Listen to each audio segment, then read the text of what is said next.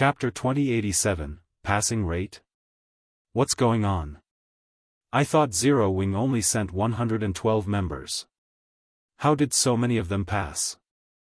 The players in the auction arena stared with wide eyes when they saw how many Zero Wing members had made it through the qualifiers, unable to believe their eyes.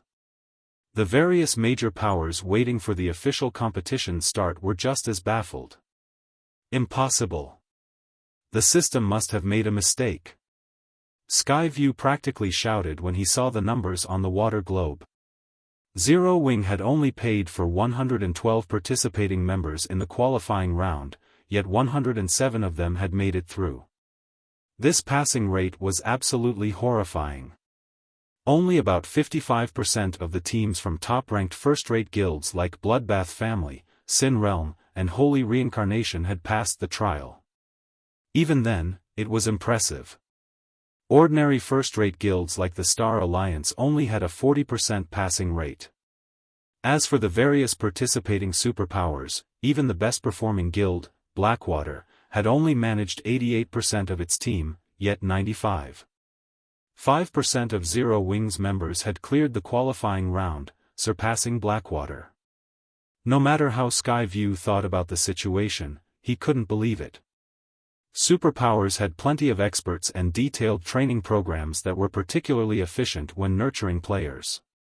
Ordinary powers simply couldn't compare. Moreover, the players that were powerful enough to be considered for this competition were the various powers experts among experts. Yet, Zero Wing had surpassed all of them. Skyview wasn't the only confused player. Not even the various major powers members could fathom how Zero Wing had built such a powerful foundation. Zero Wing is amazing. Its passing rate is even higher than those superpowers. Didn't they say that Zero Wing hasn't had enough time to develop, and its foundation regarding expert players is weak? Why do I feel like Zero Wing's expert foundation is even stronger than those top-ranked first-rate guilds? When the independent players watching from outside of the auction house saw Zero Wing's passing rate, they re-evaluated their opinions of the guild, especially the expert players from other kingdoms and empires. Based on the passing rates, it was, more or less, clear that Zero Wing's expert foundation was no weaker than top-ranked first-rate guilds. In fact, it might even be slightly stronger than its competition. The difference is actually so great. Galaxy Past was at a loss for words as he stared at the magic water globe. He had thought that the Star Alliance had a chance against Zero Wing's expert foundation. After developing for so long, the Star Alliance had grown considerably. Nowadays, God's Domain's popularity continued to increase, and more people joined the game every day. As a result, more experts continued to rise. Not only had the Star Alliance successfully nurtured a lot of experts, but it had also recruited experts from elsewhere. The guild was many times stronger than when it had joined God's Domain. However, only 40% of the Star Alliance's players had made it through the qualifying round, while 95% of Zero Wing's players had succeeded. No matter how Galaxy Past looked at it, the Star Alliance wasn't on the same playing field as Zero Wing. Meanwhile, when Melody, who watched from a private spectator room, saw the passing rates, the darkness in her eyes vanished. She couldn't help her growing excitement as if she had just seen a ray of hope illuminate a dark sky. However, despite Melody's elation, the half-elf man beside her remained unperturbed. "I'm assuming that you think Zero Wing now has some hope of holding White River City, right?" the half-elf man said as he glanced at Xiaofan, who stood in the auction arena. "Unfortunately, that is still impossible. Zero Wing's passing rate is amazing, but no matter how many players made it through the last round, Zero Wing still only has 107 members participating in the official competition. Compared to the 4 participating superpowers, that is nothing. Even Pantheon, the superpower with the fewest members in the competition, has 68 more players than Zero Wing. At the end of the day, this competition is a test of a guild's comprehensive strength. Zero Wing might be able to deal with top-ranking first-rate guilds like the Bloodbath Family and Holy Reincarnation, but it doesn't have the power to contend with superpowers. But, although Melody wanted to argue, she knew his words were true when she saw how calmly the various superpowers members had reacted to Zero Wing's results. Even the various top-ranked first-rate guilds, whose members had been surprised to see Zero Wing's success a moment ago, regained their composure as they realized that the strength Zero Wing had displayed did nothing to change its circumstances. Meanwhile, an old man in black armor with a slightly hunched back stood at the lead of King's Return's team in the auction arena. After taking a look at the water globe, this old man smiled and turned to Mu Cheng, who stood a short distance away. "Brother Mu, long time no see. I hadn't expected to see you in action again." "I certainly didn't expect to find you here," the hunchbacked man said, smiling. "You're here as well, so what's so strange about my presence?" Mu Cheng asked the old man. Although his tone was disdainful, vigilance filled his gaze as he addressed the hunchbacked, old man. He was vigilant because this man was one of King's Return's old monsters. He had risen to fame more than 3 decades ago, earning the nickname Blind Man. While his nickname sounded demeaning, the older generation's expert players knew it was by no means an insult. In fact, it was the highest form of praise. This old man was truly blind in the real world, but since virtual reality games connected to the brain directly, they allowed people with disabilities to function as if they had none in the game world. Naturally, those with sight disabilities could see normally in the game world. However, not only did Blind Man recover his sight in virtual reality games, but his sight was also far sharper than the ordinary person's. By relying on his superior sight, he had carved a place for himself in the virtual gaming world. The secret pavilion had even called him the all-seeing sword saint. Even when Mu Cheng had been at his peak, he had only been able to win 4 out of 10 fights with Blind Man. "I've heard that you have a close relationship with Zero Wing, is that true?" "Unfortunately, our King's Return has a little enmity with one of that guild's little fellows. How about this? If you don't help Zero Wing, we won't target the guild," Blind Man asked, chuckling. Blind Man's suggestion rendered Mu Cheng speechless. It seemed that Zero Wing wasn't satisfied with provoking superpowers like Starlink and Blackwater, but it had provoked King's Return as well. However, when Mu Cheng saw that more than 200 people standing behind Blind Man and compared them to the dozen or so subordinates behind himself, he could not help but nod helplessly, replying, "Fine, it's a deal." Mu Cheng then turned to look at the distant Xiaofan and muttered to himself, "This is the most I can do to help you." When the various major powers members overheard the old men's conversation, they couldn't help but send Zero Wing sneers and looks of pity. Zero Wing is always so arrogant, provoking so many superpowers. Now, these superpowers want retribution. Ha ha ha. So what if more than 100 players from Zero Wing made it through the qualifiers? In the end, its efforts mean nothing. Now that Zero Wing had lost one of its capable supporters, its chances of holding White River City had fallen even further. Time passed quickly. After another 2 minutes, the qualifying players were distributed across 5 different battlefields. Each battlefield was the size of a small leveling map, easily accommodating tens of thousands of players. The rules for this competition were quite simple. The competition had a 3-hour time limit, and throughout its duration, energy crystals would randomly fall into the battlefield. The power that secured the most energy crystals after 3 hours would be crowned as the victor. When the bell rang throughout the 5 battlefields, the official competition began as every player in Star Moon Kingdom watched. Everyone, listen up. Prioritize Zero Wing's members above all others. When the competition began, the various major powers issued commands to target Zero Wing to curry favor with the various superpowers. "I found some of Zero Wing's members here." "Good. Get rid of them first. We'll fight for the energy crystals later." As soon as the major powers members discovered Zero Wings, they charged toward them. "Zero Wing? Die!" Skyview sneered when he saw the beauty observing her surroundings. He immediately charged at the woman from Zero Wing alongside a dozen or so of his subordinates.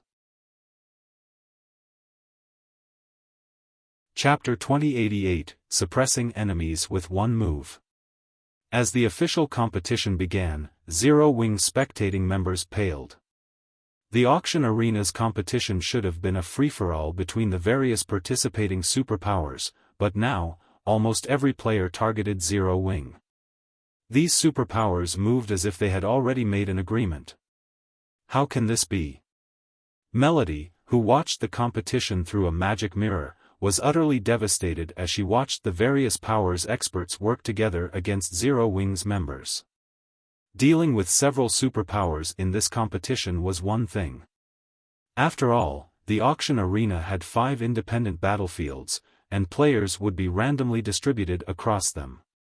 Combined, these hostile superpowers only had around 1,000 members in total, and after being split between 5 battlefields, their numbers thinned. Locating Zero Wing's members across such a large map wouldn't be easy with so few players. Moreover, victory in the auction arena didn't depend on the number of kills one had. Players simply needed to contest for the energy crystals that would appear. As long as Zero Wing avoided confrontation with these several superpowers and focused on securing energy crystals, it definitely had hope of securing White River City's auction house. However, that hope was dashed if those superpowers worked together. While the various powers might not have as many participating members as the various superpowers, when combined, they easily outnumbered the more powerful guilds by 3 or 4 times. Even if the battlefields were quite large, locating Zero Wing's members wouldn't be a challenge if all of these powers cooperated. I told you long ago that the various superpowers in God's domain are not as simple as you.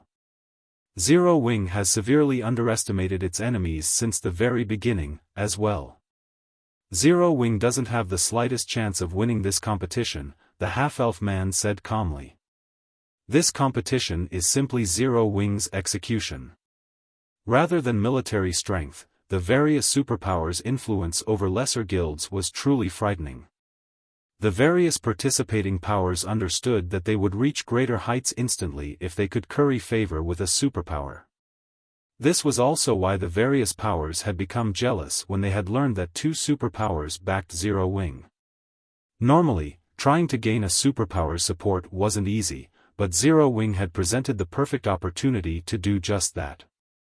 While the half-elf man expressed his opinion, Skyview and the dozen or so experts from other powers on battlefield number 4 closed in on the beautiful woman wearing a 6-winged emblem.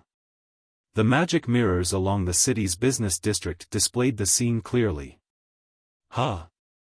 Isn't that beauty graceful moon? The former Firecloud Fox Adventurer Team's vice commander, an expert from the Black Dragon Empire asked, recognizing the woman on the magic mirror immediately. She's Graceful Moon? I had heard that she used to be quite strong, only slightly off from becoming one of the top 100 summoners in the Black Dragon Empire. Many first-rate guilds had tried to recruit her. I had never thought that she would join Zero Wing. But she's not very lucky. A group of enemies spotted her right off the bat. She'll likely be the first person to disqualify from the competition, a level 63 male ranger said, sighing as he gazed at Graceful Moon's beauty. She's not just unlucky, she's extremely unlucky. Setting aside Skyview, one of Sin Realm's newly minted 10 great experts, the man and woman beside him are exceptional experts, a level 64 Guardian Knight commented. That glamorous woman is Elegant Insanity, one of Holy Reincarnation's rising geniuses. I've heard that she's the second-ranked assassin in her guild. If not for her lack of achievements, she would have ranked on the God's Domain experts list long ago. As for that stalwart, silver-armored man, he's Howling Earth, one of the Bloodbath family's top 4 berserkers. He also has the hidden class, Blood Rage Warrior. The lower his HP gets, the greater his combat power becomes. He previously defeated 2 experts from the God's Domain experts list. Those 2 working together would be enough to trouble a peak expert. Include the other powers experts, even a peak expert would have to flee. Everyone around the level 64 Guardian Knight gasped in shock. Even a superpower's peak experts would have to flee if they encountered such a force without support, not to mention Graceful Moon, who hadn't even ranked among the top 100 of her class in the Black Dragon Empire. When the spectating crowd discussed Graceful Moon's opponents, Skyview and his companions surrounded her.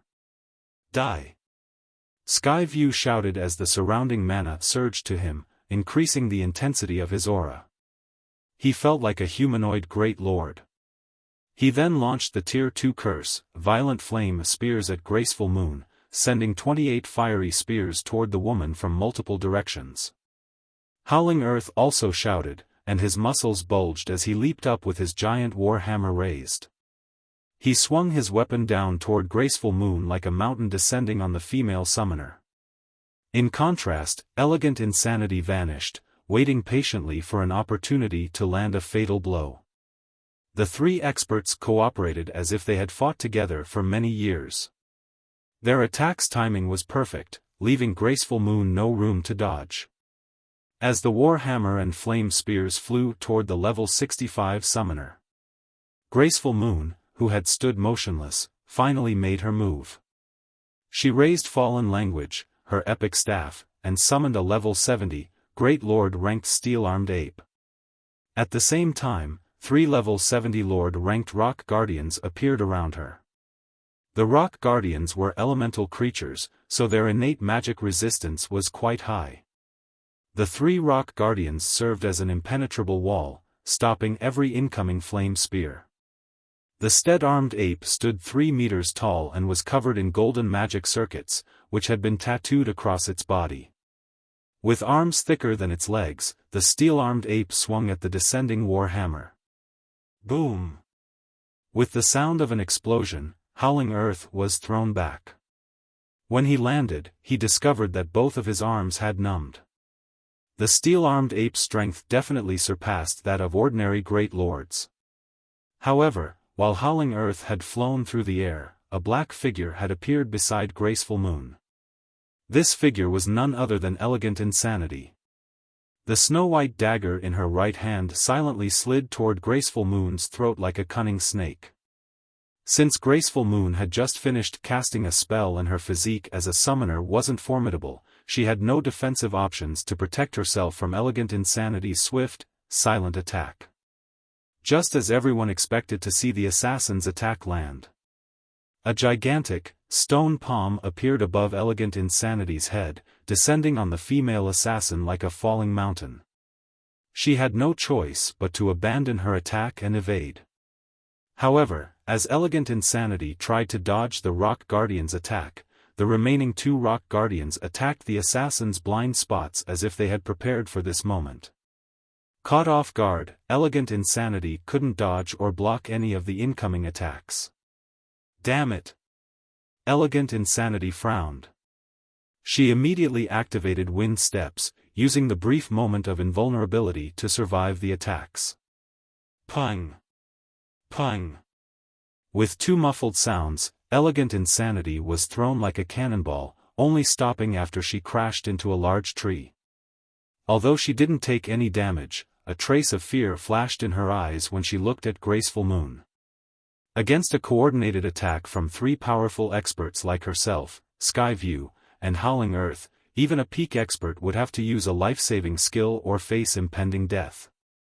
However, these 3 were actually at a disadvantage against Graceful Moon. The spectating players outside of the arena gaped in shock as they watched the events unfold. The Black Dragon Empire's experts, who were familiar with the female summoner, were particularly stunned.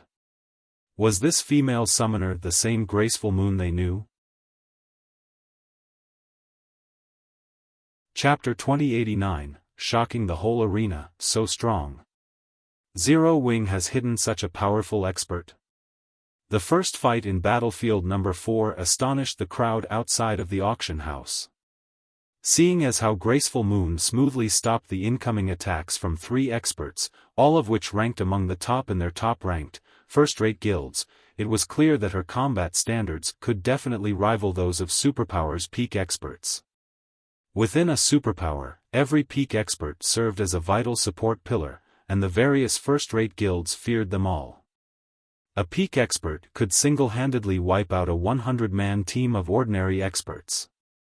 Smaller guilds had no hope of suppressing a peak expert without constricting their players to operate in teams of several hundred. At the very least, some peak experts who had chosen classes with high survivability could come and go as they pleased.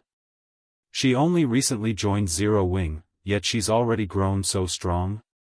Luofei, who watched from a second-floor spectator room, blinked in surprise as she stared at Graceful Moon incredulously. As the vice-commander of FFF, a top adventurer team in the Black Dragon Empire, Luofei had a certain familiarity with the Empire's well-known adventurer teams. Due to Graceful Moon's performance in the last ranking battle in the Empire, Luofei had made sure to pay extra close attention to her. However, Luofei remembered Graceful Moon displaying combat standards that hadn't even rivaled those of first-rate guilds' peak experts, much less refinement realm experts like Skyview, Elegant Insanity, and Howling Earth. Yet, this female summoner suppressed all three refinement realm experts by herself. Graceful Moon's newfound strength shocked Luofei. Moreover, this situation wasn't like Luofei's defeat against Zhao Yueru during the ranking battles. Zhao Yueru had relied on superior basic attributes and spells to win, but as a true Void Realm expert, Luofei recognized that the same couldn't be said for Graceful Moon. Graceful Moon's success was simply a result of her impeccable ability to control her summoned creatures. Not only have her basic attributes risen, but her combat standards have skyrocketed as well. It seems Zero Wing still has some secrets, Yan Tianqing, FFF's commander, commented as he watched Graceful Moon with squinted eyes, a hit of surprise flashing in his gaze. After the FFF adventurer team had secretly joined the Flower of Seven Sins, the adventurer team's upper echelons had gained a lot of detailed information on the various superpowers. Hence, Yan Tianqing understood how frightening they truly were. Their ability to nurture experts, in particular, was truly amazing. Other powers simply couldn't compete. As a peak expert that had risen to fame in the virtual gaming world many years ago and was only a short distance away from reaching the domain realm, Yan Tianqing recognized that Graceful Moon's current combat standards were quite powerful. Only, her strength was atypical. Normally, players tried to gain more control of their own bodies and their familiarity with the world around them to increase their combat standards, but Graceful Moon felt as if she were actively using the world itself to her benefit. While everyone was shocked over her performance, the female summoner in question began to chant another spell. As she did, her staff started to glow with a dazzling, purple light. Tier 2 Curse, Life Link. This curse linked the player with their summoned creatures, sharing their senses. Although the curse lowered the player's basic attributes by 50%, it increased the linked summoned creature's basic attributes by 20% of the player's normal attributes. Suddenly, golden magic circuits flashed on the steel-armed ape and rock guardians as their auras became even more intense. Before anyone could react, the four summoned creatures exploded into action and charged at Graceful Moon's enemies. Two of the Lord-ranked rock guardians effortlessly dispersed the dozen or so attacking experts. The third rock guardian remained by its summoner's side, repelling all incoming attacks. Meanwhile, the steel-armed ape charged toward Howling Earth, pummeling the hammer-wielding Blood Rage warrior. After the steel-armed ape's first hit landed, Howling Earth's arms were numb, and the ground beneath him had cracked. The second hit numbed the Blood Rage warrior's entire body, substantially decreasing his reaction speed. Howling Earth had no power to respond to the steel-armed ape's third attack, taking the strike with his shoulders and sinking into the ground past his knees. With the fourth hit, the summoned creature hammered Howling Earth completely into the ground. On the fifth hit, Howling Earth died, becoming the first disqualified player from Battlefield Number 4. Skyview and his comrades were dumbfounded. Their group's healers didn't even have time to finish casting their spells before the steel-armed ape killed Howling Earth. The summoned creature's strength was simply horrific. As one of Bloodbath family's top-ranked berserkers, Howling Earth had unbound his weapons and equipment to level 60 Dark Gold rank before entering the battlefield. Only, he hadn't unbound his epic weapon completely. To unbind an epic item to its normal rank on the battlefield, one had to pay 3 epic materials. On the other hand, restoring all of one's weapons and equipment to Dark Gold rank only cost 5 epic materials. Meanwhile, a full set of level 60 Dark Gold equipment was more than enough to grant Howling Earth the strength of a High Lord of the same level. Even without a healer, he should be able to contend with a Great Lord of the same level for quite some time. Yet, a level 70, Great Lord ranked Steel-Armed Ape had killed Howling Earth in just 5 moves. Moreover, the Steel-Armed Ape hadn't used any techniques or skills. It had relied on brute force to kill its enemy. Damn it! How many epic items does she have on her? Elegant Insanity stared at the female summoner in astonishment. At first, the Steel-Armed Ape had only displayed enough strength to make Howling Earth stumble, but after receiving 20% of Graceful Moon's basic attributes, its strength had increased so drastically. Since the Steel-Armed Ape hadn't used any skills thus far, Graceful Moon's basic attributes must be so incredibly high that a mere 20% was enough to give a level 70 Steel-Armed Ape the strength of a level 65 Grand Lord. Before its enemies recovered from their shock, the Steel-Armed Ape charged toward the nearby group. With the exception of Skyview and Elegant Insanity, the summoned creature killed every expert with 2 hits. However, the 2 peak experts didn't fare much better. Skyview died after 4 punches, and Elegant Insanity only survived until the 7th. In less than 30 seconds, the various major powers experts, who had tried to gang up on Graceful Moon, fell under the female summoner's retaliation. None of them had been able to fight back. This outcome stunned the watching crowd, but they also considered it reasonable. Players weren't allowed to use berserk skills in the arena, and without those skills, how were they supposed to fight a Grand Lord under another player's control? Zero Wing is insane. It dumped so many resources onto Graceful Moon. In my opinion, I think Zero Wing's decision was a wise one. At the very least, with a Grand Lord on its side, no ordinary power can eliminate Zero Wing. The crowd fell into a heated debate over Graceful Moon's strength. They had never expected Zero Wing to pull such a move. With this, Zero Wing should acquire plenty of energy crystals in Battlefield number 4. Zero Wing certainly has a lot of clever tricks, the half-elf man beside Melody said, sneering at Graceful Moon through a magic mirror. However, while pouring its resources into a few select experts will allow them to perform well, what could a small number of players hope to accomplish on such large battlefields? Each battlefield would spawn 3 to 6 energy crystals at set intervals. As long as players held the crystals for 10 minutes, their ownership would become permanent, not even dropping if the player died. As the half-elf man finished speaking, easily more than 300 players were teleported back to the auction arena, in one group after another. An uproar tore through the auction arena's crowd. What's wrong with those people? The half-elf man turned to the ruckus in the stands in confusion. While most of the participating powers worked together against Zero Wing's members, there were bound to be exceptions.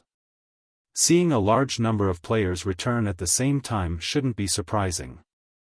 But when the half-elf man raised his eyes to the magic mirrors displaying the fights in other battlefields, his expression froze. Impossible. The several dozen magic mirrors in the center of the auction arena all displayed battles involving Zero Wing's members. Some of these Zero Wing players fought 2 or 3 opponents at the same time, while others faced more than 10. Every one of Zero Wing's members displayed combat standards that could rival Refinement Realm experts. Moreover, they all showed off their extraordinarily high basic attributes. The expert players that had returned from the battlefields were Zero Wing's victims. Chapter 2090, Ant blood, dust, and smoke filled the gigantic magic mirror screens as they hovered above the arena. Corpses, what remained of the various major powers experts, littered the battlefield, while Zero Wing's members remained standing. However, despite their success, Zero Wing's members seemed incredibly calm, as if they had only slain mobs along the roadside.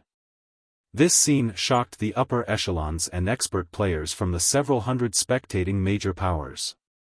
Zero Wing's members had killed over 300 of the various major powers' top experts without breaking a sweat, and contrary to expectations, the responsible party didn't just include a dozen or so players. Rather, several dozen players were responsible for this slaughter. This is interesting. Mu Cheng, who was assigned to Battlefield Noel, could not help but smile at the magic mirror above the battlefield. Even he had assumed that Zero Wing was doomed to part with White River City's auction house. He had never imagined that Zero Wing had such a sturdy foundation. On an ordinary battlefield, having a small number of powerful players that could defeat multiple players at once would be wonderful, but this was the auction arena. Players' goal here was to obtain energy crystals, so it was best to have as many capable experts as possible. At most, the various major powers would admire Zero Wing's battle strategy after watching Graceful Moon kill over a dozen experts by herself. It had merely been a clever trick to these guilds, proving nothing. However, now that several dozen Zero Wing members had performed similarly, the various major powers were beginning to feel afraid. The fact that Zero Wing could dispatch several dozen extremely powerful experts was proof of the guild's solid foundations. If Zero Wing had so many powerful experts, annihilating any of their guilds would likely be a piece of cake. Furthermore, so many experts meant that Zero Wing had the strength to fight the various superpowers for White River City's auction house. If Zero Wing held this auction house and eventually grew into a superpower, the powers that had opposed the guild today would suffer. How can a guild that only established after God's Domain's launch have so many powerful experts and epic resources? Dust Blood, who had been assigned to Battlefield No. 3, glowered as he watched 8 of his guildmates return to the auction arena. Outsiders might not know these 8 players, but he, as the leader of Bloodbath family's team for this competition, did. To prepare for this auction house competition, the guild had invested over half of its epic material stock to allow 32 participants to restore their weapons and equipment to Dark Gold rank.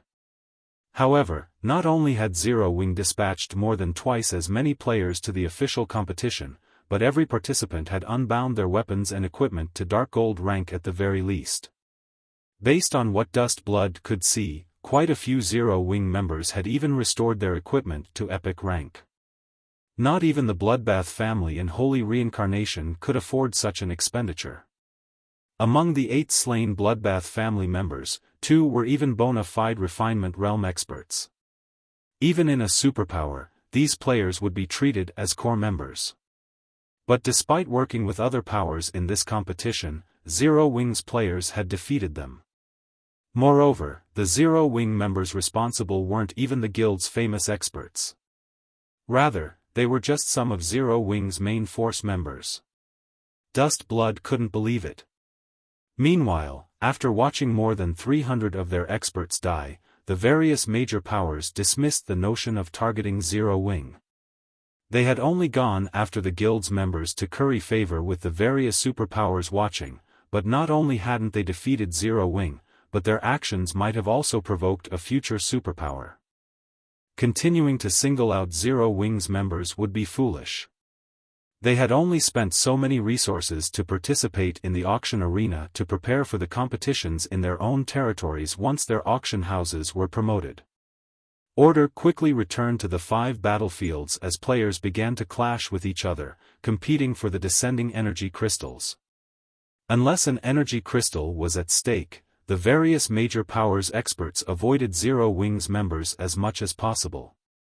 For a time, Zero Wing's members moved across their battlefields with ease. The spectating crowd fell silent as they recognized this turn of events. Meanwhile, the Zero Wing members watching the competition grew excited. They all wished they were on those battlefields, as well. The various major powers that had visited Star Moon Kingdom had treated Zero Wing like dirt in the past. None of them had seen anything special about the kingdom's ruling guild. However, these foreign powers now bowed their heads, doing the best they could to avoid Zero Wing's attention. Wonderful. Without the other powers' interference, Zero Wing can safely compete for the energy crystals. Melody exclaimed as she watched Zero Wing's members traverse the 5 battlefields unhindered. Although Zero Wing didn't have as many members in the competition as the various superpowers, the energy crystals appeared randomly across all 5 battlefields. Without the various major powers' interference, Zero Wing would have an easier time fighting the participating superpowers for energy crystals. Compete for the energy crystals? Evil Judgment, the half-elf man beside Melody, laughed suddenly. What are you trying to say? Melody frowned as his reaction. She didn't think that Evil Judgment laughed at her out of envy, but due to her ignorance. With how important an auction house is to a guild, do you think the various superpowers will let anyone lesser compete? Evil Judgment asked as he gestured to the energy crystals falling into the 5 battlefields. The answer is a definite no. No tiger would allow an ant to contest for its territory. Naturally, the various superpowers won't allow insignificant players to take advantage of their fights between each other. Melody turned back to the magic mirrors displaying the battlefields, and what she saw darkened her expression. The 4 participating superpowers, which despised Zero Wing, had surrounded the first 5 energy crystals on each of the 5 battlefields. Each superpower had reserved 3 to 5 players to guard the energy crystals, working together to prevent other powers from approaching. How can this be? Melody was stunned. If only one superpower stood in their way, the various major powers wouldn't likely consider it much of a threat. When combined, they had an overwhelming numerical advantage. If they worked together, a lone superpower couldn't stop them. However, 4 superpowers were working together. Although each had only dispatched a small number of players to protect the energy crystals, these experts were extraordinarily powerful. Even working together, the various major powers had little hope of breaking past that blockade. The various major powers only outnumbered the 4 superpowers by 3 or 4 times. Such a small advantage wasn't enough to defeat the 4 cooperating superpowers. Moreover, if they annoyed these superpowers, they might set aside their competition and focus on the interfering players. If the 4 superpowers got serious, they could end these major powers. Knowing that such an outcome was possible, the various major powers wouldn't dare attack the superpowers. However, if the major powers did not act, Zero Wing wouldn't have any opportunities to take advantage of. I want to see just how you intend to hold White River City now, Zero Wing. Skyview roared with laughter when he saw the 4 superpowers cooperate. With them working together, one of these superpowers was guaranteed to win this auction arena competition. The other powers could only watch from the sidelines or declare themselves these superpowers' enemy. But who would dare attracted for superpowers' wrath? Yet, when everyone thought that no one would dare attack these 4 superpowers' blockade, several figures on battlefield number 1 dashed past the various major powers players and straight toward one of the energy crystals. So fast. Who are those people? Have they lost their minds? I thought I saw them wearing a 6-winged emblem. A 6-winged emblem? Isn't that Zero Wing's emblem? Chapter 2091, What If I Refuse? The crowd the various major powers experts had formed some distance away from the energy crystal shuddered and they realized that the 5 new arrivals were from Zero Wing. The players watching from outside of the arena gaped in shock. Unlike the experts on the battlefield, they had a clear view of Zero Wing's 5 members rapidly approaching the fallen energy crystal. Isn't that Black Flame? That can't be, can it?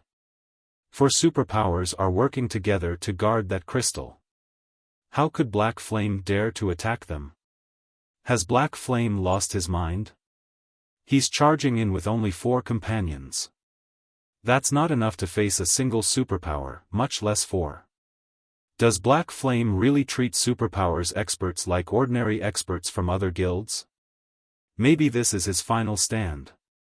White River City is Zero Wing's main headquarters, and without it, at least half of Zero Wing's operations will be crippled. Zero Wing's behavior baffled everyone watching. No one had ever thought that Zero would make such a bold move. However, before Xiaofan's group could get within 100 yards of the crystal, 17 figures appeared in their path. These 17 players gave off a soul-shuddering aura, and every one of them felt like a humanoid great lord. Even the major powers experts who stood some distance away felt stifled as these players' intense killing intent washed over them. These 17 players wore a mix of level 60 and level 65 dark gold equipment. Some among them even bore level 60 dark gold set equipment and weapons. Moreover, they had fully restored these items' ranks. Am I dreaming? Isn't that the level 60 Eternal Night set for assassins? Amazing! That Berserker is wearing the Passionate set. I've heard that even Holy Reincarnation has only collected 3 pieces of that set. So, this is a Superpowers Foundation? The watching independent and guild players watching gasped, and they saw the 4 Superpowers members that hadn't bothered to hide their weapons and equipment's glow effect. Most of the game's large guilds hadn't even collected a complete level 60 fine gold set equipment thus far. Only top-ranked first-rate guilds would have a few sets. As for a complete level 60 dark gold set equipment, that was utterly beyond the various large guilds' reach. Level 60 dark gold set equipment could only be obtained by raiding 100-man Hell Mode Team dungeons or super large-scale Hard Mode Team dungeons. Moreover, the drop rate in these dungeons was only around 3%. Super large-scale Hell Mode Team dungeons had a slightly higher drop rate, but it still wasn't higher than 7%. Most first-rate guilds at this stage of their game hit their limit with level 60, 100-man Hell Mode Team dungeons. They simply didn't have the power to raid super large-scale Hell Mode Team dungeons. To the various large guilds, level 60 dark gold set equipment was godly right now. Yet, these 4 superpowers had more than one such set equipment. Why wouldn't this revelation be shocking? Anyone who takes another step forward dies, the level 65 male berserker in the Passionate set slowly stated, word by word, as he watched Xiaofang's group without joy or despair. This berserker sounded like an emotionless robot. As soon this berserker spoke, the surrounding temperature dropped as an intense killing intent suppressed the space around him. It felt as if the gates to hell had just opened, and if any of these players took another step, they'd descend into hell itself. The distant experts shuddered as they felt the abrupt change. Is he really human? His killing intent is so powerful. Melody's expression darkened as she stared at the imposing berserker. Unlike the spectating players in the stands or outside of the auction house, those in spectator rooms could alter their room's environment to match that of the battlefields, allowing them to experience the battlefields to a certain extent. Melody had encountered plenty of experts in the fairy country, including quite a few that made her feel utterly powerless. However, none of these experts exuded as much killing intent as that berserker. Human? You can't consider him human anymore, Evil Judgment answered from beside Melody, shaking his head. Chuckling, he continued, I had never imagined that Starlink would successfully recruit that cold-blooded monster. With him, Zero Wing doesn't have a snowball's chance in hell of securing the energy crystal. Is he really that strong? Black Flame earned his title as the Sword King from the secret pavilion, Melody countered. Sword King? Evil Judgment laughed. Only first-rate and weaker guilds give that title any importance. The secret pavilion has recorded a lot of experts on the God's Domain experts list, but there are many more players that have slipped through the cracks. That cold-blooded monster is one of them. He's called Tengu, the Warring Ghost. Although Tengu hasn't reached the Domain realm yet, his brain doesn't work like everyone else's. You could say that his brain is particularly well developed, granting him a similar sixth sense to wild beasts. He can easily predict his opponent's movements. There's also his beast-like combat method to contend with. He is no weaker than domain realm monsters. He's already killed more than 10,000 experts in God's domain, including many peak experts from superpowers. However, due to his strange and violent nature, none of the superpowers have tried to recruit him. He's killed more than 10,000 experts? Melody was slightly stunned. She had only defeated several hundred experts since joining God's domain. Even so, those fights had earned her plenty of combat experience, but the warring ghost had slain more than 10,000, and many of them had been superpowers peak experts. He was truly a monster. To make matters worse, this monster wore the Passionate set, one of the best sets available in the game right now. When the various superpowers members saw Warring Ghost intercept Xiaofang's small group, they began to chat about the upcoming fight. Brother Mu, it seems Zero Wing has no hope of success in Battlefield number 1, Blindman commented as he glanced at Mu Cheng, who stood a short distance away. He had heard much about the Warring Ghost, Tengu. If that man continued to grow stronger, he would undoubtedly reach the 4 Shadow Demons level. Although Black Flame was quite strong as well, the swordsman's strength should, at most, rival Tengu's. However, there were 4 other Zero Wing members present, while Tengu had a total of 17 allies. Zero Wing had no chance of reaching the energy crystal, much less claiming it. Starlink has truly invested a lot of its resources in this competition. Mu Cheng shook his head and sighed when he saw these players. Even Mu Cheng would struggle in a fight with Tengu.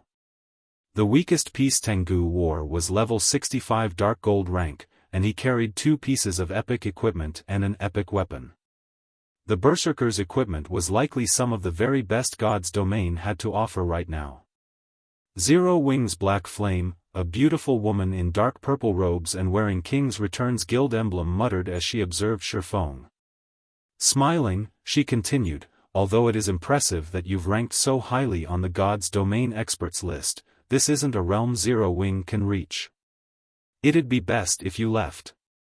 Even if Nature Hall or Unyielding Soul step in to help you, Tengu will act without hesitation.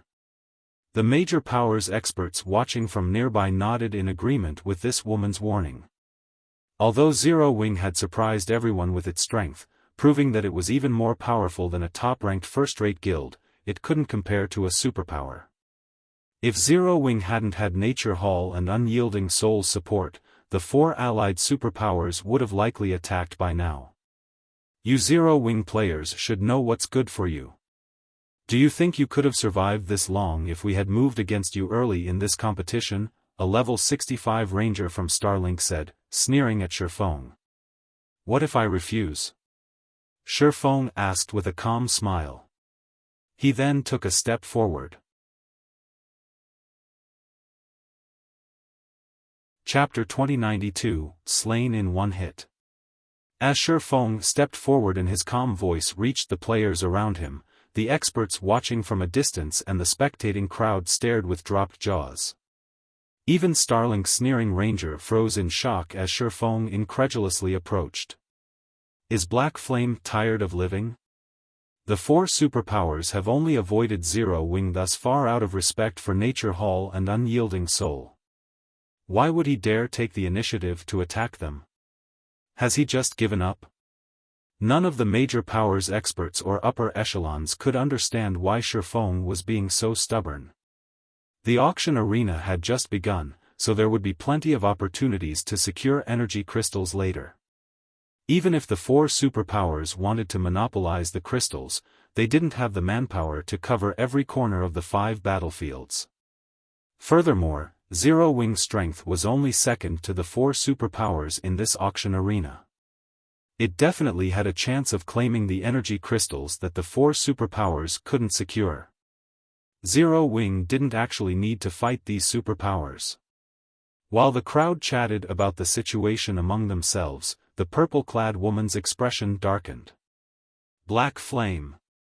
Do you really think that we are too afraid to attack just because you have Nature Hall and Unyielding Soul support? The woman from King's Return demanded frostily.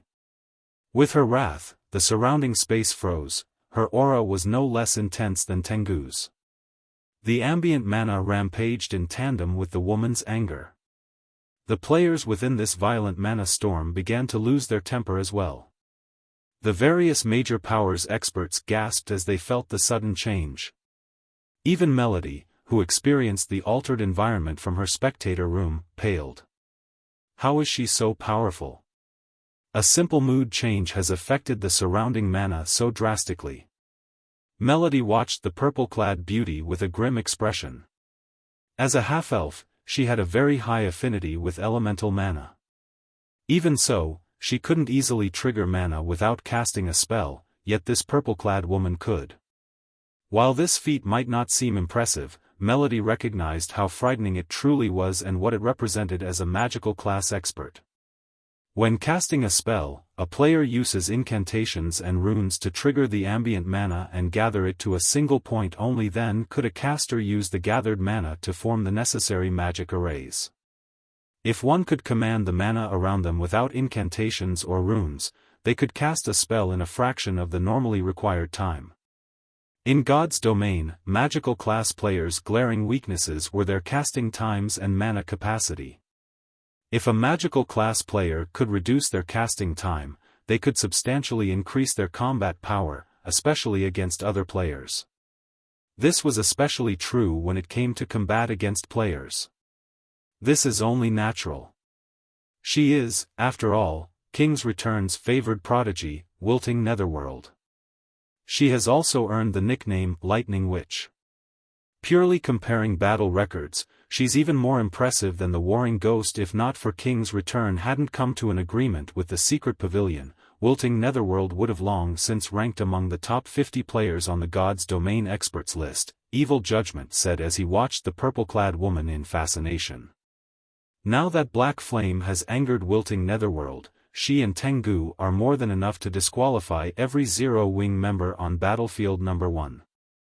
Very few people knew of Wilting Netherworld's battle records. Most likely, only the various superpowers knew about her. Furthermore, Wilting Netherworld's activities were usually only related to the various superpowers. First-rate guilds experts had no chance of encountering her. Evil Judgment had witnessed Wilting Netherworld's fearsome power personally. A total of 8 superpowers had gathered to contest for a mysterious legacy. Setting Sun had been one of them. To win the mysterious legacy, the various superpowers had dispatched quite a few old monsters, but during the battle, an unknown woman had pinned down one of Setting Sun's old monsters by herself, which had ultimately enabled King's Return to claim the legacy. Superpowers' old monsters had risen to fame at least a decade ago, with some maintaining their fame for several decades. They were all experts with rich combat experience, and their combat standards far exceeded human limits. However, Wilting Netherworld, a girl even younger than Evil Judgment, had successfully pinned one of these old monsters down without any help. Moreover, she had stopped Evil Judgment, who had fought alongside his guild's old monsters for some time. While doing so, her strength was absurd. Evil Judgment was sure that she would have killed him in 3 or 4 attacks if that old monster from his guild hadn't demanded most of Wilting Netherworld's attention during that fight. Meanwhile, the 4 superpowers experts around the energy crystal turned to watch Xiaofan. Everyone knew of Black Flame's reputation for being stubborn. Otherwise, the man wouldn't have provoked so many superpowers. But they had never thought that he'd dare to show such arrogance before 4 cooperating superpowers. Brother Mu, Vice Guild Leader Thunder, you cannot blame us for our lack of respect toward you. This kid simply doesn't know what's good for him. If we don't teach him a lesson, I'm afraid that he'll cause even more trouble for your 2 guilds in the future, Blind Man said as he turned to Mu Cheng in deep thunder. Ha! Do whatever you want. Mu Cheng watched Xiaofan with disappointment, thinking the boy was too stubborn and beyond salvation. Only he and Deep Thunder were in this location, but against the combined might of 4 superpowers, they wouldn't accomplish anything even if they had their guild's main force members. None of the 4 superpowers were any weaker than Unyielding Soul or Nature Hall. Hence, neither he nor Deep Thunder had the strength to break these four superpowers' rules. Wait! Deep Thunder shouted suddenly. This is Zero Wing's home turf. Isn't it a little much to shove the guild out of this contest? Furthermore, Zero Wing is one of Nature Hall's firm allies. Nature Hall can't just sit by and watch you bully Zero Wing. Deep Thunder's abrupt attitude change stunned the various superpowers members. They couldn't fathom what trick he was trying to pull. Since when were Zero Wing and Nature Hall firm allies? To add to their confusion, Deep Thunder seemed intent on fighting alongside Zero Wing. The situation even confused Mu Cheng. He hadn't expected Deep Thunder to be so committed to helping Zero Wing. Vice Guild Leader Thunder is so affectionate. Unfortunately, Zero Wing has already enraged Starlink's members. I'm afraid that it's too late to stop them, an old man from Starlink wearing silvery gray leather armor said as he glanced at Tengu, who had already begun to move. With a smile, he continued, moreover, rules are rules. If we superpowers don't show off our power, no one will fear or respect us. Everyone nodded in agreement with this old man's sentiments. They all felt that Deep Thunder was being too foolish. Even in such a desperate situation, he still insisted on protecting Zero Wing. Did he really think that their superpowers feared Nature Hall? While the superpowers members expressed their agreement, Tengu arrived before Xiaofan, his greatsword blazing with fire. With a swing, his 20-meter-long flaming blade descended on Xiaofan. Die! The surrounding temperature rose due to the raging flames, and everyone within range felt the increasing gravitational force pulling them toward the ground, making movement difficult. Tier 2 Taboo Skill, Inferno Blade. Even the various superpowers experts wore grim expressions as they watched Tengu's display of power. They hadn't expected the warring ghost to wield such strength after restoring his equipment's ranks. This attack definitely had the strength to rival a Grand Lords of the same level. Even a peak Tier 2 metric tons would likely struggle to block this attack, much less a Tier 2 swordsman. Without a Berserk skill, Xiaofang's HP would likely drop to a critical level after a single hit. Just before the flaming blade devoured Xiaofan, he unsheathed Killing Ray and swung to intercept the attack. Lightning Slash. An arch of blue lightning flashed, and Tengu's flaming blade dissipated the moment it met the lightning arch. Before Tengu could pull back to defend himself, the lightning had bisected his body, leaving behind a faint, glowing scar around his abdomen. Tengu's HP instantly drained, and the berserker fell, lifeless.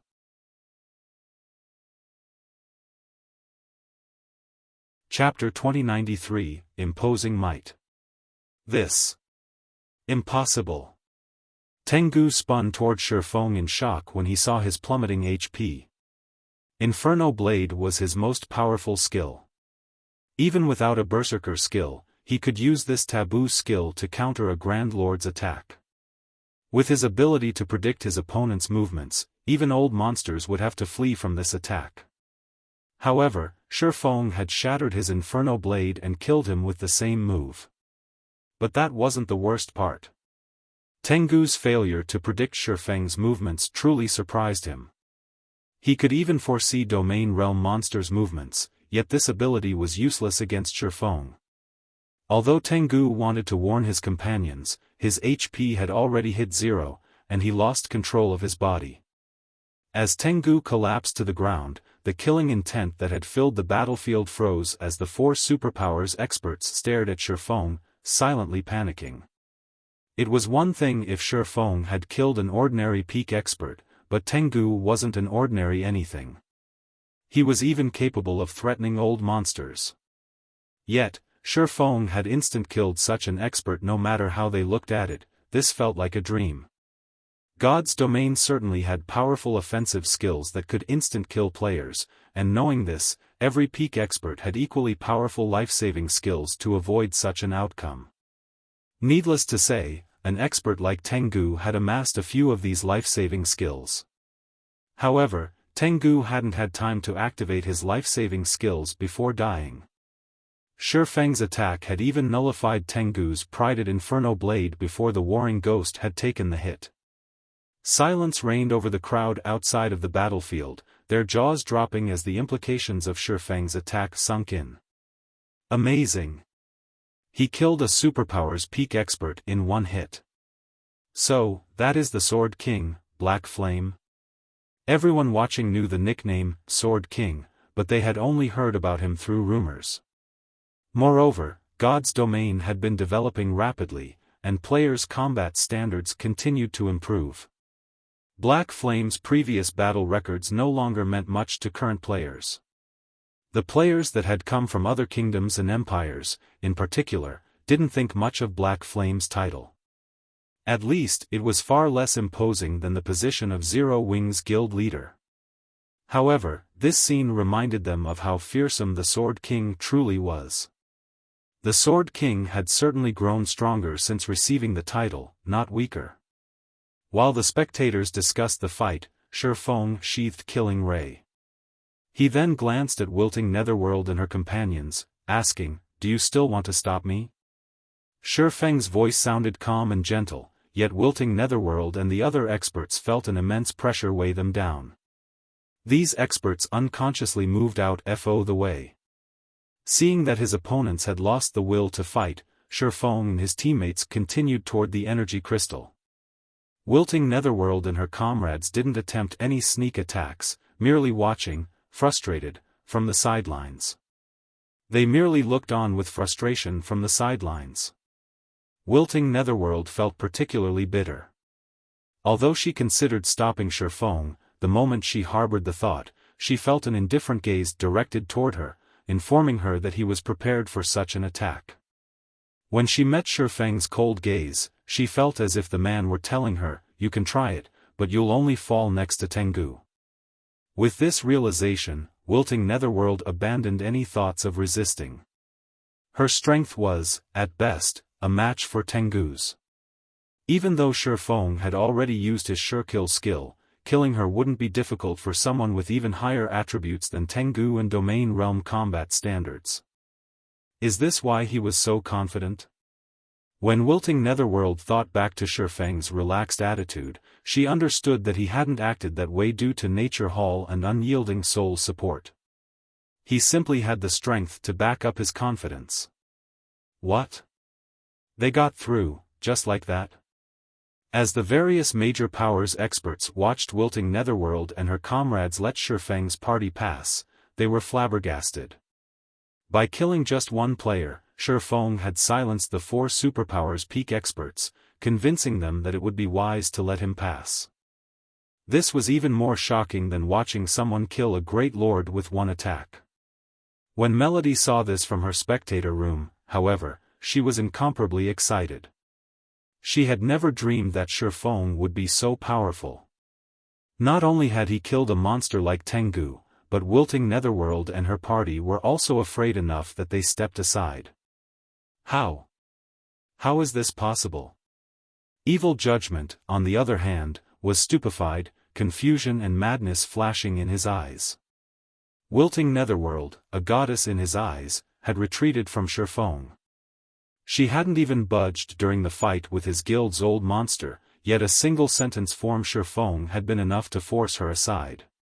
Evil Judgment even wondered if the world was playing some cruel joke on him. Back on the battlefield, the 4 superpowers members that were waiting for the descending energy crystal to reach the ground tensed at this unexpected result. How surprising. Even Black Flame has reached this standard. It's no wonder why he dared to participate, Blindman said as he began to watch Shifeng more seriously. Glancing at Mu Cheng and Deep Thunder, he realized why their guilds wanted to befriend Zero Wing. Based on the information King's Return had collected, Shifeng's combat standards were only at the Void Realm, yet he could display combat power that rivaled Domain Realm experts. He mainly relied on his powerful basic attributes and skills to face Domain Realm experts. However, things had changed. Although Shifeng had only executed one attack, his control assured Blindman that Shifeng had reached the Domain Realm. Every domain realm expert warranted the various superpowers' attention, let alone a domain realm expert with the support of a large guild. As time passed, this domain realm expert would only become more powerful. Any domain realm expert intent on causing trouble could give the various superpowers a massive headache. This situation reminded Blindman of the 4 shadow demons from the past. However, Mu Qing didn't know that Xiaofan had reached the domain realm. He was actually surprised to see Xiaofan display such power. This revelation would certainly affect the competition. Meanwhile, Jing Yang, one of Blackwater's upper echelons, currently wore a dark expression. "Brother Jing, Zero Wing is stronger than we expected. We'll likely find it difficult to execute our original plan," Snow Scar whispered to Jing Yang. A domain realm expert wasn't an easy opponent. At the very least, it meant that Zero Wing qualified to compete for the energy crystals in Battlefield Number 1. "It's true that Black Flame is stronger than we suspected, but slaying Tengu will cause Zero Wing some trouble," Jing Yang said as he watched Starlink's members approach Xiaofan. Smiling, he continued, "It seems Starlink can no longer sit still." Of the 5 battlefields in this competition, Battlefield Number 1 was a gathering of monsters. 2 of Starlink's most powerful combatants had been assigned to the battlefield, Wind Demon and Sword Demon of the 4 Shadow Demons. As Jing Yang finished his comment, both Wind Demon and Shadow Demon had reached Xiaofan. The 2 elderly men smiled at their opponent as if they were just 2 friendly old men from the neighborhood instead of the combat veterans they truly were. These old men's auras were nothing like Tengu's. Their auras felt like the vast ocean, and everyone felt like small boats waiting to be devoured by the waves as these auras washed over them. Even wilting Netherworld was afraid as she looked at these 2 men. Not only did Wind Demon and Sword Demon carry 4 pieces of epic equipment, but they also wielded epic weapons. The rest of their equipment was level 65 Dark Gold rank. Not even wilting Netherworld's equipment was as impressive as theirs. "Little brother, you're quite skilled. You're already so strong despite your age. Your future is boundless. Our guild leader wants to annihilate Zero Wing, but after discussing the situation with Old Wind here, we've decided that if Zero Wing agrees to become one of Starlink's subordinate guilds, we'll talk the guild leader into giving you White River City," the white-haired old man with a slightly bent back addressed Xiaofan. Smiling, he asked, "May I know what you think of this proposal?" Everyone was dumbfounded when they heard the old man's words, especially the various major powers' upper echelons. They all stared at Xiaofan in envy. No one had considered that not only would Starlink willingly abandon its vengeance against Zero Wing, but it would also offer to protect the guild. If the smaller guild accepted the offer, Zero Wing's development in God's domain would skyrocket. "There's nothing to think about. Scram." Xiaofang's response was cold as he eyed Wind Demon and Sword Demon.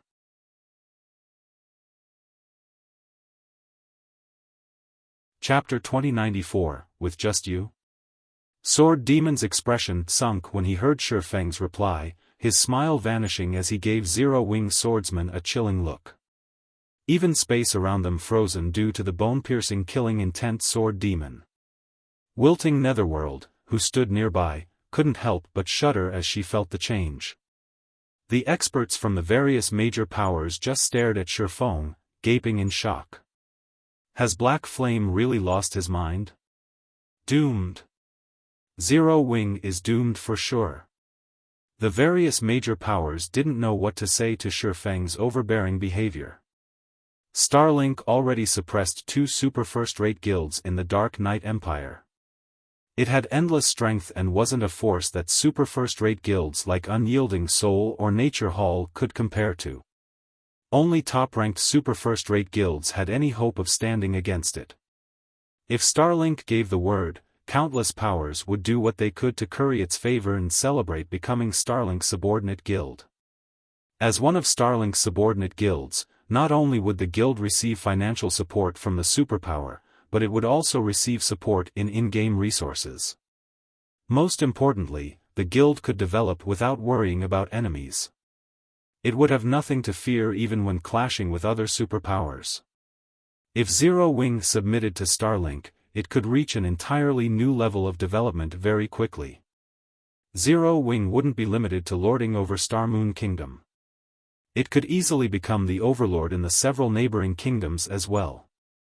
Yet, Xiaofan had actually rejected such an opportunity, and he had done so without hesitation.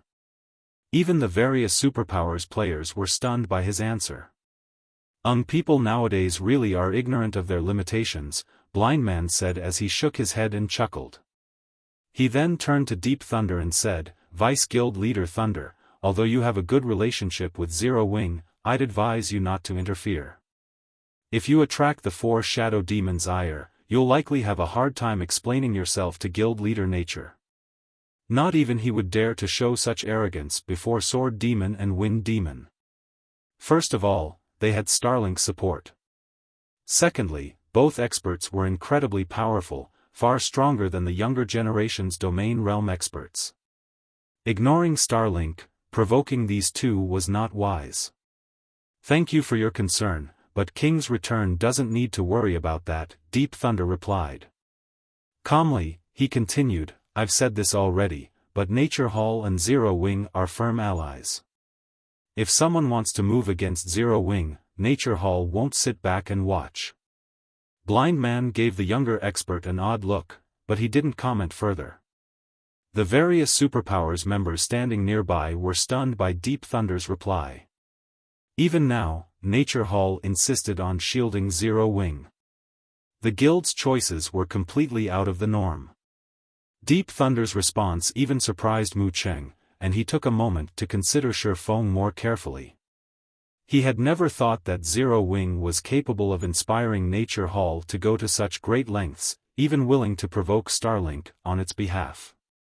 However, despite the strange looks he received from the various superpowers members, Deep Thunder smiled contentedly. None of these superpowers, excluding Nature Hall, knew what strength Zero Wing hid. These players didn't know that Xiaofan wasn't the only powerhouse in Zero Wing. The guild also had Fire Dance, who had the combat power to rival domain realm experts. But that wasn't the end of it. Zero Wing also had Cola and the several other peak experts Xiaofan had brought with him during his visit to Nature Hall's reception room. According to Nature Hall's initial estimations, Zero Wing should have at least 10 peak experts. Even though Starlink had dispatched a considerable amount of strength to White River City's auction house, its chances of winning this competition weren't overwhelmingly high. Rather, it only had a 50-50 chance. Zero Wing had invested every resource it had in White River City, and every participating Zero Wing player had likely fully restored all of their weapons and equipment, allowing them to fight in peak condition. However, the same couldn't be said for Starlink's members. Only a fraction of Starlink's force had unbound all of their equipment. Even though Starlink had the numerical advantage, Zero Wing's overall combat power was on par with the superpowers. Rather than side with the 4 superpowers and standing to gain insignificant benefits, gambling on Zero Wing and potentially winning the lottery was a wiser move for Nature Hall. Old Sword, it seems this brat doesn't appreciate your goodwill.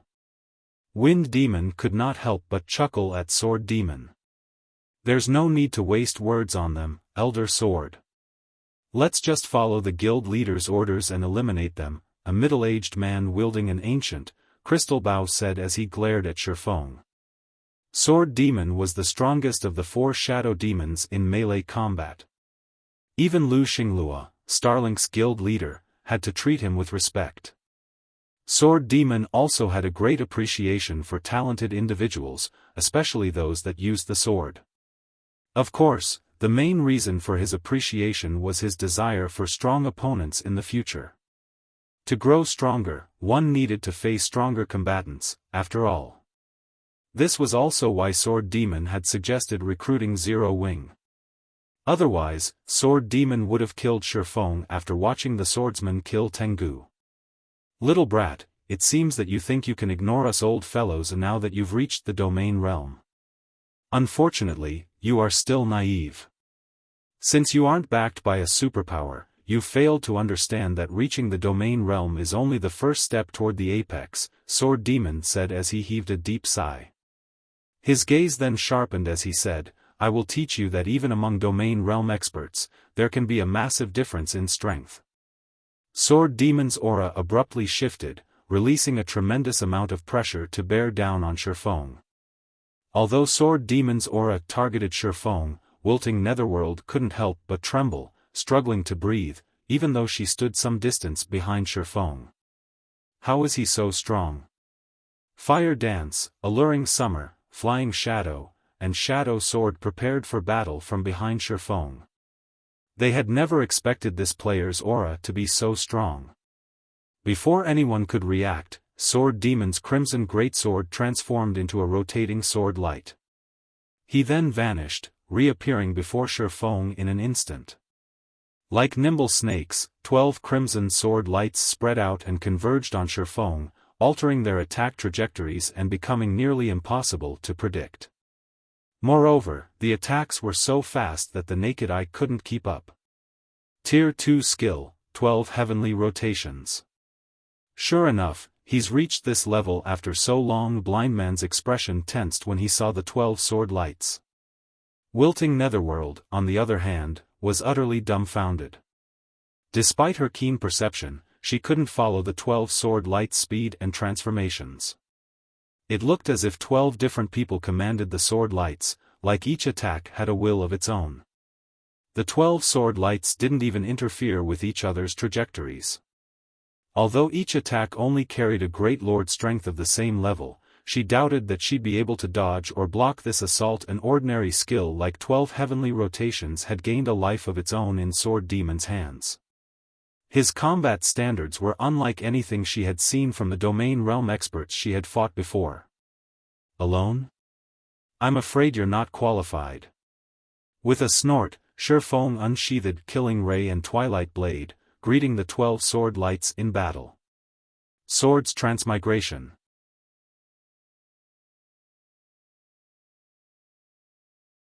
Chapter 2095, So confident with so many fighters? As the 12 crimson sword lights were about to bite into Xiaofan, Killing Ray and Twilight Blade cut 6 of them down. The counterattack forcibly altered these sword lights' trajectories, and rather than threatening Xiaofan's life, they became shields that protected him as they clashed with the remaining 6 sword lights. Dang! Dang! Dang! As the 12 sword lights collided, they disintegrated into particles of light. Meanwhile, Xiaofan remained unharmed. He blocked all of those attacks. Wilting Netherworld stared at the fading light particles with wide eyes. Sword Demon's use of this skill had reached the peak of God's domain. She was sure that even King's Return's old monsters would be forced to use a life-saving skill or powerful offensive skill to nullify the attack, yet Xiaofan had done so with a few, simple slashes. Moreover, Xiaofan had neutralized the attack so effortlessly. Wilting Netherworld couldn't believe her eyes. Similarly, the various major powers watching experts gaped at the scene. Amazing! This is simply amazing. So, this is an Apex expert strength? Shock and excitement overwhelmed everyone after witnessing the brief clash between Xiaofan and Sword Demon. Although they all knew that the various superpowers' old monsters were extraordinarily powerful, they had never seen one in action before. At most, they had watched a few of those old monsters' battle videos. However, they now watched one of these old monsters fight an equally strong opponent. Moreover, they only stood 200 yards away from the fight. For Tier 2 players, watching from this distance was like watching a fight from 50 yards away for Tier 1 players. Black Flame really can't be underestimated. No wonder why he dismissed Sword Demon's offer so quickly.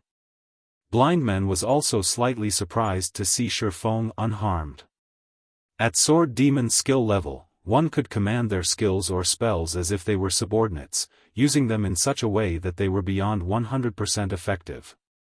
Ordinary domain realm experts had no hope against Sword Demon. After all, experts that had just reached the domain realm could only use their skills and spells at 100% efficiency. There was a qualitative difference between the two. While everyone discussed Sword Demon and Xiaofang's initial exchange, Xiaofan moved, appearing before Sword Demon instantly. Killing Ray and Twilight Blade then transformed into countless sword lights as they assaulted the older man. Sword's Orbit. Before Xiaofan had reached the domain realm, he had mainly used Sword's Orbit for defense since using the technique offensively had dealt so little damage. He had only been able to execute 6 simultaneous attacks with the technique, but after reaching the domain realm, he could perform Sword's Orbit perfectly. Not only was the technique powerful when used defensively, but it was also quite strong offensively. Sword Demon's expression darkened as the sword lights flew toward him. He couldn't actually perceive the attack trajectories, and he felt as if the entire world pressed down on him. He could also sense that each sword light had enough power to slice apart space itself. Xiaofang's attacks were even stronger than a great lord's of the same level. In the blink of an eye, overall 4 sword lights sliced at him from different directions. Break! Sword Demon shouted, and the flames along his great sword transformed into a streak of light as they countered more than half of the incoming attacks. He then left behind multiple afterimages as he dodged the remaining attacks. He elusively thrust his great sword at Xiaofan, his attack carrying as much strength as a Grand Lord of the same level. However, Xiaofang's Sword Orbit was normally a defensive combat technique. Although Sword Demon's attacks were stronger this time and stronger than Xiaofang's, the galaxy of stars that surrounded the younger swordsman deflected every strike. None of Sword Demon's attacks touched Xiaofan. For a time, Sword Demon and Xiaofan continued to trade attacks, their HPs falling bit by bit. Neither swordsman was able to secure an advantage over the other. Very few of the watching experts nearby could keep up with Sword Demon's elusive attacks and movement techniques. When these experts tried to put themselves in Xiaofang's position, they realized that Sword Demon would easily slaughter them. As for Xiaofang's combat technique, he was so fast that they couldn't register his movements. They had only realized that he had swung his sword after the fact. When they imagined being on the receiving end of his attacks, they recognized that they wouldn't block a single swing and would be slaughtered helplessly. Amazing! Melody could not believe her eyes as she watched the exchange between Xiaofan and Sword Demon, excitement welling within her heart. Even the various superpowers feared Sword Demon, and he currently carried 6 epic weapons and equipment pieces. His equipment standards undoubtedly ranked among the very top in God's domain right now. Yet, Xiaofan fought Sword Demon to a standstill. So, this is his true strength? Mu Cheng, who watched the battle from the battlefield, was just as shocked as Xiaofan held this play out from the side. Blind Man said calmly. Damned blind man! Mu Cheng inwardly cursed. Watching from the sidelines and staying its hand was the best option for King's return. It wasn't from the Dark Knight Empire, and it had no reason to clash with Starlink. However, King's return would prefer to watch Starlink grow stronger, rather than Zero Wing, which would indirectly help Unyielding Soul. If Starlink succeeded, it could keep both Unyielding Soul and Crimson Emperor in check, after all. As for Zero Wing's other members and Deep Thunder, they were no threat to Starlink's 2 old monsters. While Sword Demon and Xiaofan fought, a black figure appeared behind the younger swordsman. It was none other than Wind Demon. The assassin expert split into 9 shadows that attacked Xiaofan in silence. Meanwhile, Sword Demon created 4 copies of his great sword, sending innumerable sword lights to devour Xiaofan. Facing simultaneous attacks from the 2 old monsters, not even Xiaofan could defend himself. He immediately activated Void Shield to block the incoming attacks. A single round of attacks was enough to deplete 1/6 of the Void Shield's energy reserves. These attacks' power could easily rival that of Grand Lords of the same level. What a powerful life-saving skill! Wind Demon was slightly surprised to see the magic barrier that had appeared around Xiaofan. Unfortunately, that won't save you.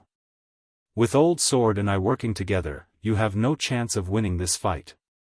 You're not wrong, but that would require that you two can cooperate, Xiaofan calmly replied, glancing at Wind Demon. You still have such confidence even in the face of death. Wind Demon could not help but laugh at Xiaofan. However, Wind Demon's laughter stopped abruptly as his expression changed, and he activated his life-saving skill, Wind Steps. Without warning, a crimson figure had appeared beside the old assassin, thrusting a short sword toward Wind Demon's heart.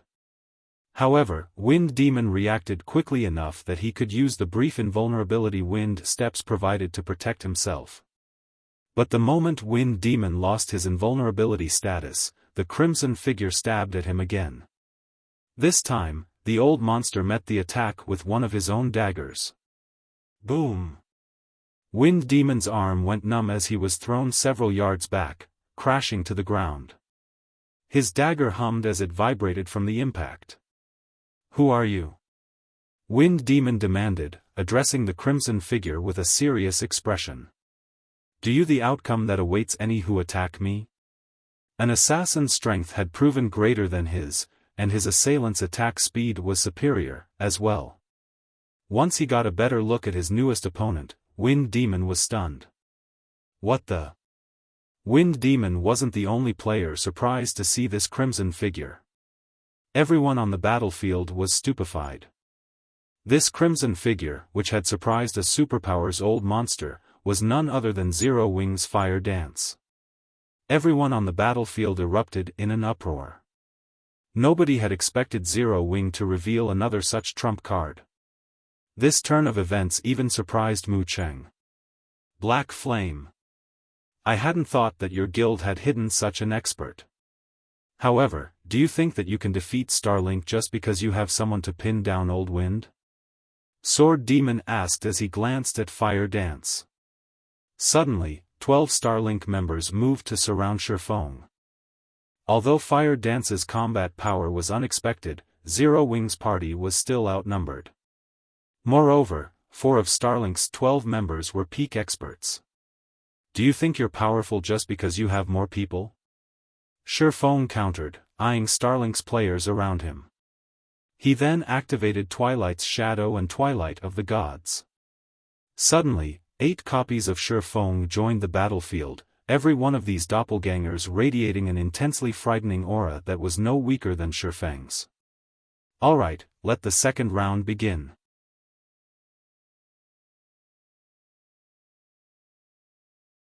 Chapter 2096, Vicious Black Flame. The confident Starlink's members had displayed vanished as Xiaofang's 8 doppelgangers joined the fray. At the same time, fear surfaced in their eyes as Starlink's members looked at Xiaofang's doppelgangers.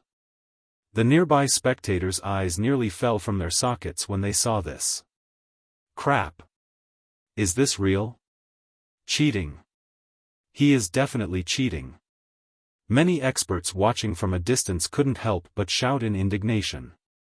The Zero Wing members watching from outside of the battlefield, however, began to cheer. All hail the guild leader. Zero Wing for the win. No one had held a favorable view of Zero Wing when this competition had begun. Some had even been certain that Zero Wing would perish after this, and everyone had mocked the guild. Now, however, would anyone dare question Zero Wing's superiority? A special doppelganger skill? Sword Demon's expression twisted as he observed Xiaofang's doppelgangers. He had already struggled against Xiaofan alone. After all, the younger swordsman's basic attributes were higher than his. If not for the significant strength and speed boost his special weapon provided, Xiaofan would have already defeated him. Yet, now, he had to face 9 identical copies of this troublesome swordsman. He might not have been worried if these copes had been ordinary doppelgangers. If that were the case, their basic attributes would be far lower than the originals. At most, these doppelgangers might have slowed him down a little, which would be annoying, but from what Sword Demon could sense, these doppelgangers' attributes rivaled his own. Sword Demon felt an intense pressure from each clone, which meant that Xiaofan had just gained 8 more monster-level experts. Of course, this was the best-case scenario for Xiaofan. If Sword Demon actually continued this fight, it would be a different story. After all, everyone's attention span was limited.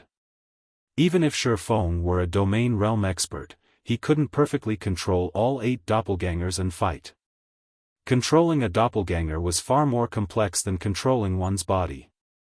Controlling a single doppelganger perfectly was the limit for a domain realm expert. Controlling more would affect the doppelganger's performance. However, even if Xiaofan couldn't control all 8 doppelgangers perfectly, he shouldn't have a problem exhibiting flowing water realm combat standards with them. With his ridiculously high basic attributes, each of his doppelgangers could face a peak expert of the same level. In other words, Zero Wing's party had suddenly gained another 8 peak experts.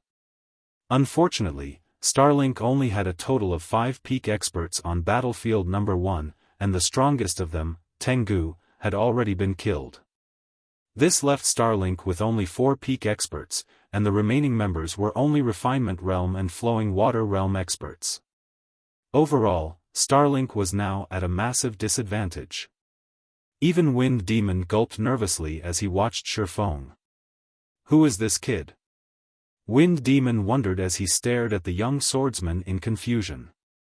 Not only had Xiaofan successfully reached the domain realm at such a young age, but he had also amassed absurdly high basic attributes. Now, he had revealed a doppelganger skill that defied common sense. No matter how Wind Demon considered the situation, he couldn't believe it. No individual player could easily obtain Xiaofan's weapons, equipment, or skills. Acquiring any of these required an astronomical amount of resources and manpower. The 4 shadow demons had only even secured their current weapons, equipment, and skills thanks to Starlink's help.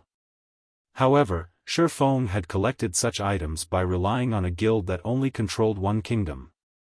Amazing! With this, Starlink is finished in battlefield number 1. Mu Cheng balled his fists in delight as he glanced at Blindman. He had been worried for Zero Wing, and if not for Blindman's interference, he would have jumped into this battle to help the guild. However, Blindman's efforts had gone to waste with this new development. Just as Xiaofan was about to attack Starlink's members, a low voice reached his ears. Guild leader Black Flame, don't be so quick to act. Blackwater's Jing Yang called out.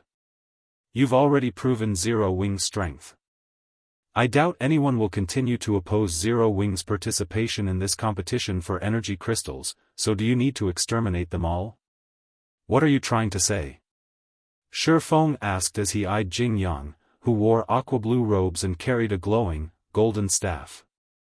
Jing Yang had made no effort to hide his equipment's glowing effects, so Xiaofan knew that the man carried 4 pieces of epic equipment in total.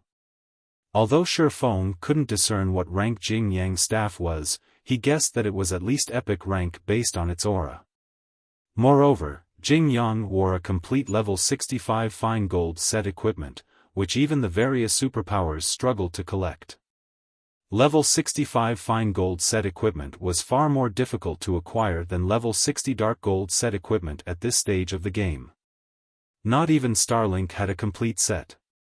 Naturally, a level 65 fine gold set had even higher basic attribute bonuses than level 60 dark gold set equipment.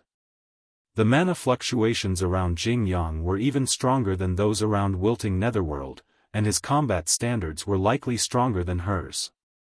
He had reached the Void Realm more than a decade ago, and although Wilting Netherworld was a prodigy, she would need more time before she could catch up to Jing Yang. Starlink only acted in compliance with the rules our superpowers agreed to. If guild leader Black Flame is earnest in moving against Starlink, the rest of us won't just sit back and watch. I hope you can understand this, Jing Yang said, smiling. Jing Yang's words left everyone stunned. They had never expected this battle to take such a drastic turn. Blackwater is too shameless. It didn't step forward when Starlink was about to annihilate Zero Wing, but now that Zero Wing has the upper hand, it wants to interfere. Since when have Blackwater and Starlink had such a good relationship? Zero Wing is in trouble now. Such a powerful doppelganger skill definitely has a very long cooldown. If Zero Wing misses this opportunity to take out Starlink, it isn't likely that the guild will find another chance. Zero Wing is so unlucky. If it hadn't provoked Blackwater, the guild likely wouldn't have interfered today. For a time, the various major powers either pitted or mocked Zero Wing's situation. Melody, I advise that you give up any hope for Zero Wing. Zero Wing might have the strength to resist a superpower, but it has provoked too many. Zero Wing can't survive in God's domain for long. This situation is the best proof. Just before Zero Wing emerges victorious in this fight, Blackwater steps in. Zero Wing has no chance of winning White River City's auction house, Evil Judgment said, chuckling when he saw Melody's enraged expression. Blackwater was no weaker than Starlink, and although it hadn't sent as many experts to this competition, it had nearly as many experts fighting for the auction house as Starlink. Including Jing Yang, Blackwater had 4 peak experts and 7 refinement realm and flowing water realm experts on battlefield number 1. In addition, the guild had the domain realm expert, South Time, the man standing behind Jing Yang. Although South Time had only recently reached the domain realm, he was still a monster-level expert. His participation would be more than enough to turn the tides of the battle between Starlink and Zero Wing. If Zero Wing missed this opportunity to eliminate Starlink's members, it wouldn't encounter another. Regardless of what Xiaofan decided, Zero Wing was guaranteed to lose White River City. Understand? Xiaofan could not help but laugh. You think you qualify to stop me? Suddenly, Xiaofan vanished. Before anyone could react, he reappeared before Jing Yang, his killing ray releasing a brilliant blue glow. Tier 2 Taboo Skill, Instant Strike. A streak of blue light flew toward Jing Yang's throat, and the man panicked at the sudden attack. Xiaofang's attack was so fast that he didn't even have time to activate Blink. Just before the blue light bit into the man, his golden staff released a golden light, instantly creating a barrier of light around Jing Yang. Seeing this barrier, Jing Yang could not help but breathe out a sigh of relief. The passive skill, 3 Pillars Barrier, had created this light barrier. The ability triggered automatically when its wielder faced a lethal attack. When activated, the skill created a magic barrier that negated 90% of all attacks' damage for 3 seconds. It also increased his defense by 300%, raising his defense to rival an MT's of the same level.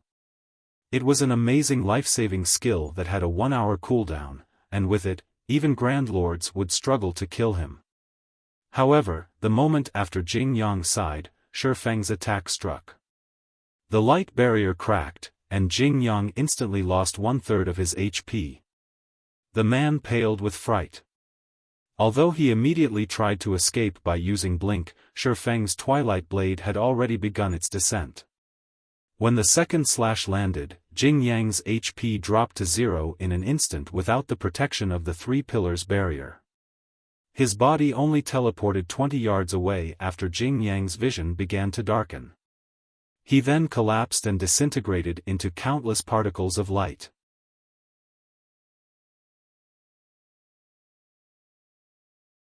Chapter 2097, Suppressing a Guild Alone. Xiaofan had slain Jing Yang so quickly that no one had time to react. He had simply disappeared and reappeared before Jing Yang, and in the next moment, the Blackwater member's corpse had appeared 20 yards away. The entire process had happened in the blink of an eye. Even Snow Scar, who had stood beside Jing Yang, hadn't had time to react. Snow Scar had only been able to watch as Xiaofan killed Jing Yang before his eyes and casually sheathed his killing ray and Twilight Blade. The various major powers experts watching from the sidelines gasped and they saw Jing Yang's dead body. Horrifying. Vicious. These words no longer had the impact to describe Xiaofan. Blackwater was a superpower with the strength to rival Starlink, yet Xiaofan had so effortlessly killed Jing Yang, the leader of Blackwater's team in this competition, without hesitation. They couldn't fathom how Xiaofan found the courage to provoke two superpowers simultaneously. Has Black Flame lost his mind? Why did he attack Blackwater? He probably has. With Blackwater's interference, Zero Wing is dead either way. Rather than sit back and wait for his execution, Black Flame might have decided to make a last stand. Only, his attack against that Blackwater representative had been vicious. It didn't look like something a human would be capable of. That wasn't wise. Does Black Flame think that he can turn things around by retaliating against Blackwater? With Blackwater in the fight, Zero Wing's performance will suffer on all of the battlefields, not just battlefield number 1. Everyone was more surprised by Xiaofang's decisiveness than they were over Jing Yang's instant death.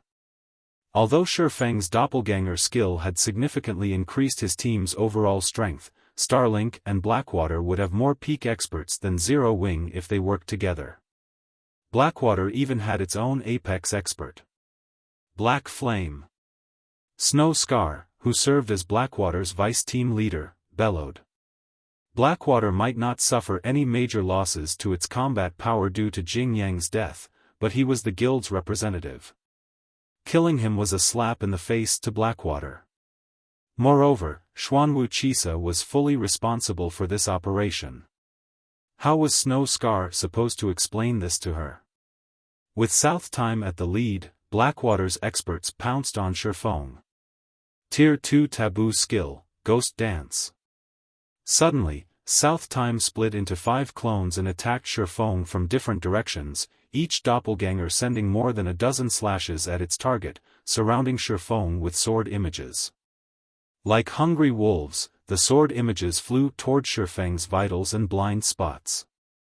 Meanwhile, Snow Scar leaped into the air and activated his strongest taboo skill, Lightning Madness. Not only was this skill an AoE attack, but it also had enough power to force a Grand Lord of the same level stumbling back. The skill even ignored invulnerability effects, and although the skill required half a second to activate, which was more than enough time for a peak expert to evade, he used the skill in conjunction with South Time's Ghost Dance. Against this joint attack, even a Domain Realm expert would fall. What an amazing two-part attack. Sword Demon couldn't help but admire South Time and Snow Scar's coordinated assault. Even he would be concerned if he were on that attack's receiving end. South Time's Ghost Dance, in particular, perfectly eliminated the target's chances to evade. The target would be forced to face these skills head-on. However, not even Sword Demon was confident of surviving 60+ simultaneous attacks. He would have no choice but to activate a life-saving skill before dealing with Snow Scar's final blow.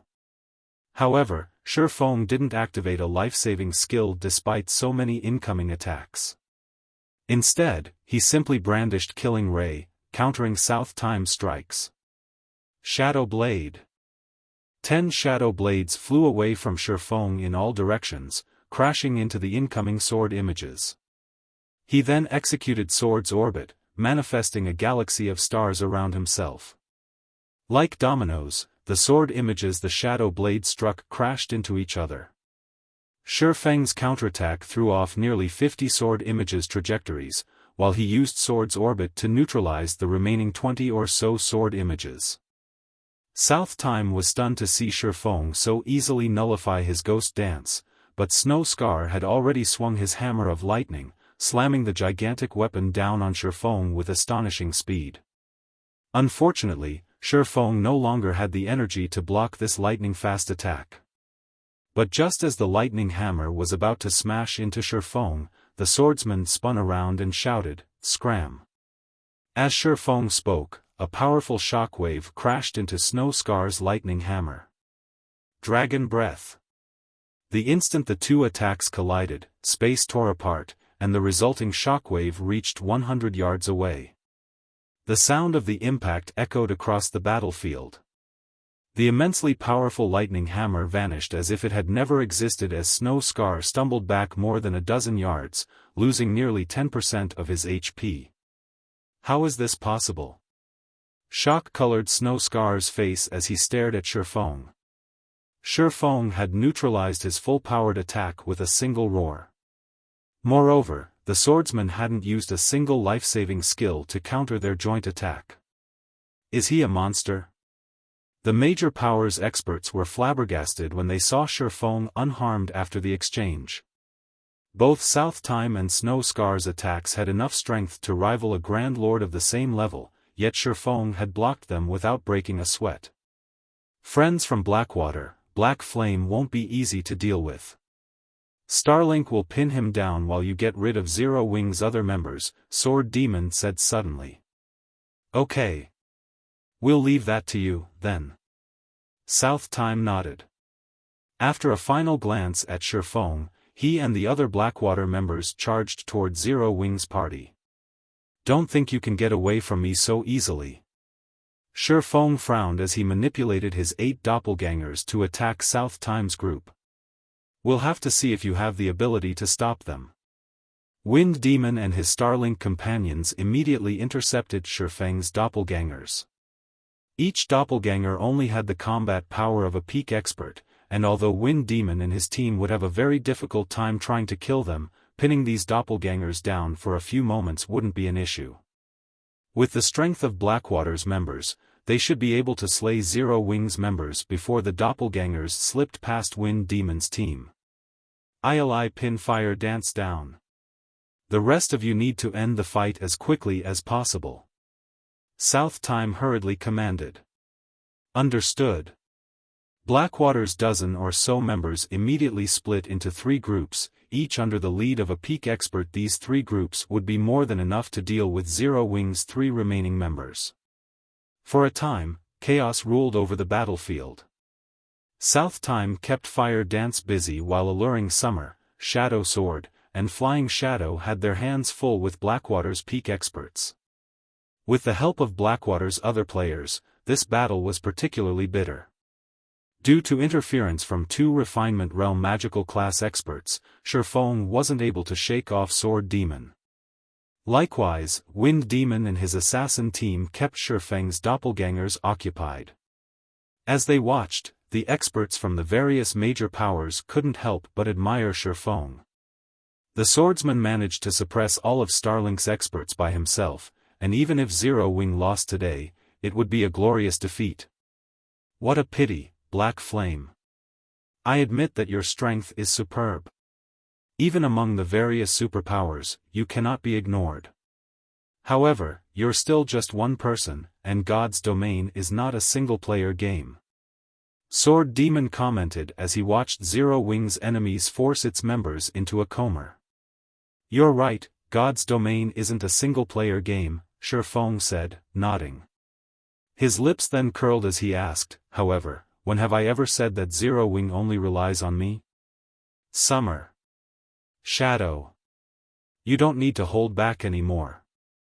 Activate the secret law and show these people what the consequences are for provoking Zero Wing.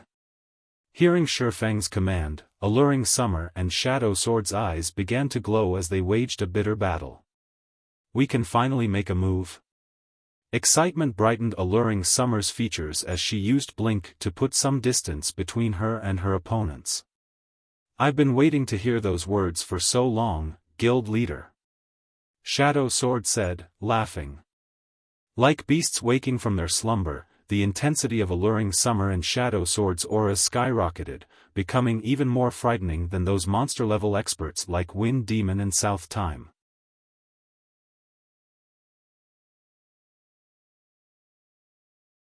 Chapter 2098, Peerless Aura. Before anyone could react to Xiaofang's command, Alluring Summer and Shadow Sword's auras washed over the battlefield. Everyone fell silent as they unconsciously turned toward the 2 players, dumbfounded. What powerful auras!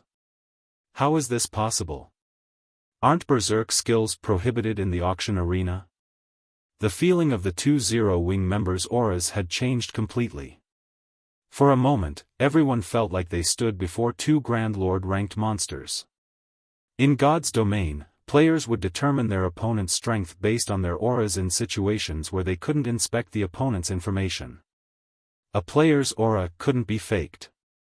Expert players, in particular, relied on this method to avoid unnecessary deaths. The fact that alluring summer and shadow swords' auras had abruptly grown stronger meant that their combat power had just increased. However, players weren't allowed to use tools or berserk skills in the auction arena. No one on the battlefield could figure out how these two had suddenly become so powerful. Blackwater's members paused their assault, shuddering, as they felt the sudden transformation. These experts stared at Zero Wings players in fear, too wary to attack. Alluring Summer and Shadow Sword now displayed the auras of Domain Realm experts. If they attacked and exposed a weakness, this fight might end in an instant. Don't be fooled. Snow Scar shouted when he realized that his allied had stopped their assault. No one in this arena can use a berserk skill to increase their strength. They must be using some special skill that increases the mental pressure other players feel their combat power shouldn't have actually increased. They are merely putting up a front. Although weapons and equipment that increased the mental pressure one's enemies experienced were excruciatingly rare in God's domain, they existed nevertheless. Damn! That really spooked me. I almost thought that Zero Wing had two more monsters. Black Flame nearly fooled me, too. It really would be heaven-defying if Zero Wing had another two monster-level experts. I will admit, though, that Zero Wing is pretty impressive to get its hands on such weapons and equipment. That's right. I've only heard of such items before today. I've never actually seen one. Although such items won't improve one's combat power, a stronger aura can affect an opponent's mental state and slow their reactions. Such items would be incredibly useful in PvP. When they heard Snow Scar's comment, realization dawned on the various major powers experts watching from a distance. They all agreed with his reasoning.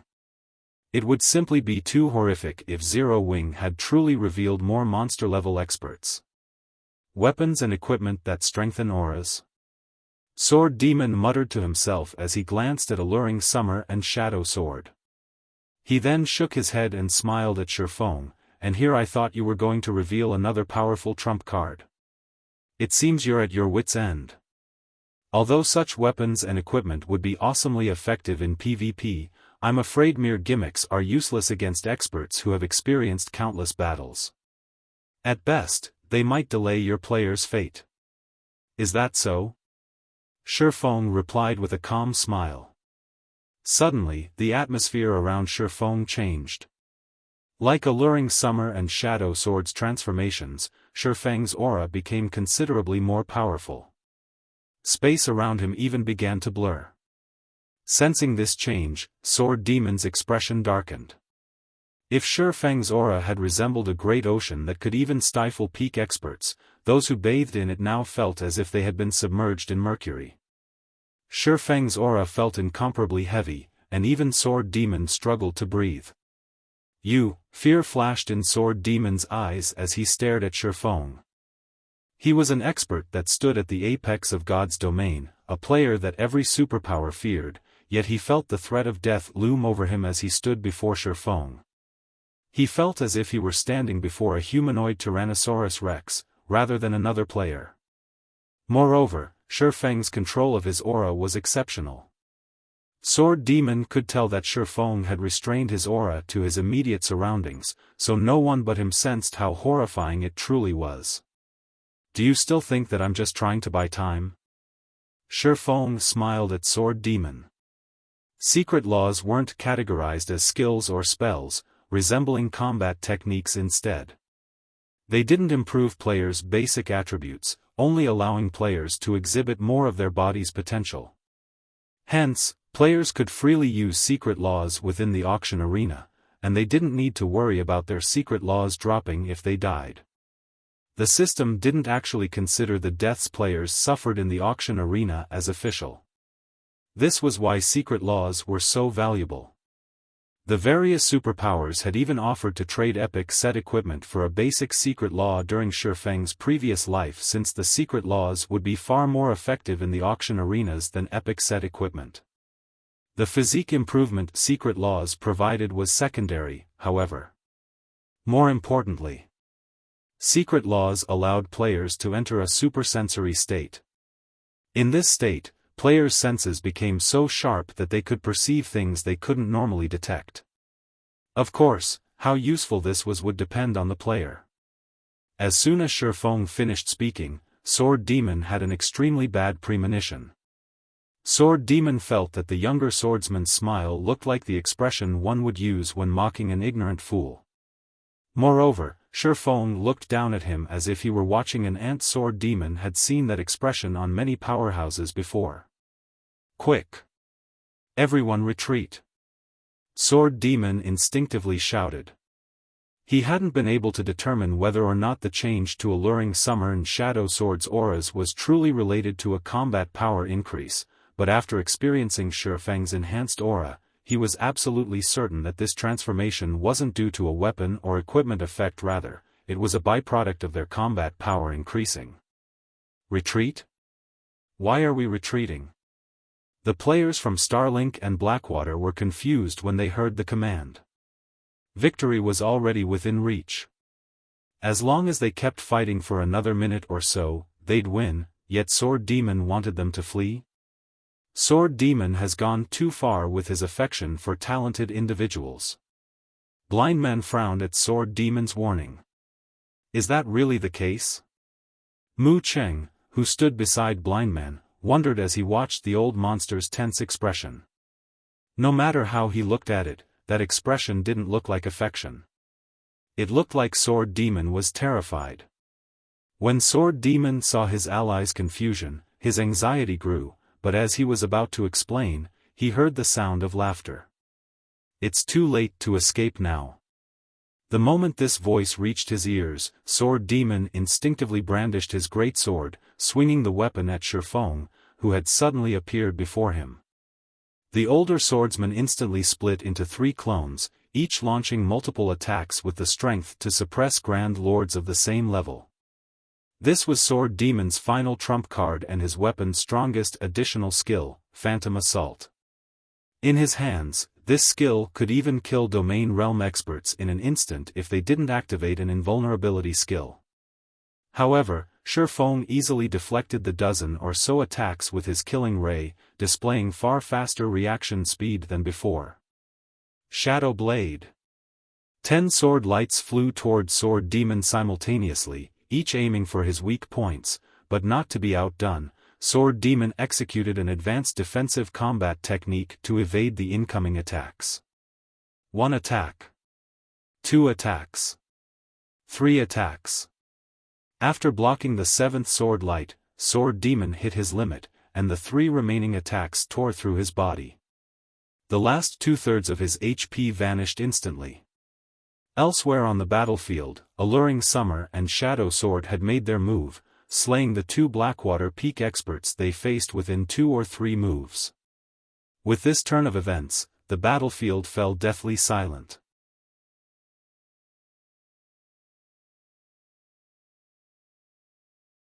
Chapter 2099, Horrifying.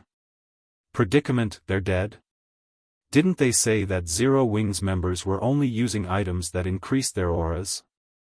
When the various experts on the battlefield saw the corpses of Sword Demon and 2 Blackwater Peak experts disintegrate into particles of light, their eyes nearly fell from their sockets in shock. Both sides had been evenly matched and fought each other to a standstill earlier, yet something like this had happened within seconds. No one had expected this outcome. Even Mu Cheng was speechless for a long moment. Even among super guilds, experts like Sword Demon were exceedingly rare. Trying to kill an expert with such high combat standards was nearly impossible without launching a large-scale operation and multiple Domain Realm experts. This was also why the various superpowers had such huge headaches when dealing with the 4 Shadow Demons. Yet, Xiaofan had relied on his own strength to kill Shadow Demon. His combat power was truly horrific. Logically, no player should be capable of the feat. Moreover, Zero Wing had Alluring Summer and Shadow Sword, who had suddenly revealed their monster-level abilities. The fact that a guild like Zero Wing had 2 monster-level experts surprising enough, yet 2 more had appeared from the guild. With this strength, Zero Wing could rival ordinary superpowers. To think Zero Wing has hidden so much power all this time. It's no wonder why it dared to ignore Starlink and Blackwater's threats. As Blind Man looked at Xiaofan now, he felt as if he were meeting this swordsman for the first time. One monster-level expert in Zero Wing was enough to warrant the various superpowers' attention, but with 4, not even King's Return could afford to underestimate the guild.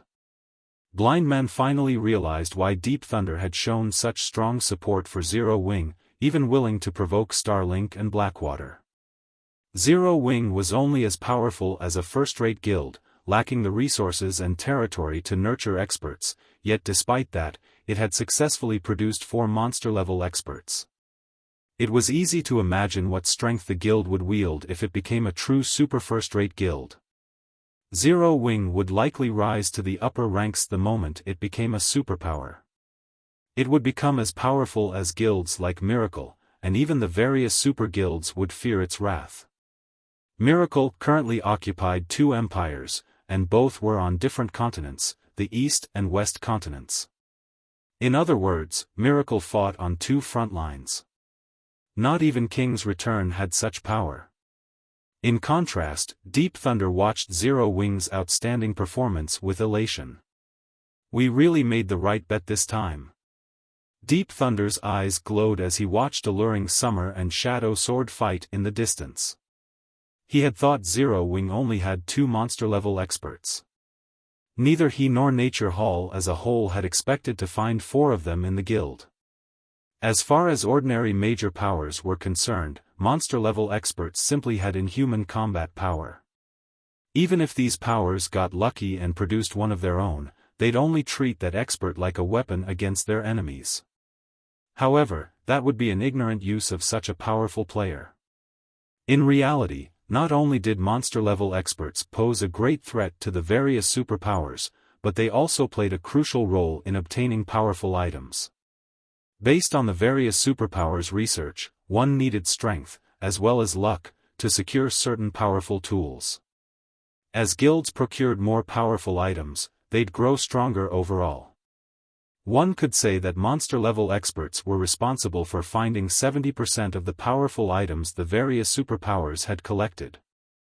Since Nature Hall had only recently become a superpower, it had far fewer monster-level experts in its midst than other super first-rate guilds. The fact had troubled the guild for some time now. Yet, as luck would have it, many of God's domain's super high-ranked quests required more than one person to complete. They needed the strength of a team. But how rare were monster-level experts? Even in veteran superpowers, one could count the number of monster-level experts present on one hand. If Nature Hall wanted to complete super high-ranked quests, it would need to work with other superpowers, but if it chose that option, it would gain far less. However, it would be a different story if Nature Hall worked with Zero Wing. Zero Wing was still only a first-rate guild. To develop further, it would need an astronomical amount of resources, not powerful items. As it so happened, Nature Hall had plenty of resources. Nature Hall would benefit more by partnering with Zero Wing than it would if it worked with other superpowers. Both guilds would be able to complement each other's deficiencies. This was why Nature Manifestation had sent Deep Thunder to befriend Zero Wing. While everyone was shocked over the strength Zero Wing's members had displayed, Xiaofan, Alluring Summer, and Shadow Sword busied themselves by slaughtering Starlink and Blackwater's Oler experts. Although deep sea meditation was only a basic secret law, maintaining it placed an immense burden on players. Players couldn't even keep it active as long as a berserk skill. Fortunately, the difference between both sides' strength was massive. Xiaofan and his companions only need a few moves to dispatch each of their opponents. In less than 10 seconds, Blackwater's members had been annihilated. Even South Time, Blackwater's domain realm expert, hadn't survived the combined assault from Alluring Summer and Shadow Sword. As for Starlink, only Wind Demon remained alive. The battle was utterly one-sided. As he faced Xiaofang's relentless pursuit, Wind Demon continued to lose HP. 80%. 50%. 20%. However, despite his rapidly depleting HP, Wind Demon didn't panic. Instead, he turned his mocking gaze on Xiaofan and said, "I have really underestimated you people from Zero Wing. But so what if you defeat us? At the end of the day, this is only one of 5 battlefields. Starlink and Blackwater still have plenty of experts on the other 4. On the other hand, all of Zero Wing's top fighters are stuck on this battlefield." Zero Wing had certainly proven stronger than they had expected, but the results of one battlefield wouldn't decide this competition's victor. Although Zero Wing had indeed defeated their 2 guilds here, with its peak combatants isolated to battlefield number 1, it would suffer on the other 4 battlefields. In the end, Zero Wing would still lose White River City. Wind Demon had spoken loudly enough to ensure that the major powers experts, who stood several hundred yards away, had heard him. Those experts couldn't help but watch Xiaofan with pitying looks. "In the end, Zero Wing will lose," one of the spectating experts mumbled. Although Zero Wing had won the battle, it had lost the competition. Black Flame. "You asked for this. Since you rejected my offer, you'll pay for your foolishness for the rest of your life." Jing Yang, who had resurrected in the arena, bellowed as he glared at Xiaofan through the magic mirror. He then commanded his people through the team chat, "Everyone, heed my command. Work with Starlink's members to eliminate Zero Wing." He had planned to give Zero Wing one more chance to hand over the guardian puppets. If Zero Wing agreed and behaved itself, Blackwater would give up its aggression against the guild. However, he abandoned the thought his desire to see Xiaofan despair was far stronger than his desire to complete the task Wuxia had given him.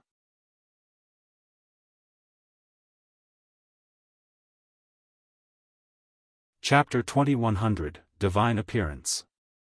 As soon as Jing Yang issued the command, Blackwater's members on the other 4 battlegrounds began to cooperate with Starlink's members against Zero Wing.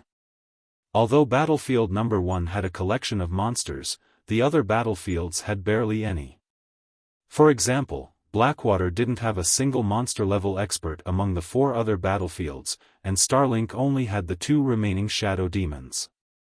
However, while the 4 remaining battlefields did not have many monster-level experts, more players had been assigned to these battlefields than those on battlefield number 1. Every one of the 4 remaining battlefields had at least 100 Blackwater and Starlink members in total, and even the weakest of these players was a refinement realm expert. In contrast, even when added together, Blackwater and Starlink had fewer than 40 members on battlefield number 1. There was simply no comparison between battlefield number 1 and the others. Blackwater and Starlink's forces on battlefields number 2 and 3 were led by Mad Demon and Heart Demon. Even the other superpowers were afraid of facing those forces. Zero Wing is in trouble now, Luofei from the FFF Adventurer Reem commented as she watched Blackwater and Starlink's joint forces.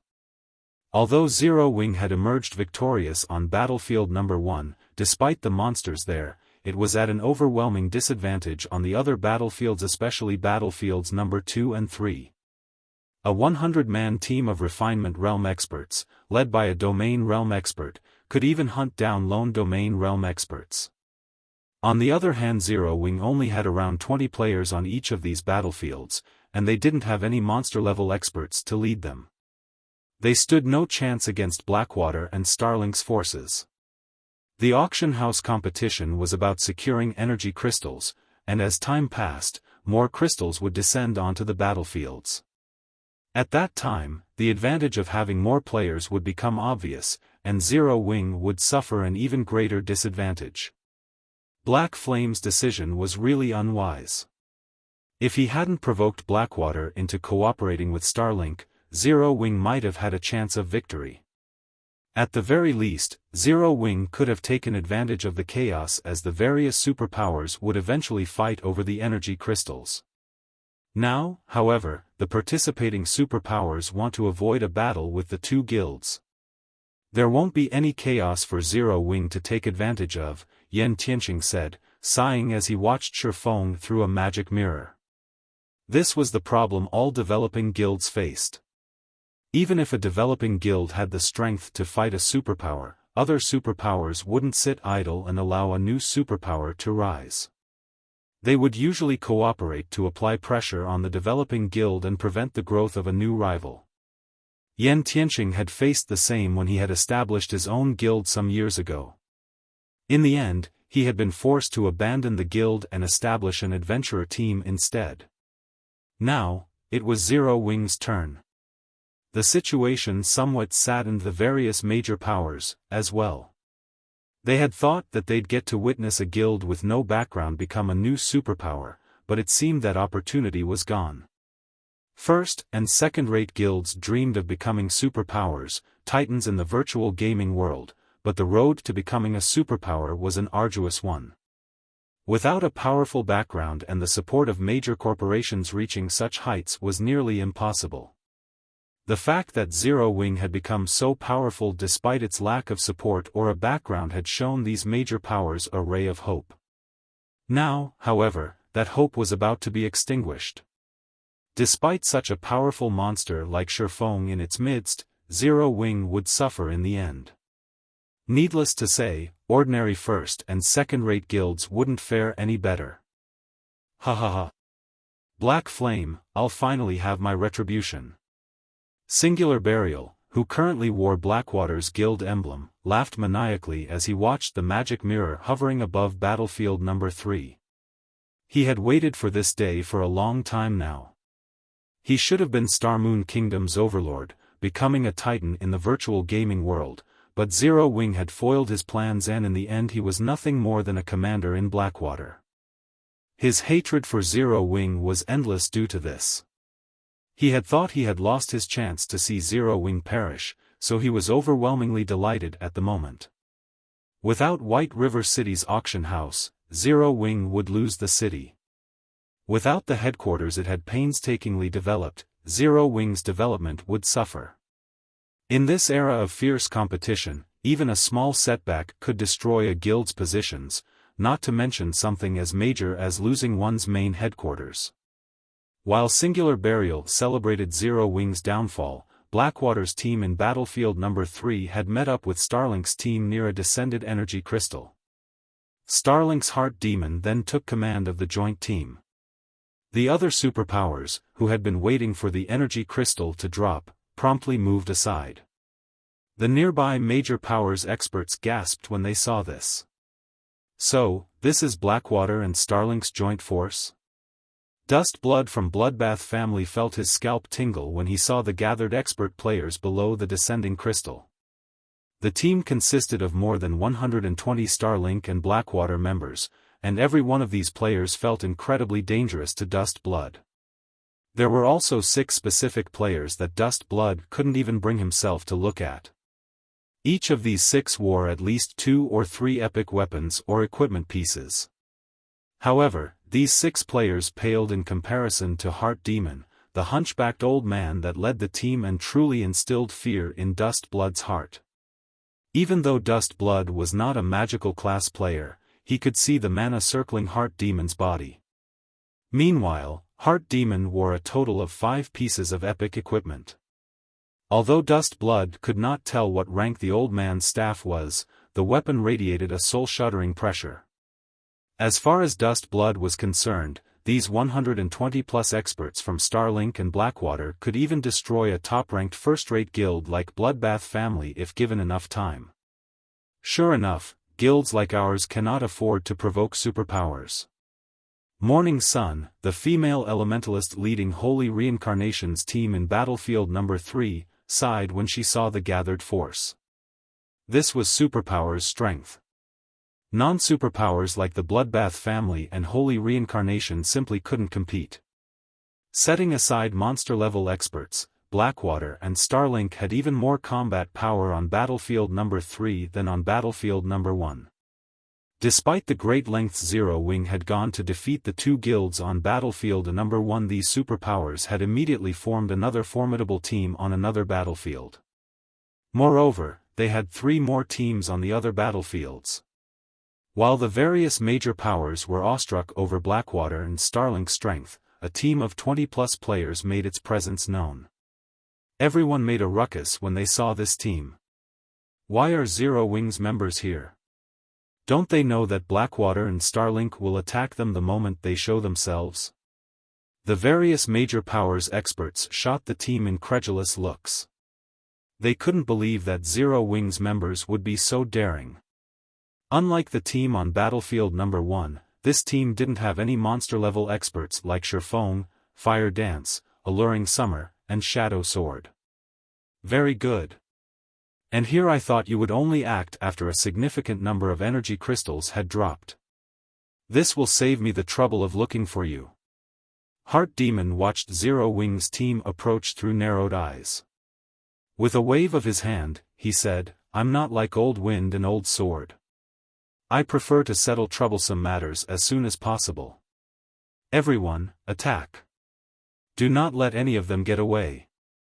Blackwater and Starlink's experts swarmed toward Zero Wings' team under Heart Demon's command. However, once these experts got within 20 yards of Zero Wings' ream, a silver-armored woman wielding a golden greatsword emerged from the group. This woman brandished her greatsword at Blackwater and Starlink's many experts. 1 slash. 2 slashes. 3 slashes. The silver-armored woman executed 5 consecutive attacks, sending 5 sword lights flying at her opponents. Wherever the sword lights passed, they left behind a pitch-black spatial tear, following which the 5 golden lights enveloped the advancing players. When the light finally faded, Blackwater and Starlink had less than 20 players on their team. The rest had transformed into countless particles of light and vanished.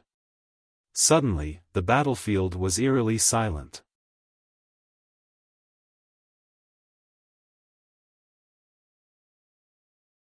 Chapter 2101, Monster Galore. The dissipating particles of light looked like fading fireworks on Battlefield Number 3.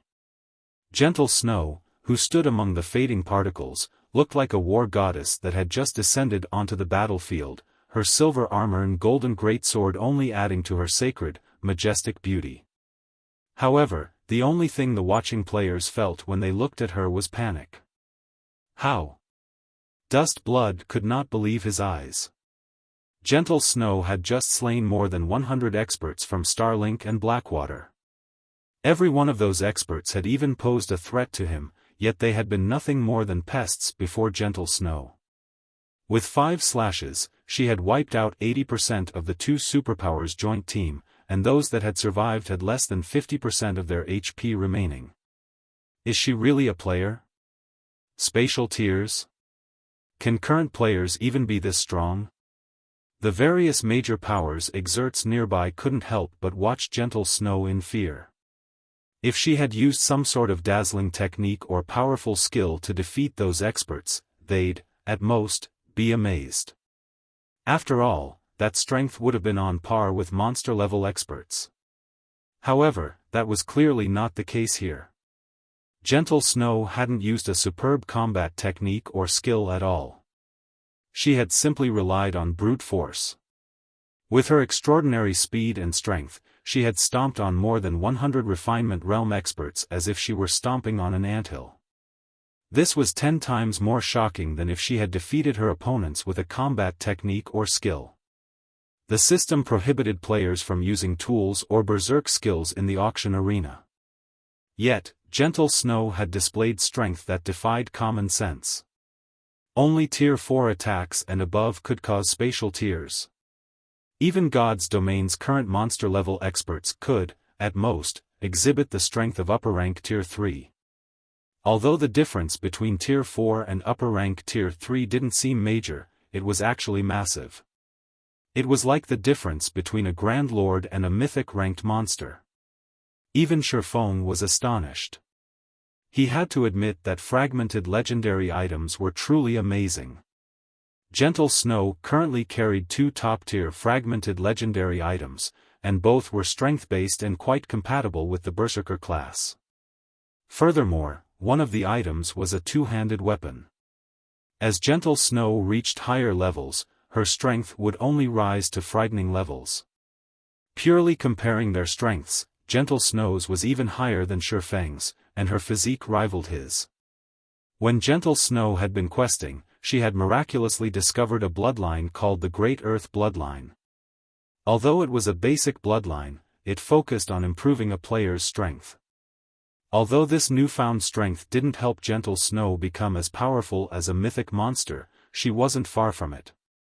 She was truly a humanoid Tyrannosaurus Rex. She has Tier 4 strength? After watching Gentle Snow's display, Heart Demon couldn't help but tense with fear. He'd rather fight old experts like Sword Demon than face a player with Tier 4 strength. With such an overwhelming advantage, Gentle Snow could easily outmaneuver any of his offensive or defensive moves. Fighting this female berserker head-on would be suicidal. While everyone was shocked over Gentle Snow's terrifying strength, the crimson-clad Zhao Yueru, who stood some distance behind her berserker friend, had finally finished casting her spell. "Go!" Zhao Yueru shouted as she waved her staff. Tier 2 Curse Scorching Thorns. Suddenly, hundreds of burning flowers appeared above Starlink and Blackwater's remaining experts. Under Zhao Yueru's control, these fire flowers shed thorns that rained down on her targets. Every one of these fire thorns had the strength to rival a Grand Lord of the same level. Moreover, her attacks were precise and numerous, making them impossible to dodge. Boom! Boom! Boom! A series of explosions shook the battlefield, followed by towering pillars of fire that rose into the air, one after another.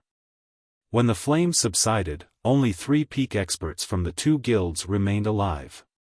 Everyone else had burned to death. This turn of events broke the spectators' minds. Isn't she a little too powerful? Another monster? Just how much power has Zero Wing hidden? Everyone was in shock as they stared at Gentle Snow and Zhao Yueru. Although none of them wanted to believe it, they had no choice after witnessing such a dazzling display. She's even stronger than before? Luofei, who sat in the spectator stands, was dumbfounded by Zhao Yueru's performance. She had a far better understanding of how powerful the woman was than the other spectators around her. If not for the auction arena's restrictions, Luofei guessed that Zhao Yueru could even solo Heart Demon. However, Luofei was even more surprised by the woman's improved combat standards. When Luofei had fought Zhao Yueru in the Black Dragon Empire, the latter had only been at the refinement realm, but now, she had moved beyond that, and Luofei could see hints of Black Flame's abilities in Zhao Yueru's performance. Although she wasn't as powerful as Black Flame, Zhao Yueru had displayed incredible control over her spell. Luofei doubted that she could control hundreds of fire thorns as well as Zhao Yueru. How much time had actually passed since the ranking competition in the Black Dragon Empire? Improving one's combat standards wasn't as easy as upgrading one's equipment. It took a lot of time and effort to improve combat standards. A few months shouldn't be long enough, yet Zhao Yueru had managed it. Could it be because of Zero Wing? Luofei could not help but wonder. What did Zero Wing do? There was the same situation with Graceful Moon. Before joining Zero Wing, Graceful Moon had only been a relatively talented expert, but nothing compared to true geniuses. And yet, she had actually defeated 3 Refinement Realm experts from top-ranked first-rate guilds by herself. Now, Zhao Yueru displayed similarly frightening improvements.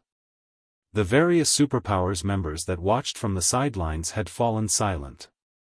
They no longer looked down at Zero Wing in ridicule. Rather, they looked on in fear. Everyone had thought that Blackwater and Starlink had Battlefield number 3 in the bag, but now, only Heart Demon remained of the 120-plus experts on the team. On the other hand, none of Zero Wing's members had taken damage. This didn't look good for Heart Demon.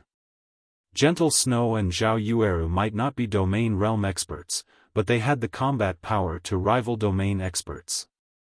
These 2 women might actually be even more difficult to deal with than actual Domain Realm experts. Moreover, these women's classes complemented each other perfectly. The only option Heart Demon had left was a retreat. The old monster didn't have a second option. Damn it! How does Zero Wing have so many players with such monstrous attributes?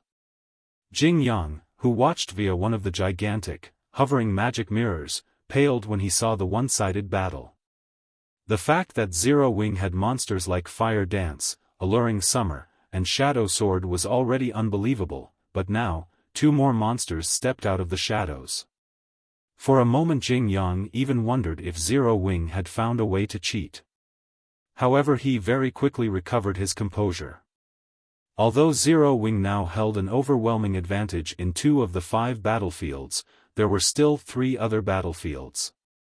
As long as Blackwater and Starlink dealt with the smaller guild on these battlefields, Zero Wing might still lose this competition. Only, the hope didn't last long as the other magic mirrors displayed more scenes that shattered Jing Yang's fantasies.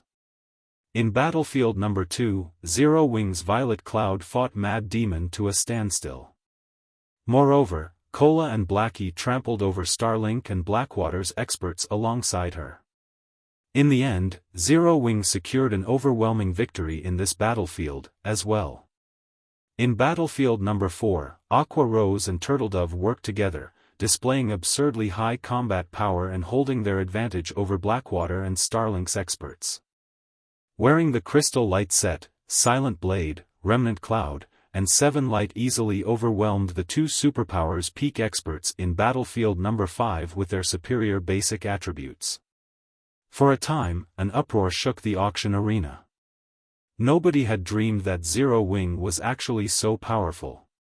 The guild had an absolute advantage in all 5 battlefields, increasing its collection of energy crystals. The first 3 battlefields were practically Zero Wing's home turf.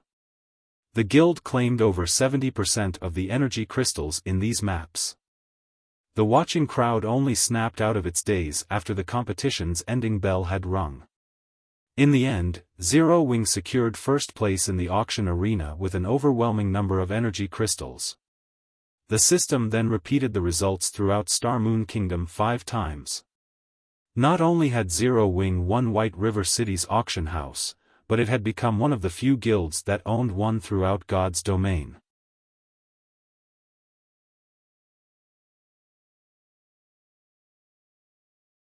Chapter 2102, New Era.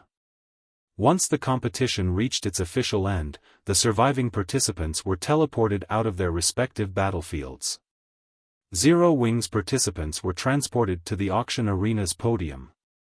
When Zero Wing's 107 participants appeared on the gorgeous platform hovering in the center of the auction arena, they instantly became the center of everyone's attention.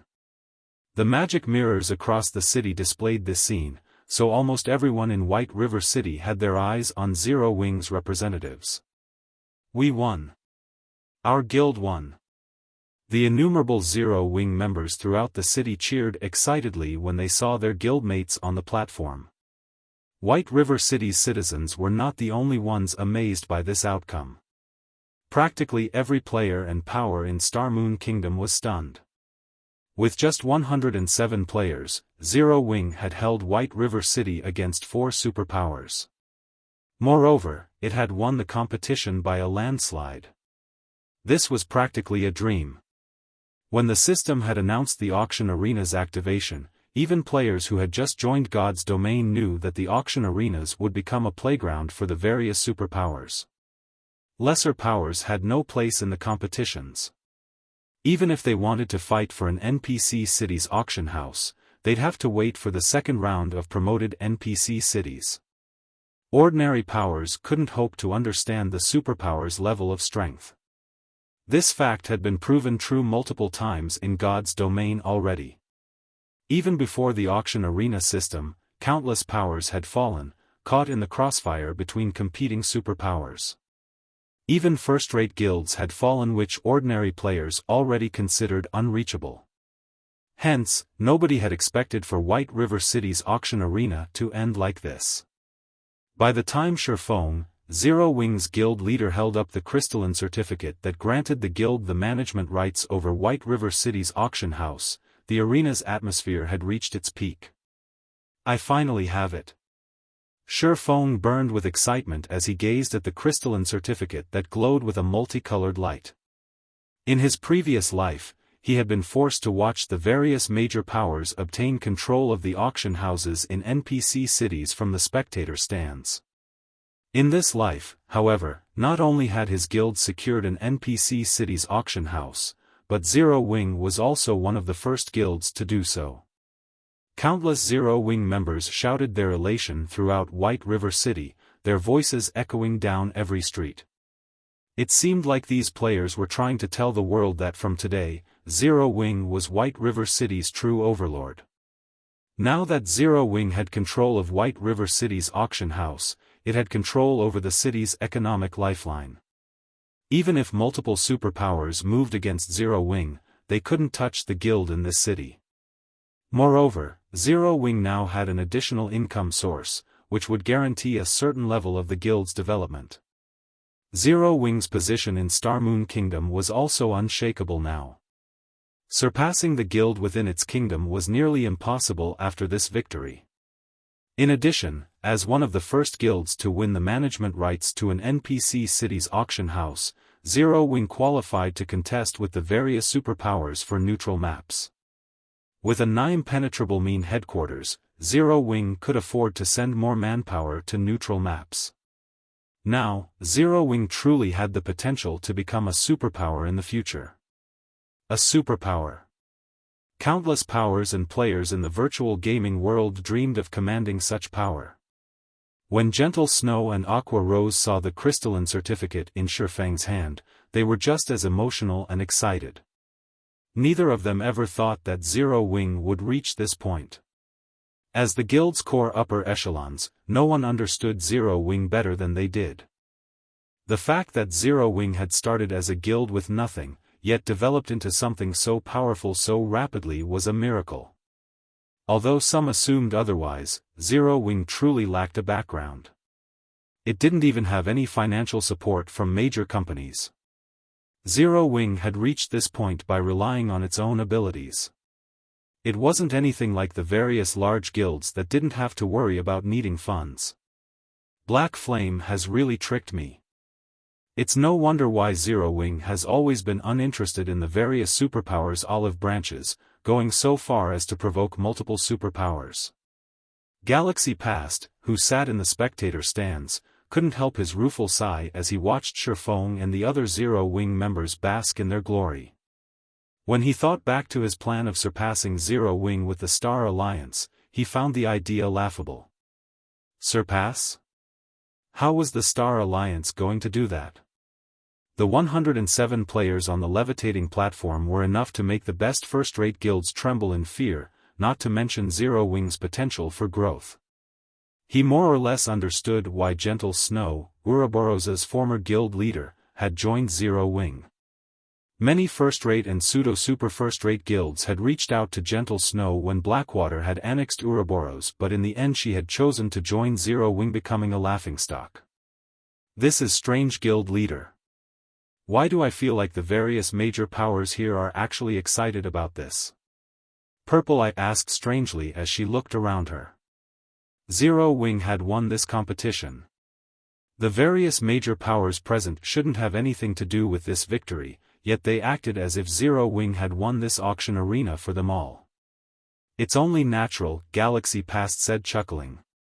Zero Wing broke the superpower's undefeatable curse and birthed a new era, so of course, the various major powers are excited. A new era? Realization dawned on Purple Jade. Superpowers had always been undefeatable in God's domain.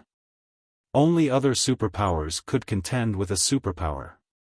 In fact, this was common sense in the virtual gaming world. Although there had been instances of a non-superpower defeating some of God's domain superpowers, these fights had been mere squabbles. They proved nothing. Moreover, these victors had relied on super-powerful items with limited effective periods. These items only allowed non-superpowers to shine for a limited time, and there was no relation between these items and a power's true strength. At most, these powers had attracted others' attention and envy. However, the auction arena tested the participating powers' comprehensive strength. No external items were allowed in the competition. Moreover, the various participating superpowers took this competition very seriously. Thus, Zero Wing was the first non-superpower to achieve true victory over multiple superpowers. This victory also proved that superpowers could be defeated. Interesting. The superpowers actually lost. It seems the era of superpowers' rule over God's domain has finally come to an end. After today, this is the era of new powers like us. In one of White River City's crowded advanced bars, upper echelons from powers that had been operated in secret began to grow restless after witnessing the auction house competition's outcome. Meanwhile, like the plague, news of Zero Wing's victory in White River City's auction arena spread throughout God's domain, reaching every major power and superpower on the continent.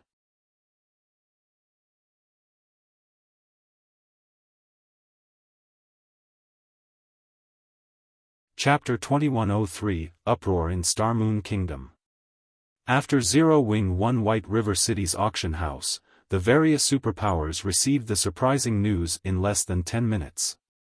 Although White River City was not an important NPC city, it was one of the first cities to have an active auction arena system. Naturally, the various superpowers wouldn't let it slip through their grasp. Yet, despite 4 superpowers fighting to secure the auction house, a non-superpower, Zero Wing, had won the competition. No matter how the various superpowers considered the news, it was unbelievable. The unexpected development made the superpowers suspicious. They all suspected that Zero Wing had support from a super guild or a major corporation.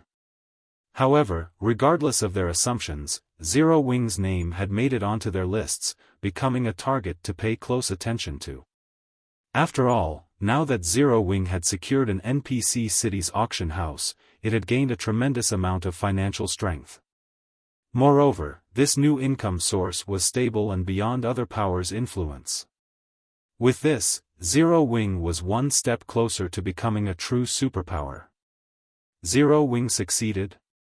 Phoenix Rain could not help but be surprised when she read the report from her subordinate. Before the auction arena competition, she had expressed her willingness to dispatch a portion of her strength to assist Zero Wing with Xiaofan, but he had rejected her offer. She had later learned that 4 superpowers had intended to fight for White River City. Even she would struggle to win White River City's auction house with so many powerful opponents, yet the latest report stated that Zero Wing had emerged victorious.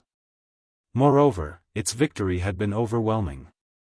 No matter how she looked at it, the situation didn't seem realistic. She had watched Zero Wing rise from the ground up personally, but she didn't understand how Zero Wing had become so powerful.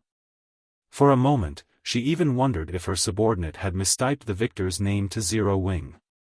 Big Sis Rain, we've just received a message from the Great Pavilion Master. He wants to hold an elder meeting and requests your attendance. He says that it's related to Zero Wing, Blue Phoenix excitedly announced as she rushed into the room. I got it. Phoenix Rain could not help her bitter smile when she heard the message. She had wanted to help Zero Wing. She hadn't thought that it would help her instead. Or Empire, Crimson Flame Fortress. After a long period of development, the Crimson Flame Fortress's operations could rival that of a small NPC city.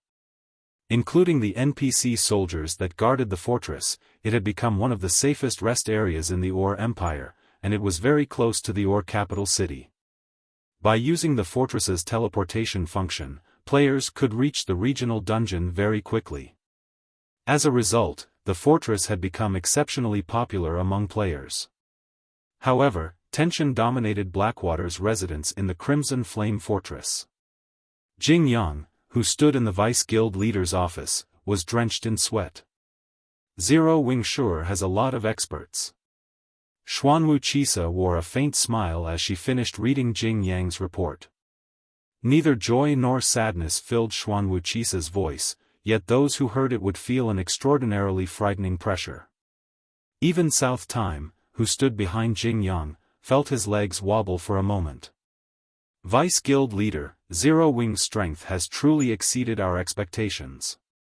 Do we still intend to put pressure on the guild after this? A blue-clad, elderly man, who radiated a much stronger aura than South Times, asked. Zero Wing had enough apex experts to rival an ordinary superpower. Superpowers would have a very difficult time harassing the guild with their own apex experts. Zero Wing now had the strength to surround and defeat apex experts. On the off chance that its experts killed Blackwaters, the consequences would be severe.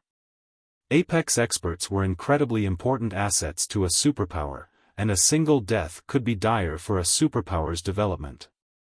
Moreover, with the strength Xiaofan had displayed thus far, Zero Wing wouldn't likely need to launch a large-scale offensive to deal with hostile apex experts. Xiaofan alone would be more than enough to get the job done. The only option Blackwater had left involved mobilizing all of its apex combatants to wage a war of attrition against Zero Wing. However, doing so would not benefit either side. Blackwater's development would stagnate, and it would fall behind other superpowers. They had to avoid that method unless absolutely necessary. This was why the various superpowers rarely mobilized their apex experts to resolve conflicts with other superpowers, dispatching peak exerts, at most, to fight. Apex experts played a crucial role in acquiring powerful items, and superpowers couldn't afford any hindrances to their development. Normally, superpowers also had the option of an economic war, but now that Zero Wing had White River City's auction house, its financial prowess was likely unshakable. Of course, we are continuing, Wuxia said as she eyed the blue-clad elder beside her. This is merely the start of Zero Wing's tragedy. Starlink has won auction houses in 3 NPC cities, including Dark Knight cities. This has substantially increased the guild's overall strength. With the Starline Corporation's support, Starlink will only grow stronger. Although it failed to take White River City from Zero Wing, it won't let the smaller guild off the hook so easily. Understood. I'll make the necessary arrangements. The blue-clad elder bowed and left the room. After the blue-clad elder, Jing Yang, and the others left, Wuxia restarted the battle video of the competition for White River City's auction arena. At one point, she began to smile. Black flame, huh?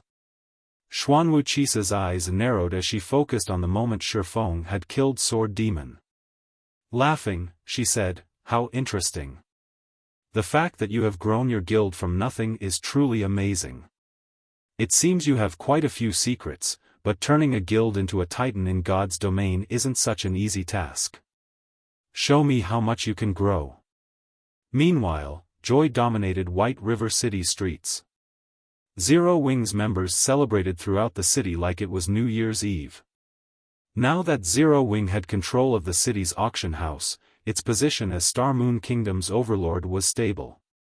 Any power that picked a fight with the guild in Star Moon Kingdom would simply be asking for an early death. Although Zero Wing had only secured the management rights to White River City's auction house, White River City had the highest player population of any city in the kingdom. Merchant and lifestyle players frequently gathered here, and various products flowed through the city every day. Any power that wanted to develop in Star Moon Kingdom couldn't avoid visiting White River City's auction house. It was easy to imagine the consequences if a power were barred from the city's auction house. Because of this, Star Moon Kingdom's various powers forbade their members from provoking Zero Wing under any circumstances once Zero Wing had secured White River City's auction house. Any player that ignored the order would be instantly banished from the organization, and no power in Star Moon Kingdom would accept the banished player. Even the kingdom's dark players were a little intimidated by Zero Wing. Before this turn of events, they had been able to move about the kingdom without fear, but as time passed, the merchandise in White River City began to have greater influence on their daily lives in God's domain. Furthermore, if they wanted to fetch a good price for the items they sold, White River City's auction house was the best place to go. If they made it onto Zero Wing's blacklist, their relationship with the auction house would be severed. At the same time, Zero Wing's new position and influence in the kingdom attracted an unprecedented number of players who wanted to join the guild. In the past, Zero Wing's position as Star Moon Kingdom's overlord hadn't been infallible, but now, it was truly unshakable. Taking into account the guild's incredible performance in the auction arena, players who wanted to leech off of others' success and those who wanted to improve their own strength swarmed to join Zero Wing. Carrot. In less than an hour after the auction arena's conclusion, Zero Wing had received more than 200,000 applications. Many among them were experts that could reach the trial tower's 5th floor, and some were even half-step refinement realm experts. It astonished Gentle Snow and Aqua Rose. First-rate guilds offered high prices and instant promotions to core member to recruit half-step refinement realm experts, yet many of these experts approached Zero Wing, wanting to join even if they had to start out as normal members. However, the situation didn't surprise Xiaofan. Zero Wing was only a step away from becoming a superpower now, and it was normal to receive membership applications from half-step refinement realm experts. Moreover, the threshold Zero Wing needed to cross to become a superpower wasn't like what other first-rate guilds faced. Other guilds typically lacked sufficient peak and apex experts when trying to become a superpower, but Zero Wing only lacked certain developmental aspects. Growing the guild was much easier to accomplish than nurturing peak and apex experts. Of course, Zero Wing didn't actually have any real peak or apex experts. The players the guild had shown off in the auction arena had been forcibly created through powerful weapons, equipment, and skills. However, with the Lost Town and Zero Wing's many combat techniques, the guild wasn't far behind the various superpowers in its ability to nurture experts. Moreover, as the workshop perfected the facilities in Zero Wing's main headquarters, it would only be a matter of time before Zero Wing's methods were even more effective than the various superpowers. While Gentle Snow and Aqua Rose organized the guild's new members, Xiaofan made his way to White River City's City Hall. Even after securing the management rights to NPC City's auction houses in the past, the various powers had only treated these auction houses as important income sources. They had failed to recognize the management rights' true value. Someone had only discovered the true value of NPC auction houses after more than a year had passed since the auction arena system had been introduced. When this discovery had gone public, many powers had hated themselves for not investigating NPC auction houses thoroughly. If they had paid more attention, they would have been able to elevate their development to a whole new level. What the various powers had failed to discover was the fact that NPC auction houses could be linked with player-constructed auction houses. The process of doing so was troublesome, but compared to the potential harvest, it wasn't worth mentioning. After waiting in the City Hall for some time, a level 150, Tier 3 senior administrator approached Xiaofan. "Lord Count, I apologize for the long wait.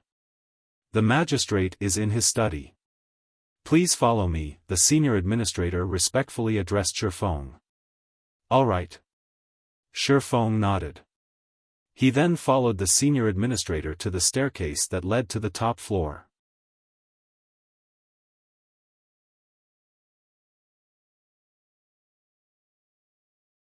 Chapter 2104, Proper Use of the Auction House. Under the senior administrator's lead, Xiaofan arrived at a quiet and elegant study. The study was not particularly large. It had only 2 bookshelves, which were filled with dilapidated books. Some of the books didn't even have a cover.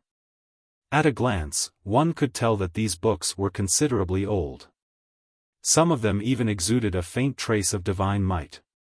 In God's domain, every item capable of exuding divine might was extraordinarily valuable as past possessions of gods and having been bathed in the aura of gods for long periods.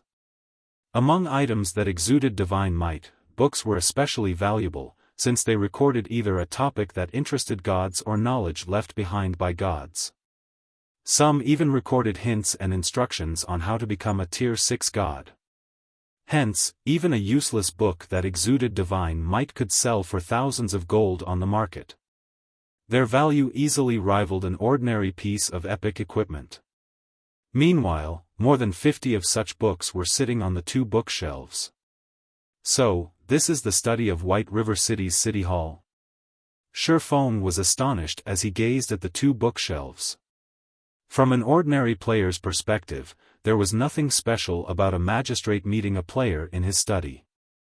After all, the magistrate would not always remain in one location inside the city hall.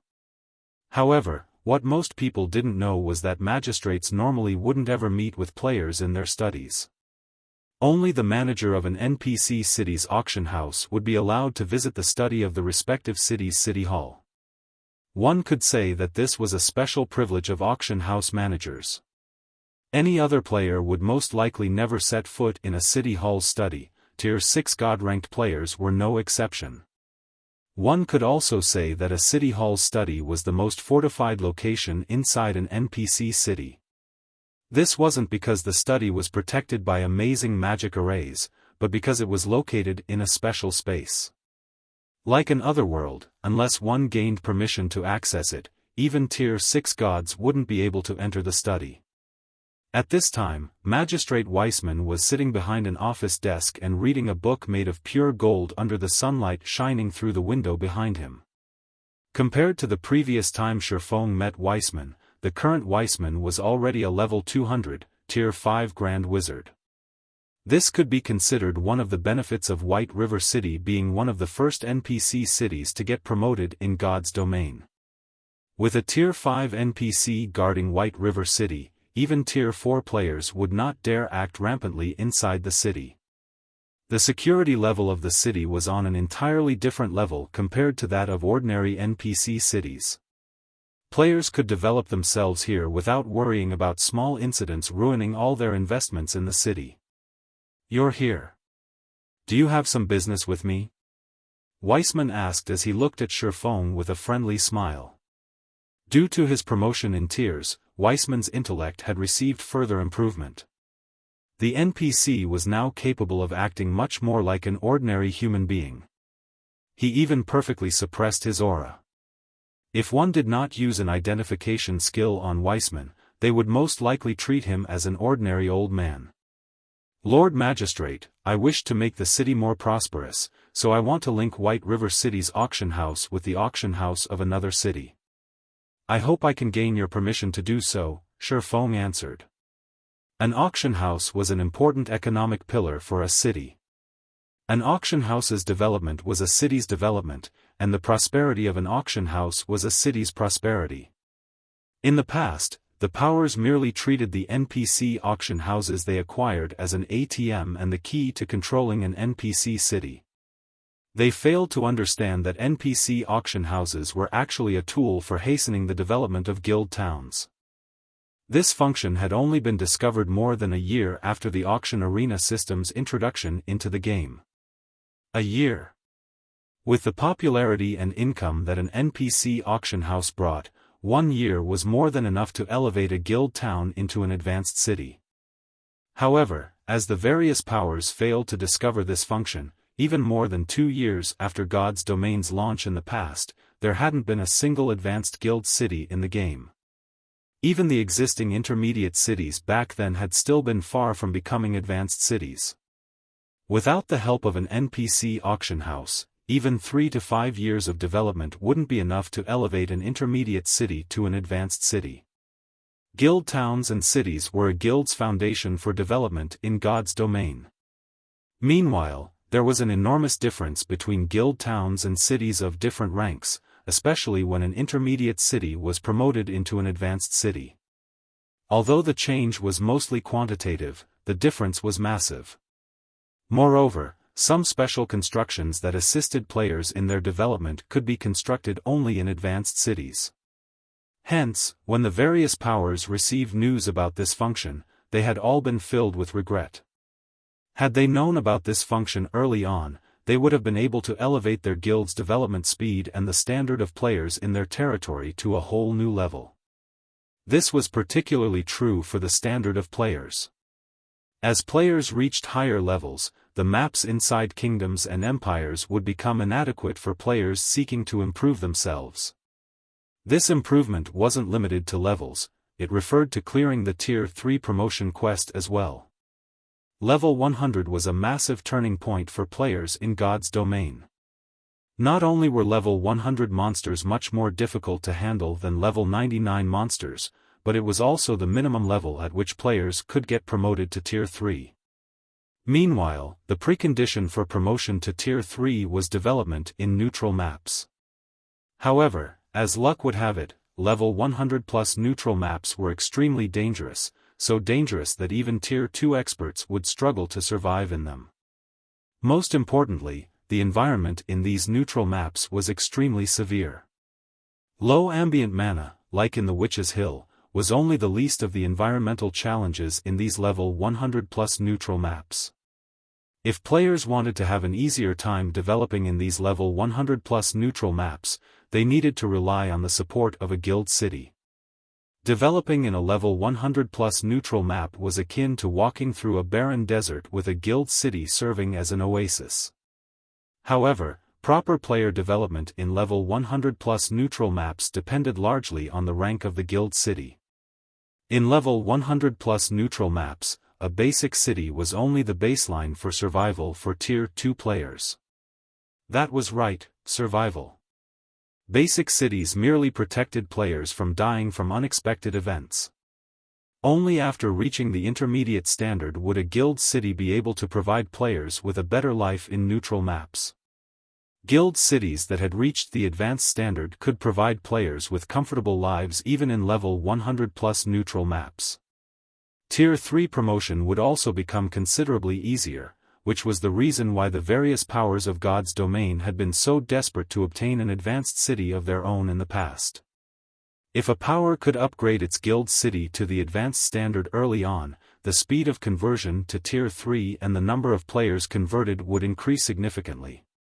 Said power could then widen the gap between itself and other powers. This was also the reason why Xiaofan was so desperate to secure White River City's auction house. After all was said and done, superpowers were still superpowers. Zero Wing could not hope to match the resources and manpower they had on hand. Although everyone believed that Zero Wing was only one small step away from becoming a superpower, they failed to realize that a gigantic gap remained between Zero Wing and an actual superpower. Moreover, as more time passed, this gap would only become increasingly obvious, the so-called snowball effect. Currently, even the best players in God's domain had just started their journey in Tier 2, so the difference might not be so obvious. However, after players reached Tier 3, the gap would be glaring. If he did not set up a sturdy foundation for Zero Wing now, then once the various superpowers of God's domain started obtaining Tier 3 players, he might be able to protect himself, but Zero Wing might not be able to defend itself against superpowers. Link with the auction house of another city? Weissman put down the book in his hands and entered deep thought when he heard Xiaofang's words. Before long, he said, "It's not exactly impossible, but this matter will be very difficult to accomplish. If you fail, you'll have to pay a considerable price. Are you truly willing to accept this task?" "Yes."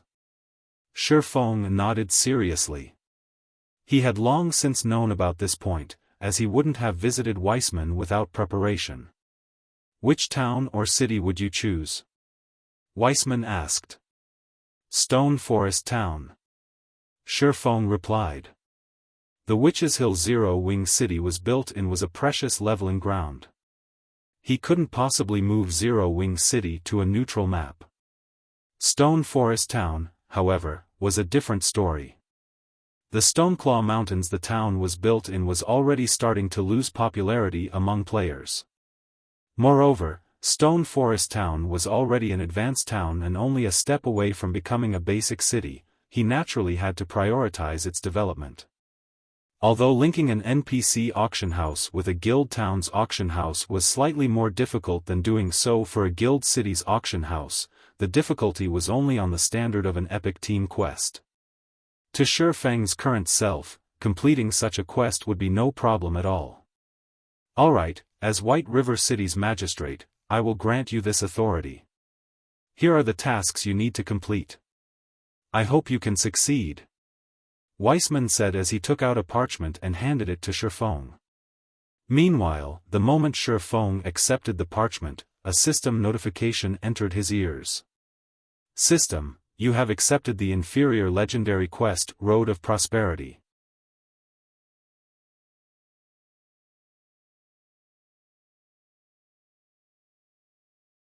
Chapter 2105, Road to Tier 3.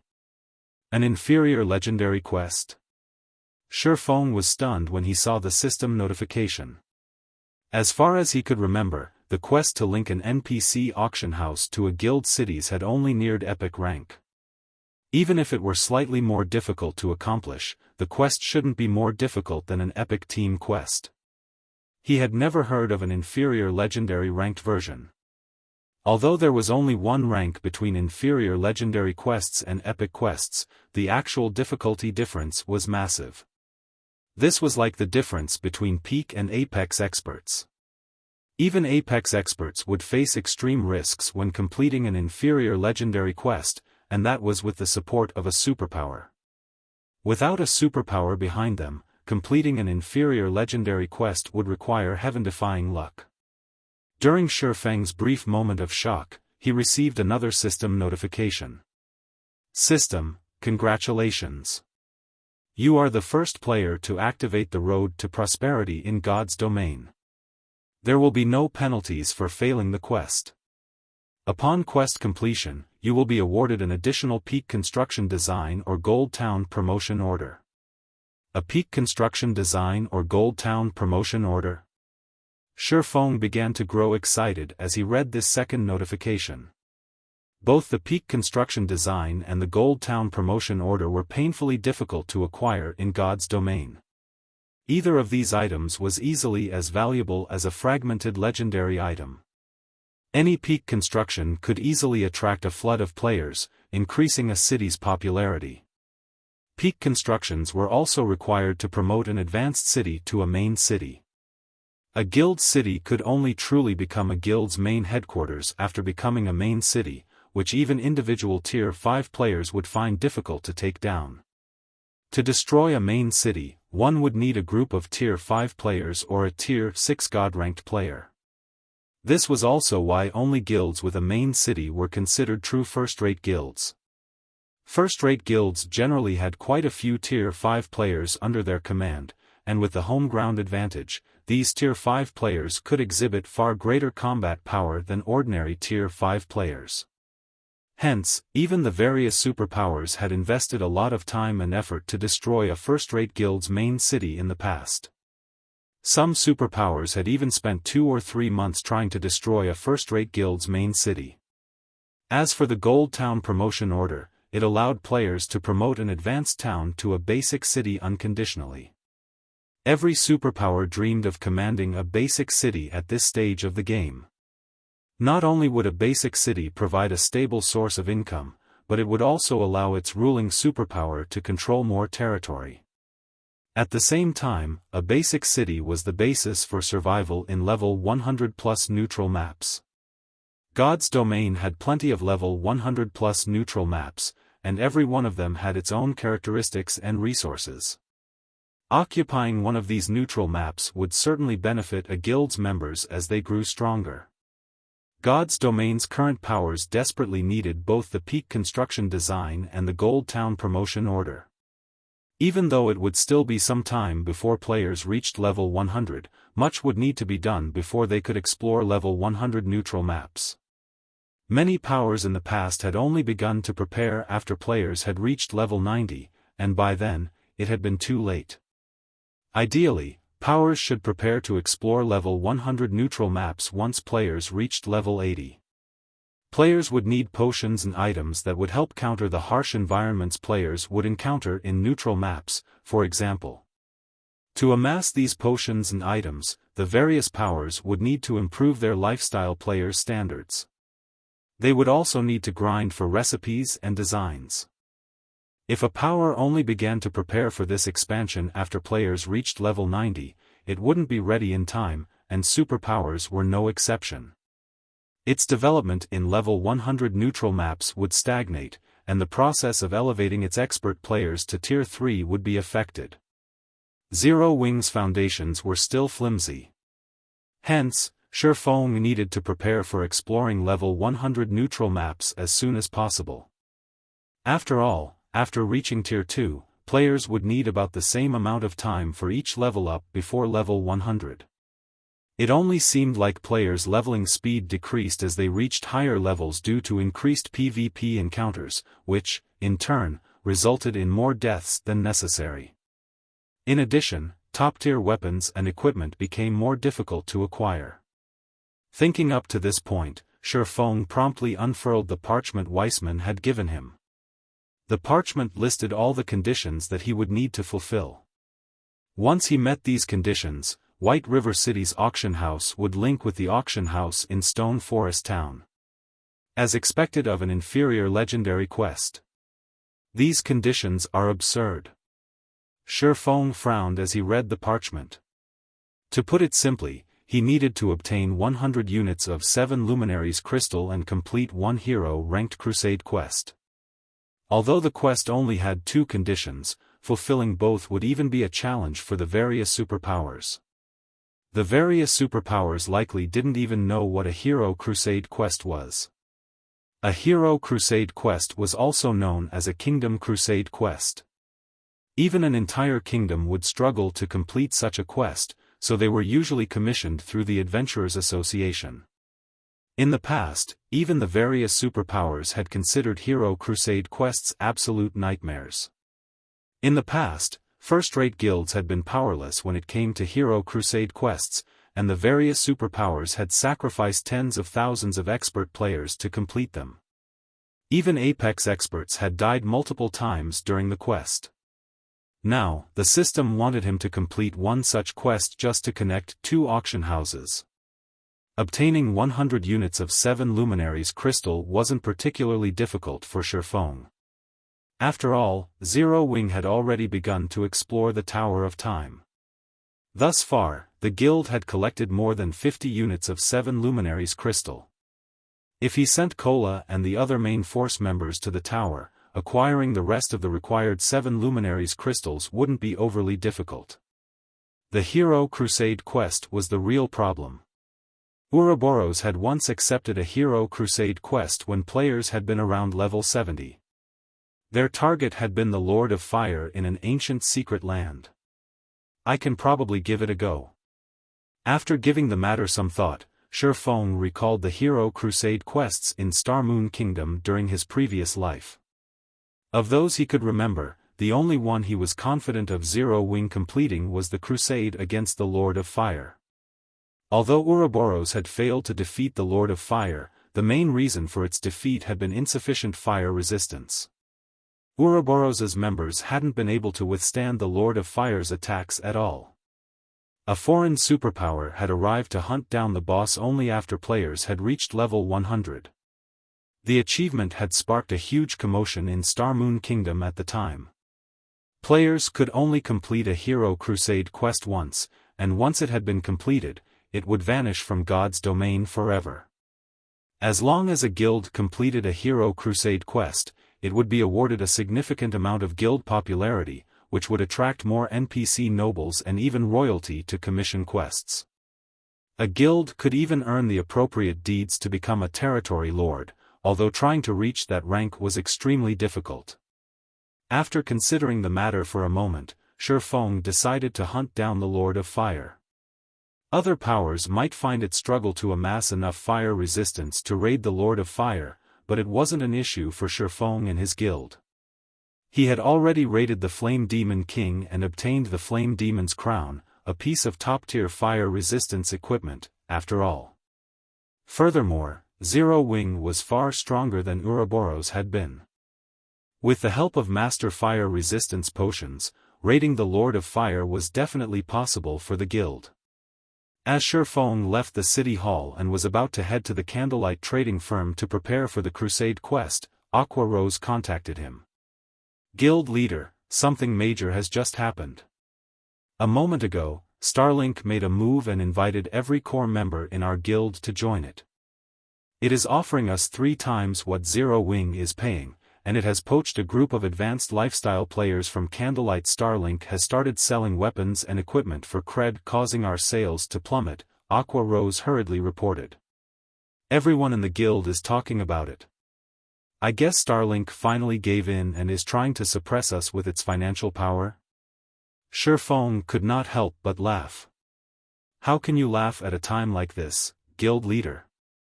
We are already tight on credits. Now that Starlink is trying to sabotage us, many of the guild's members are growing concerned. If our people start to leave the guild, our development will likely stagnate, Aqua Rose said, exasperated at Xiaofan's reaction. I get it. Notify Melancholic and Yulan, tell them to reduce our prices in the Dark Knight Empire and purchase the Empire's specialty materials at a high price. Since Starlink wants to cause trouble in Star Moon Kingdom, we'll do the same in the Dark Knight Empire. Xiaofan calmly decided.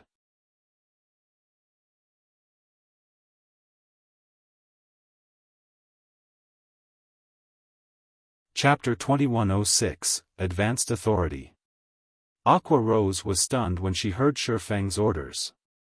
Guild leader, are we really doing this? Aqua Rose hurriedly asked after snapping out of her daze. We're short on coins and credits right now because of the guild's development.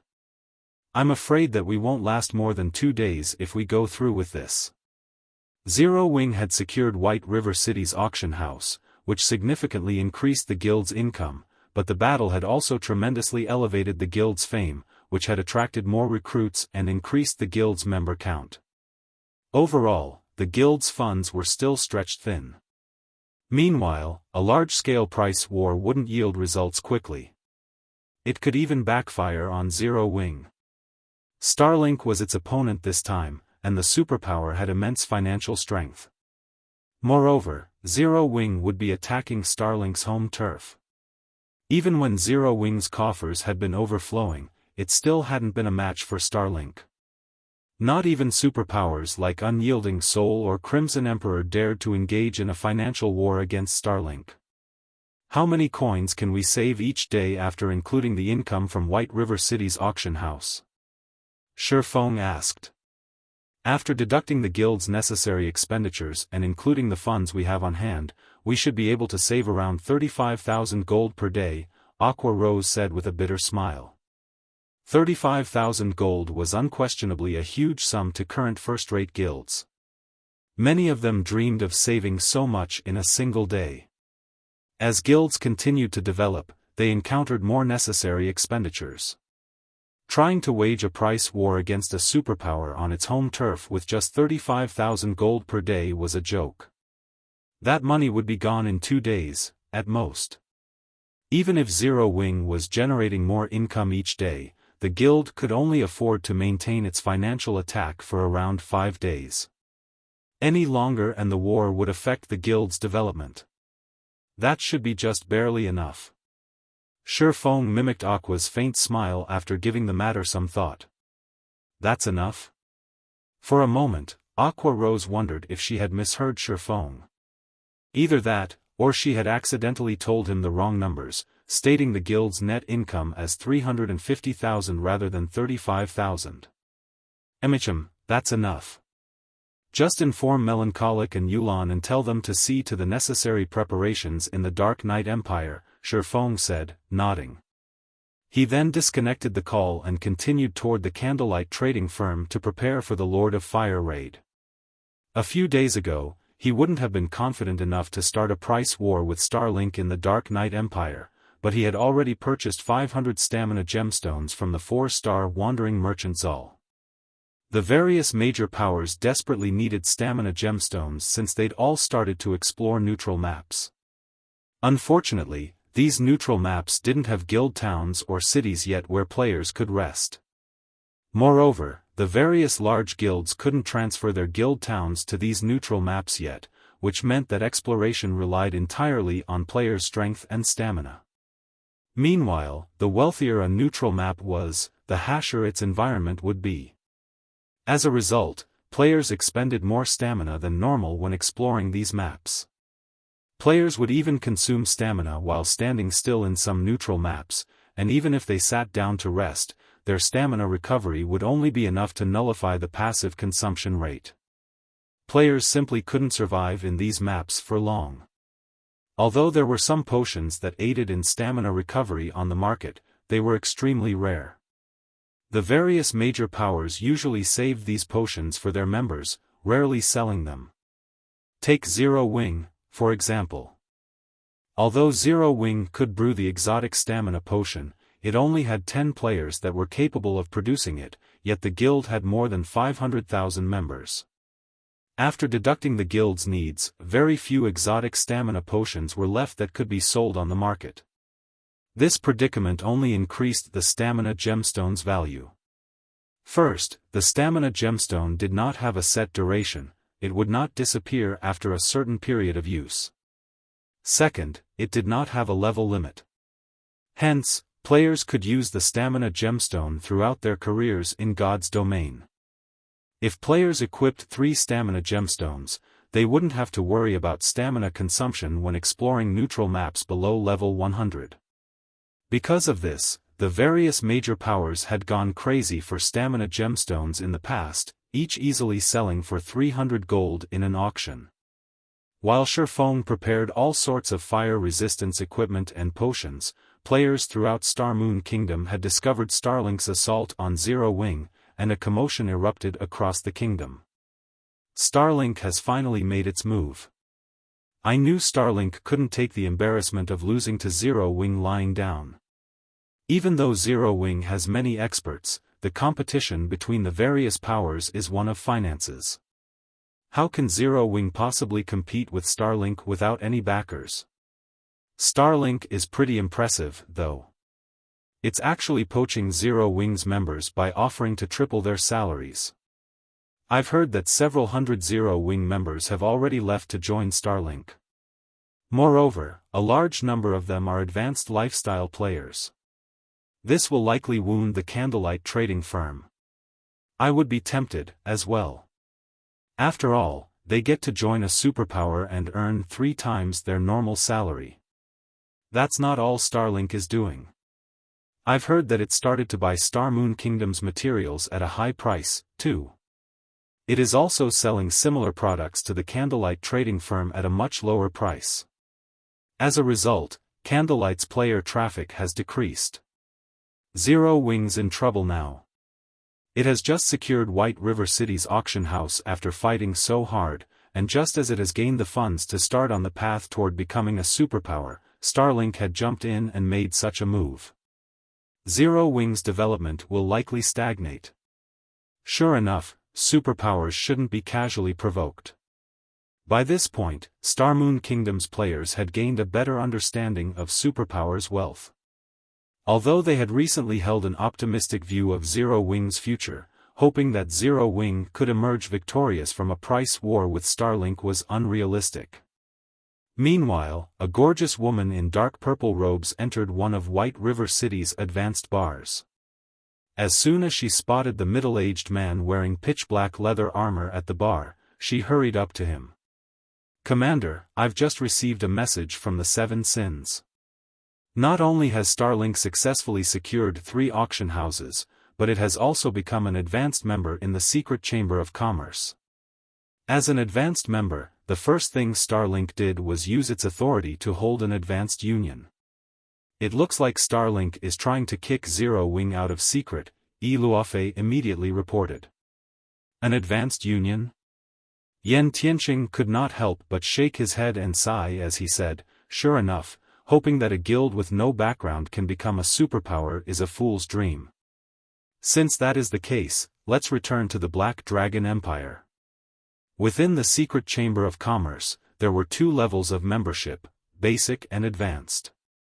Not only did advanced members enjoy greater authority and have more access to the chamber's resources, but they could also hold an advanced union to propose changes to the chamber's other advanced members. As long as more than half of the advanced members agreed to the proposal, it would be enacted immediately. One of the potential proposals included expelling basic members from the chamber. However, becoming an advanced member in the secret chamber of commerce was extremely difficult. Not even all super guilds qualified for that level of membership, and Starlink's success in doing so was certainly shocking. Since Starlink was responsible for the proposal, Secret's advanced members would likely approve Zero Wing's removal to avoid provoking the superpower and prevent another from rising in God's domain. Now, not even the Secret Pavilion's objection could save Zero Wing from its fate. It was easy to imagine what end awaited Zero Wing if it lost access to the Secret Chamber of Commerce's sales channels. Xiaofan, who busied himself in the candlelight trading firm, received a frustrated notification from Yuan Tiexin, as well. After today, Zero Wing was no longer a member of the Secret Chamber of Commerce, and all dealings it had with the chamber would be cancelled immediately. Guild leader Black Flame, this decision is a result of the Advanced Union's agreement.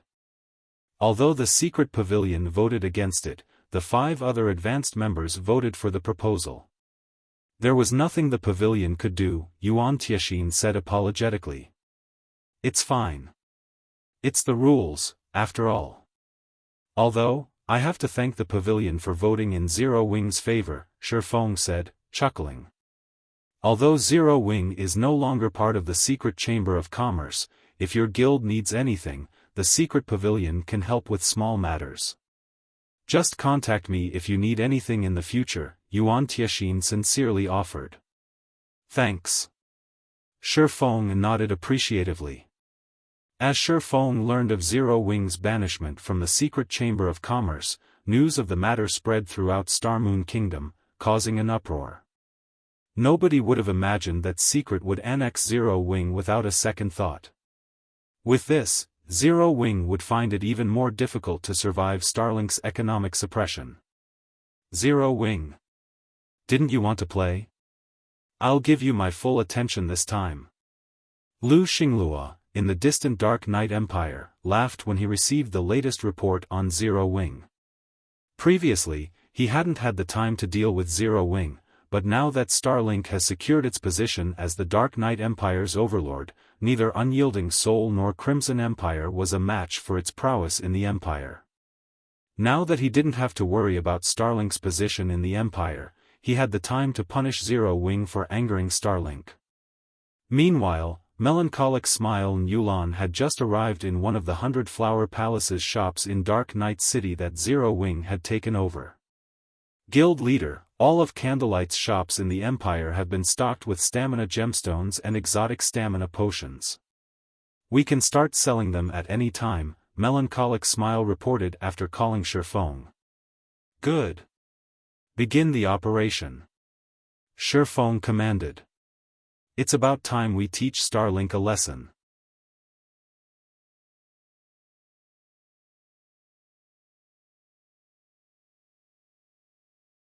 Chapter 2107, Foolish to the Extreme?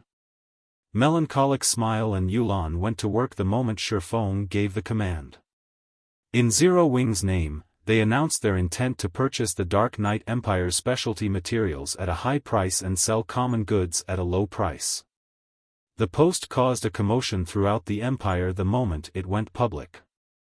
The Dark Knight Empire's players found the situation unbelievable. Insane. Zero Wing has gone insane. What? Is Zero Wing really starting a price war against Starlink? Practically everyone in the Dark Knight Empire knew of Zero Wing by this point. The guild had, after all, helped the 100 Flowers Palace resist Starlink's assault. It was no secret that Starlink had begun to use its financial prowess to suppress Zero Wing shortly after the auction arena had ended. However, no one had expected Zero Wing to pull a move like this in the Dark Knight Empire so soon after Starlink's actions in Starmoon Kingdom. Clearly, Zero Wing was retaliating.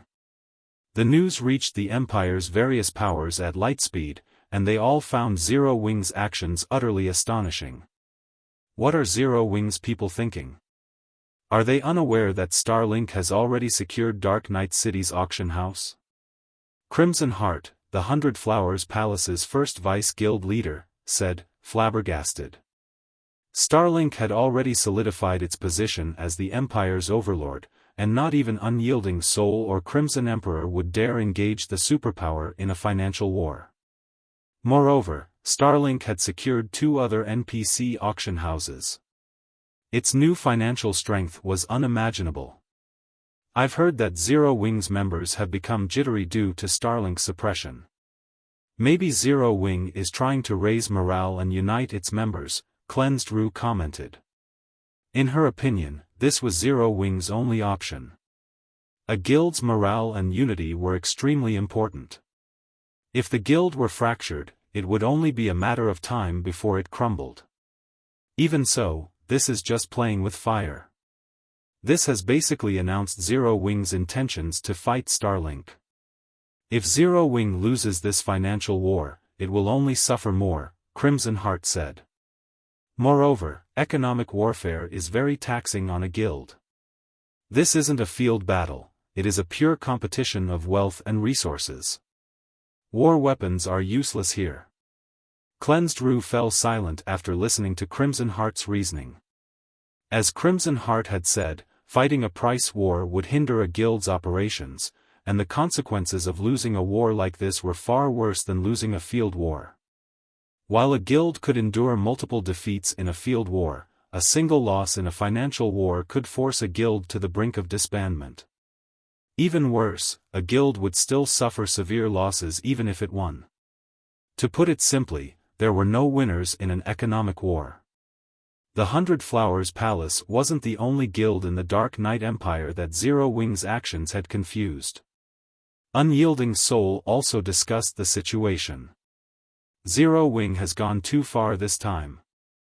Mu Cheng could not help but sigh as he read the discussions on the Dark Knight Empire's official forums.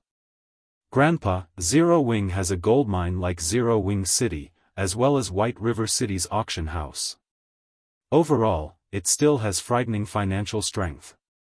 Starlink won't come out unscathed from a financial war with Zero Wing either, Mu Lingsha said. Other guilds might not recognize Zero Wing City's value, but as a superpower, Unyielding Soul was very aware of it. Aside from the daily entry fees, the teleportation services the city offered to players who wanted to visit the Otherworld Gate generated astonishing profits. The Otherworld Gate had many precious treasures to offer players, and the leveling speed in the area was incredible. Even players from Starmoon Kingdom's neighbors had begun to head toward the Otherworld Gate to level, not to mention the kingdom's players. The city's teleportation services likely earned Zero Wing as much money as White River City's auction house. _U_re severely underestimating Starlink. Don't forget that Starlink has taken control of Dark Knight Carrot House. In other words, it holds the city's economic lifeline in its palm, Mu Cheng said, shaking his head. A single word from Starlink is enough to determine who can enter the auction house and who cannot. Furthermore, Starlink controls 3 total NPC auction houses. Even if one of the auction houses stops generating income, Starlink won't suffer for it. Starlink's influence over the Empire's players is leaps and bounds beyond Zero Wing's. Do you think that everyone would risk provoking Starlink for a little extra profit? After all was said and done, Zero Wing was not a superpower. Ignoring background, there was a massive difference between the 2 guilds in terms of the number of auction houses under their control. The main reason that Starlink dared to provoke Zero Wing in Starmoon Kingdom was the fact that Zero Wing only controlled 1 NPC auction house. If Zero Wing prohibited Starlink's customers from using its auction house, it would sever its own lifeline. However, the same couldn't be said for Starlink. This was the difference between these guilds' foundations. It was extremely foolish for Zero Wing to think that it could use Starlink's tactics against it. Trying to mimic the superpower's suppression would only make Zero Wing's death even more miserable. I'll go and warn Zero Wing right away, Mu Lingsha said. It's too late, Mu Cheng said, sighing. Zero Wing has already announced its intentions in this war using its own name. Every player in the Dark Knight Empire and Starmoon Kingdom knows what's happening. If Zero Wing gives up now, not only would the guild appear weak, but its players' unity would also shatter. Dark Knight City, Starlink's residence. Guild leader, everyone's discussing Zero Wing's declaration of war. Should we take further actions against the guild? Dawn Webb asked Lu Xinglua. Of course. Inform the public that whoever dares to sell the Empire's specialty materials to Zero Wing should give up any hope of setting foot in Dark Knight City's auction house ever again. Laughing, Lu Xinglua continued, I want to see just how Zero Wing plans to play this out. Understood. Dawn Webb promptly bowed and left the room. Dark Knight City's business district bustled with activity, and despite the late hour, players crowded the streets. As the Dark Knight Empire's imperial capital, the various adventurer teams and guilds members gathered here. One could easily find level 64 expert players with a casual glance, and there were quite a few experts in level 60 fine gold equipment. The scene would be impossible to find in an ordinary NPC city. However, the Empire's various powers hadn't stationed their members in Dark Knight City because it was the Empire's capital, but because it was a hub for the Dark Knight Empire's merchant players. This ensured that the city had more resources than anywhere else in the Empire. If the Dark Knight Empire had something good to offer, it could be found in Dark Knight City. Items that were nearly impossible to find in other NPC cities were commonplace here, and the majority of these items flowed through Dark Knight City's auction house. Many players had become famous or wealthy overnight because they had chanced upon treasures selling for far less than they were worth in the city's auction house. Due to Starlink's ban on Zero Wing, no one was in a rush to visit the candlelight trading firm's shop in the business district. Very few players were willing to enter the shop since everyone was afraid of being banned from the city's auction house as well. Meanwhile, Melancholic Smile and Yulan were dumbfounded as they stood in Candlelight's empty shop. They were purchasing materials at a 30% markup and selling commonly used goods for 30% less than market value, yet only a small number of players had visited Candlelight's shops in the Empire since they had made their announcement over an hour ago. Anxious, Melancholic Smile contacted Xiaofan and asked, Guild leader, what should we do? Because of Starlink's ban, the players who visit Candlelight here only buy our low-priced goods. We're losing money and gaining nothing. We won't be able to affect Starlink's economy at this rate. Starlink has banned us? Xiaofan laughed. How quick of it. Guild leader, we're losing money here, yet you can still laugh. Melancholic Smile asked, exasperated. Now that Starlink has banned us, we can take action, Xiaofan said. Reveal the exotic stamina potions and stamina gemstones. Any player that wants to buy the exotic stamina potions can do so with the Empire's specialty materials. Auction off the stamina gemstones but only to players who sell us 1 gold of specialty materials. Hopefully, Starlink keeps its word and goes through with the ban. I'll get it done. Melancholic Smile said, a joyful smile lighting up her face.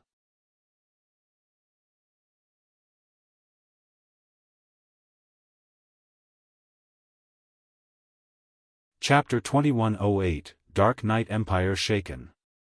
Although Melancholic Smile wasn't a combat player, she understood the exotic stamina potions and stamina gemstones value perfectly. Zero Wing's exchange prices for the exotic stamina potions rose each day, and now, not even the guild's basic elite members qualified to purchase the potions. The exotic stamina potions were only available to those who had been guild members for a long time, significantly contributed to the guild, and were advanced elite members. Moreover, advanced elite members were limited to 1 bottle every 3 days. Even so, the guild's daily supply wasn't enough to maintain its stock. It was clear how important the exotic stamina potions were to combat players. However, Melancholic Smile didn't find the situation unreasonable. Current players had moved beyond grinding within kingdoms and empires' borders. Most players ran toward neutral maps as soon as they were a high enough level. Not only did neutral maps offer more opportunities, but leveling in these maps also proved faster than the alternative. This was a part of God's domain's balance. Players wouldn't earn much if they developed in save areas, but if they took a risk, they could reap more rewards. The exotic stamina potions were a large part of the reason that Zero Wings members had reached level 50 so quickly. The stamina gemstones were even more impressive. Although they weren't as powerful as the exotic stamina potions, they were everlasting. Moreover, the stamina gemstone would only become more effective as players reached higher levels. Players could use the gemstones forever, and they were a treasure that could give the various major powers a significant advantage over their competitors. Melancholic Smile immediately ordered a subordinate to set up a new counter for the exotic stamina potions. She also set up a small cabinet beside the counter to display the stamina gemstones and the necessary qualifications to bid for them in the auction. The moment these new features appeared in the shop, they attracted the few visiting players' attention. Quick, look! There's a new counter. A new product? The independent players browsing the shop weren't from the Dark Knight Empire. They were merely visiting Dark Knight City to purchase and sell items. Hence, they didn't particularly care about Starlink's ban. Their base of operations wasn't in the Empire, and if they couldn't purchase items from Dark Knight City's auction house, they could simply visit an auction house in another empire. Since the Candlelight trading firm was selling items below market price, they couldn't miss this opportunity to make a profit. So what if Zero Wing is pushing out a new product? Zero Wing overestimates itself if it thinks it can defeat Starlink in the Dark Knight Empire. An assassin from Starlink, disguised as an independent player, said disdainfully as he looked at the new counter. As far as he was concerned, his superior's orders to watch Candlelight was unnecessary. Even if the Dark Knight Empire's various major powers had 10 times the courage they currently displayed, they wouldn't dare offend Starlink for a little profit. Trying to counter Starlink's influence in the Empire's market by relying on independent players was simply a dream. Many of the Dark Knight Empire's precious materials could only be obtained with a certain degree of strength, and generally, only the various adventurer teams and guilds were strong enough. But as the Starlink assassin entertained such thoughts, someone's exclamation reached his ears. Crap! The exotic stamina potion. This shop is actually selling exotic stamina potions. With those few words, the first-floor hall fell silent. Almost every customer turned toward the counter at the same time, a hint of madness flashing in their eyes. They immediately dashed toward the counter. In less than 10 seconds, every customer inside the shop had crowded around the exotic stamina potions counter. It really is the exotic stamina potion. For real. Zero Wing is actually selling this here? Crap. You can only purchase it for the Dark Knight Empire's specialty materials. The independent players panted a little when they saw the potions. Boss, give me 10 bottles. I want 20. Boss, I want every exotic stamina potion you have.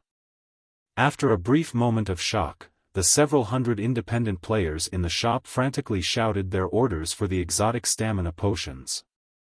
If the system's rules hadn't protected the counter, they likely would have tried to destroy it and steal the potions within. Meanwhile, Melancholic Smile, who watched from the second floor, was stupefied.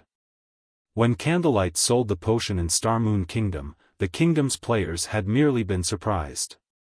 Nobody had ever reacted like these independent players. They all seemed as if they had found a priceless treasure that was worth killing over. However, if Xiaofan saw this, he wouldn't be overly surprised. Empires not only had more resources than kingdoms, but their competition was also far more intense. Kingdoms players couldn't even imagine how fierce the competition was in an empire. Furthermore, items that could increase players' stamina recovery were extremely rare in God's domain. Normally, independent players had no access to such items. While the players in the shop made a fuss over the exotic stamina potions, some noticed the cabinet next to the counter.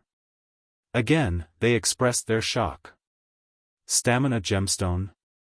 God's domain actually has such an item? If I equipped 3 or 4 of these gemstones, I wouldn't have to worry about surviving in God's domain's maps in the future. This won't do. Even if I go bankrupt, I have to get these stamina gemstones. Everyone stared at the crystal-clear stamina gemstones in the cabinet with bloodshot eyes. Naturally, these players paid no heed to the participation qualifications and the auction's minimum 100 gold bid. They immediately contacted their friends to borrow the necessary funds. The exotic stamina potions might be very important, but compared to the stamina gemstone, the potions were insignificant.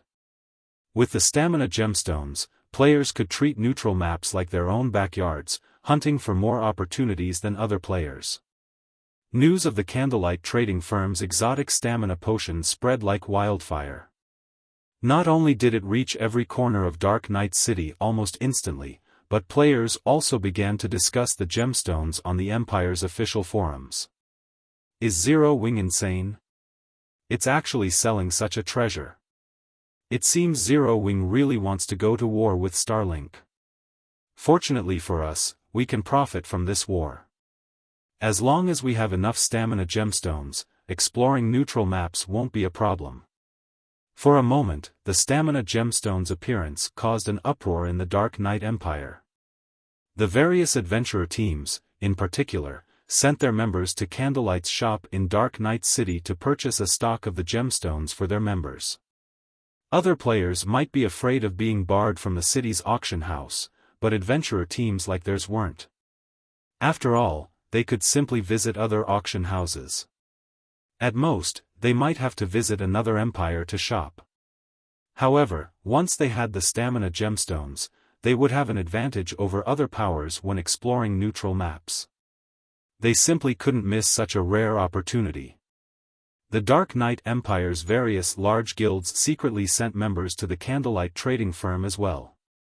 This was just as much of an opportunity for them as it was for the various adventurer teams. Not even Starlink could dissuade them from purchasing stamina gemstones. If they disguised their members as independent players, Starlink would have a difficult time discovering their actions. Less than an hour after the public discovered the stamina gemstones, players crowded Candlelight's previous deserted shop in Dark Knight City. It was even more crowded than the city's auction house right now. Moreover, the prices for the Empire's specialty materials in Dark Knight City had doubled within the past hour due to Candlelight's auction requirements. Even so, none of the various large guilds or adventurer teams harbored any thought of taking advantage of this opportunity to sell their materials for a quick profit. For a time, chaos reigned over Dark Knight City's market. Eventually, the various superpowers' upper echelons, who were preoccupied with exploring neutral maps, received news of Zero Wing's stamina gemstones.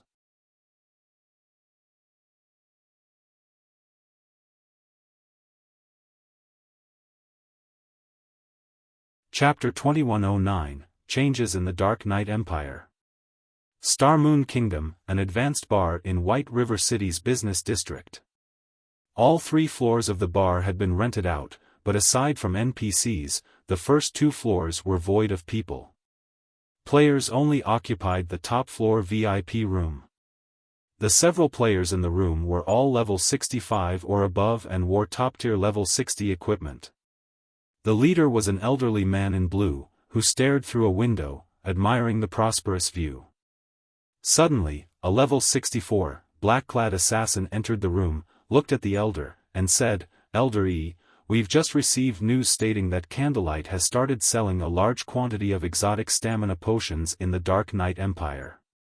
The trading firm has also begun to sell something called the Stamina Gemstone. Each Stamina Gemstone can increase players' stamina recovery rate by 7%.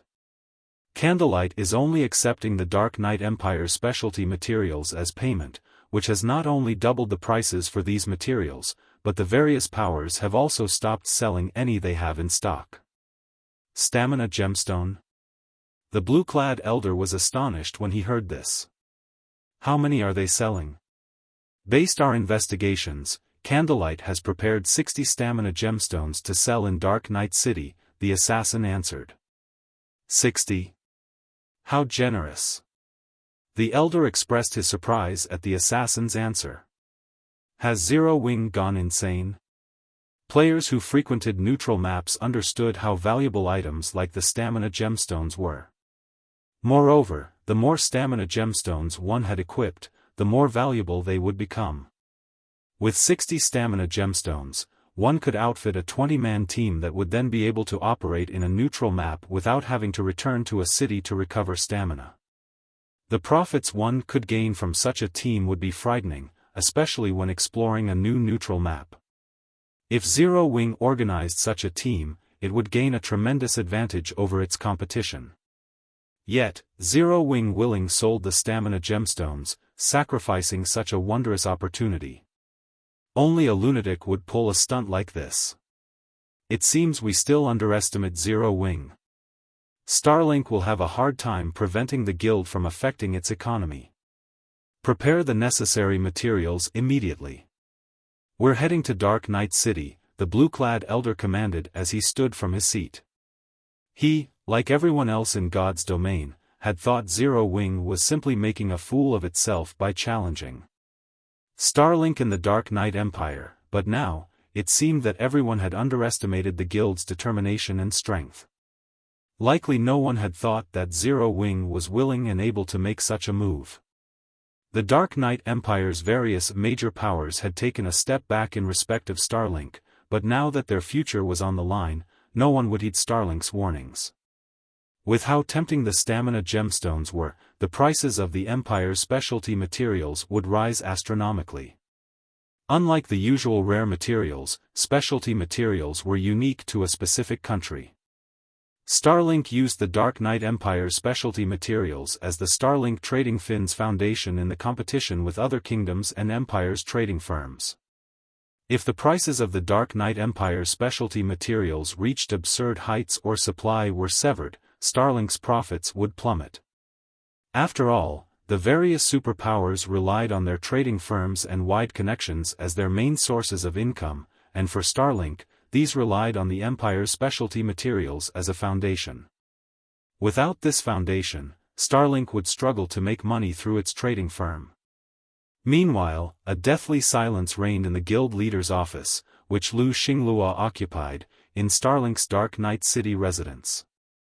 None of the guild upper echelons present in the room dared to utter a single word. In a short hour, Starlink had gone from able to purchase more than 10,000 specialty materials to only several hundred. Moreover, this number continued to fall as time passed. Not only had this situation severely impacted Starlink's ability to produce specialty merchandise, but it had also drastically increased production costs. Ultimately, Starlink had three main income sources for coins. The first source was the guild's trading firm. The second was its money-farming teams and the guild members completing guild quests. The third source came from the guild's towns. Although Starlink now had NPC auction houses as a fourth source of income, it had just taken these auction houses over. It would still be some time before the guild earned a significant amount of profits from this source. A minor income decrease due to Zero Wing's interference would have been tolerable, but its impact wasn't minor at all. At this point, the Starlink trading firm generated 20% less profit than usual, and that percentage continued to increase. This predicament would severely impact the guild's development. To make matters worse, this was happening as Starlink needed to migrate its guild towns to new locations. Relocating a guild town required a lot of funding, and a profit loss meant Starlink would have to delay the move. Zero Wing. Lu Xingluo's expression twisted into something gloomy as he read the report in his hands. He then turned toward Dawn Webb and growled, "Notify our subordinates to increase the purchase price for Star Moon Kingdom specialty materials immediately." "How much shall we raise it by, guild leader?" Dawn Webb asked. "Raise it by 50%. I want to see which of us will last the longest." Lu Xinglua said. "What about the stamina gemstones?" Dawn Webb asked. "If the other powers get their hands on them, they'll have a much easier time exploring the neutral maps around the Dark Knight Empire. We don't have many materials left. Let those powers have them. In any case, the Candlelight trading firm only has 60 stamina gemstones for sale. Even if a power purchases all 60, it'll only have enough to equip a 20-man team. That won't be enough to upset the Empire's power structure, Lu Xinglua said disdainfully. Besides, how long can Zero Wing possibly afford to play around in Dark Knight City? Turn your focus to Star Moon Kingdom.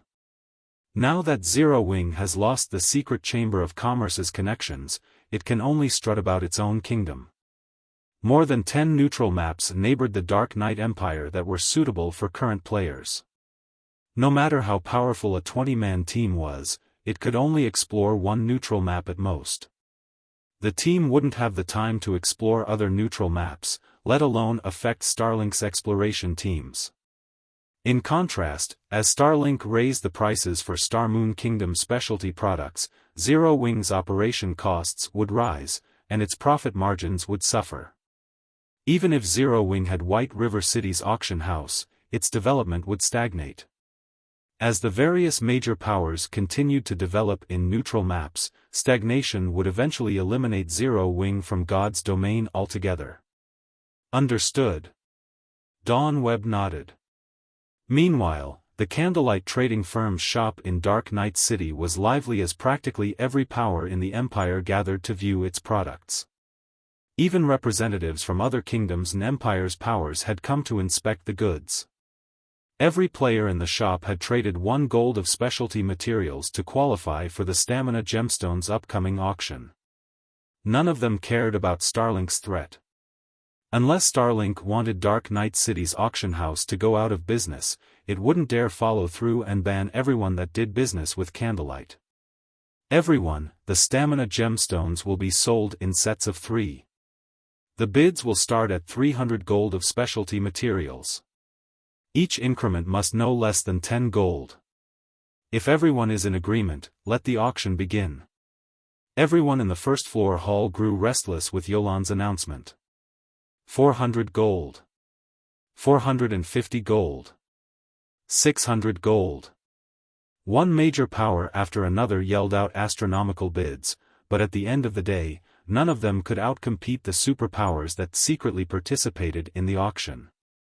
The first set of Stamina Gemstones sold for 1,250 gold, causing many of the participating guilds and adventurer teams to sigh with disappointment. With that kind of money, they could fully equip a player in top-tier equipment. However, none of these players found the price unreasonable. 3 Stamina Gemstones could enable an expert to roam neutral maps freely. If a superpower's peak experts had this freedom, they could easily earn back the cost of the Stamina Gemstones through the opportunities they found. It was definitely a worthwhile trade. If the bidding currency hadn't been limited to specialty materials, the price would have likely gone higher. The various superpowers continued to win Stamina Gemstones in the auction. In the end, the 20 sets had netted nearly 27,000 gold in specialty materials for Zero Wing, which had even surpassed Xiaofang's expectations. Zero Wing has earned quite a stock of materials through this auction, but it's a pity that its success ends here. Mu Cheng, who wore a black cloak amidst the crowd, was a little disappointed to see the Stamina Gemstones out of stock. While Zero Wing had indeed affected Starlink's operations by selling the Stamina Gemstones, the plan wasn't viable long-term. Once the auction ended, Dark Knight City would return to normal, while Zero Wing had only gained specialty materials. Naturally, Mu Cheng wasn't the only one with such thoughts. All of the various superpowers thought the same. However, just as the crowd was about to leave, Melancholic Smile walked into the center of the hall. The Master Forger's insignia she wore and her majestic aura attracted many of the players' attention. Even the various superpowers only had a handful of lifestyle masters, much less Master Forgers. Today's auction for the Stamina Gemstones has come to an end. The next auction will take place tomorrow at the same time. Customers who failed to win gemstones today may visit us then. Melancholic smile announced. Any members of the candlelight trading firm that spend more than 3 gold in this city's shop will be eligible for a lucky draw on the day of their transaction. We will select one winner every 4 hours who will be able to purchase 1 stamina gemstone for 200 gold. As Melancholic Smile finished speaking, silence descended on the hall. After a brief moment, many players spoke up. Is this a joke? Zero Wing has more stamina gemstones? Even the various superpowers stared at Melancholic Smile in shock, not to mention the many independent players. How is this possible? Elder E muttered, surprise coloring his tranquil features. Selling 60 stamina gemstones was already amazing, yet by the looks of it, Zero Wing intended to continue selling the gemstones for a considerable period. Although he did not know how long Zero Wing could maintain this business, every additional day would affect Dark Knight City. Moreover, the impact the city felt would grow stronger with each day. Every auction was the equivalent of another 20-man team that could explore neutral maps without concern for their stamina. If Zero Wing maintained these auctions for 5 or 6 days, it would likely change the power structure in the Empire's neighboring neutral maps. If that happened, the Dark Knight Empire would likely find a new ruler.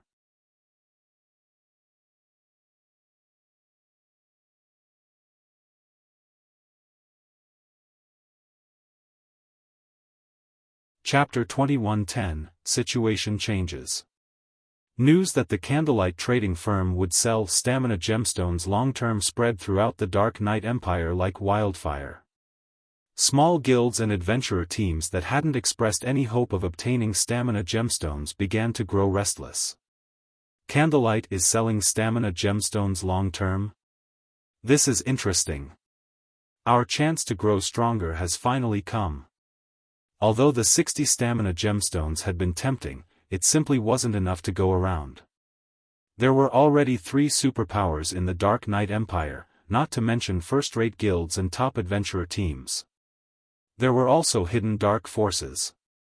Small guilds and low-ranked adventurer teams had no chance of securing stamina gemstones, and even if they won a bid, what could they possibly accomplish with only 3 gemstones? However, Candlelight's recent revelation had changed the situation. If the candlelight trading firm truly sold stamina gemstones long-term, they'd have a chance to purchase a good number for themselves. Candlelight was only accepting the Dark Knight Empire's specialty materials as currency, and even if the various superpowers had a large stock of these materials, there was a limit. As long as these minor powers saved their materials for some time, they could definitely win 1 or 2 bids every now and then. Once they had enough gemstones, they could make full use of them in neutral maps. For a time, the Dark Knight Empire's various powers ordered their members to collect as many specialty materials as possible, prohibiting the item sales. They'd benefit more from spending the specialty materials on the stamina gemstones and exploring neutral maps than they would by selling them. Furthermore, other powers would overtake their progress if they didn't secure stamina gemstones early on. Meanwhile, due to the candlelight trading firm's removal from the secret chamber of commerce, all previous agreements between the two had become null and void. As a result, the chamber began to withdraw the manpower and items it had assigned to Zero Wing City in Star Moon Kingdom.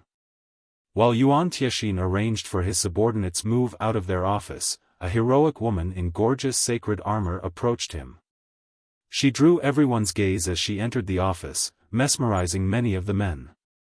As expected of Goddess Purple Jade. She's already level 66. She can likely rank among the top 20 on any empire's ranking list.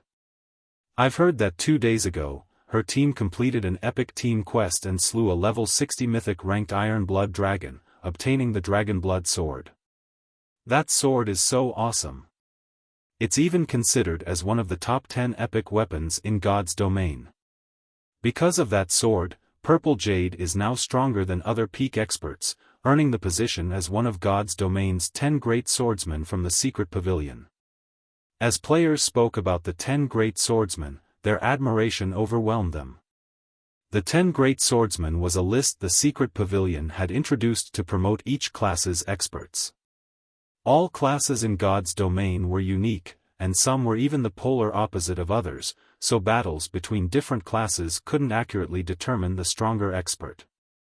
Hence, the secret pavilion had introduced new ranking lists for each of the 12 main classes. Each of the lists had only 10 players, and they were judged solely based on their strength. Combat standards and battle records didn't matter. In addition, the aim of these 12-class list was to give the younger generation an opportunity to shine, so only players 30 years old or younger could qualify for the ranking lists. Of course, this age limit also allowed the secret pavilion to avoid touching upon the various superpowers' foundations. The various superpowers treated their old monsters as core secrets, and if the secret pavilion revealed these secrets to the public, the superpowers would band together against the organization. When Purple Jade had obtained the Dragon Blood Sword, not only had it earned her a position on the swordsman's list, but she had also secured the 8th rank. "Uncle Yuan, we've just received a message from the higher-ups. They'd like us to buy some stamina gemstones from Zero Wing, the more, the better," Purple Jade said, smiling as she walked up to Yuan Tianxin. "They're so shameless. We just banished Zero Wing from the secret chamber of commerce, yet they want me to negotiate with the guild? Why don't they speak with Zero Wing themselves?" Yuan Tianxin could not help his growing anger when he heard the relayed message. The so-called higher-ups Purple Jade referred to were the secret chamber of commerce's advanced members. The secret pavilion had warned them not to casually annex the chamber's members, particularly Zero Wing, due to the immense potential it had shown lately. However, the other 5 advanced members had ignored the secret pavilion's warning and abandoned Zero Wing. Now that they wanted him to place Peacemaker. But Zero Wing is pretty amazing. It has revealed something as valuable as the stamina gemstones, and the 5 powers regret their actions. I've heard that they are busy exploring the recently discovered Brute God's land and urgently need items that can increase players' maximum stamina or recover rate, Purple Jade said, giggling. They're panicking now. They threw away their chance to purchase stamina gemstones just to show respect to Starlink and suppress Zero Wing. Now, they are all upset with Starlink. However, Starlink has gotten serious this time. Not only has it increased the prices of Star Moon Kingdom specialty materials, but it has also begun to sell similar merchandise to Candlelights at lower prices. Many players have already started shopping at the Starlink trading firm. No one is buying the Candlelight's common products. I'm afraid Candlelight has lost 2/3 of its usual profits, Yuan Tianxin said. To make matters worse, the Or Empire's powers have been eyeing Zero Wing's territory. In comparison, Starlink only has to worry about Zero Wing's stamina gemstones.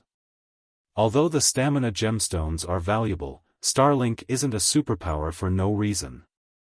With 3 NPC auction houses and the Starline Corporation support, its financial prowess isn't so easy to shake.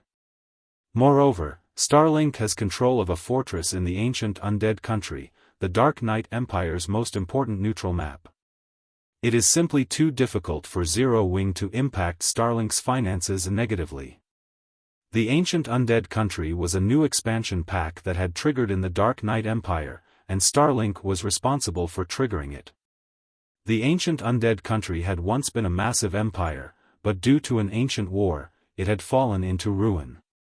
It was no exaggeration to say that the ancient undead country was even richer than the Or Empire in resources. Moreover, it housed the only known God Mode regional dungeon among the dozen or so neighboring kingdoms and empires. Because of the power Starlink held in the ancient undead country, even the various super guilds feared the superpower and had to pay it proper respect. God's domain super guilds didn't just fear Starlink due to the Starline Corporation's backing, and if that were the only strength the guild had, the secret chamber of commerce's advanced members wouldn't have allowed Starlink to join their ranks. Zero Wing is fully capable of returning to the secret chamber of commerce with its stamina gemstones. The 5 other powers wouldn't object. If Zero Wing regains access to our sales channels, it could certainly afford to continue its fight with Starlink while growing even stronger, Purple Jade said, nodding. She, too, understood how powerful Starlink was, and the fact that Zero Wing had made the superpower suffer as much as it had already was impressive. Indeed. Yuan Tiexin agreed with the young woman. Starlink would struggle to suppress Zero Wing financially if the smaller guild returned to the secret chamber of commerce. Following which, Yuan Tiexin contacted Xiaofan to report the good news.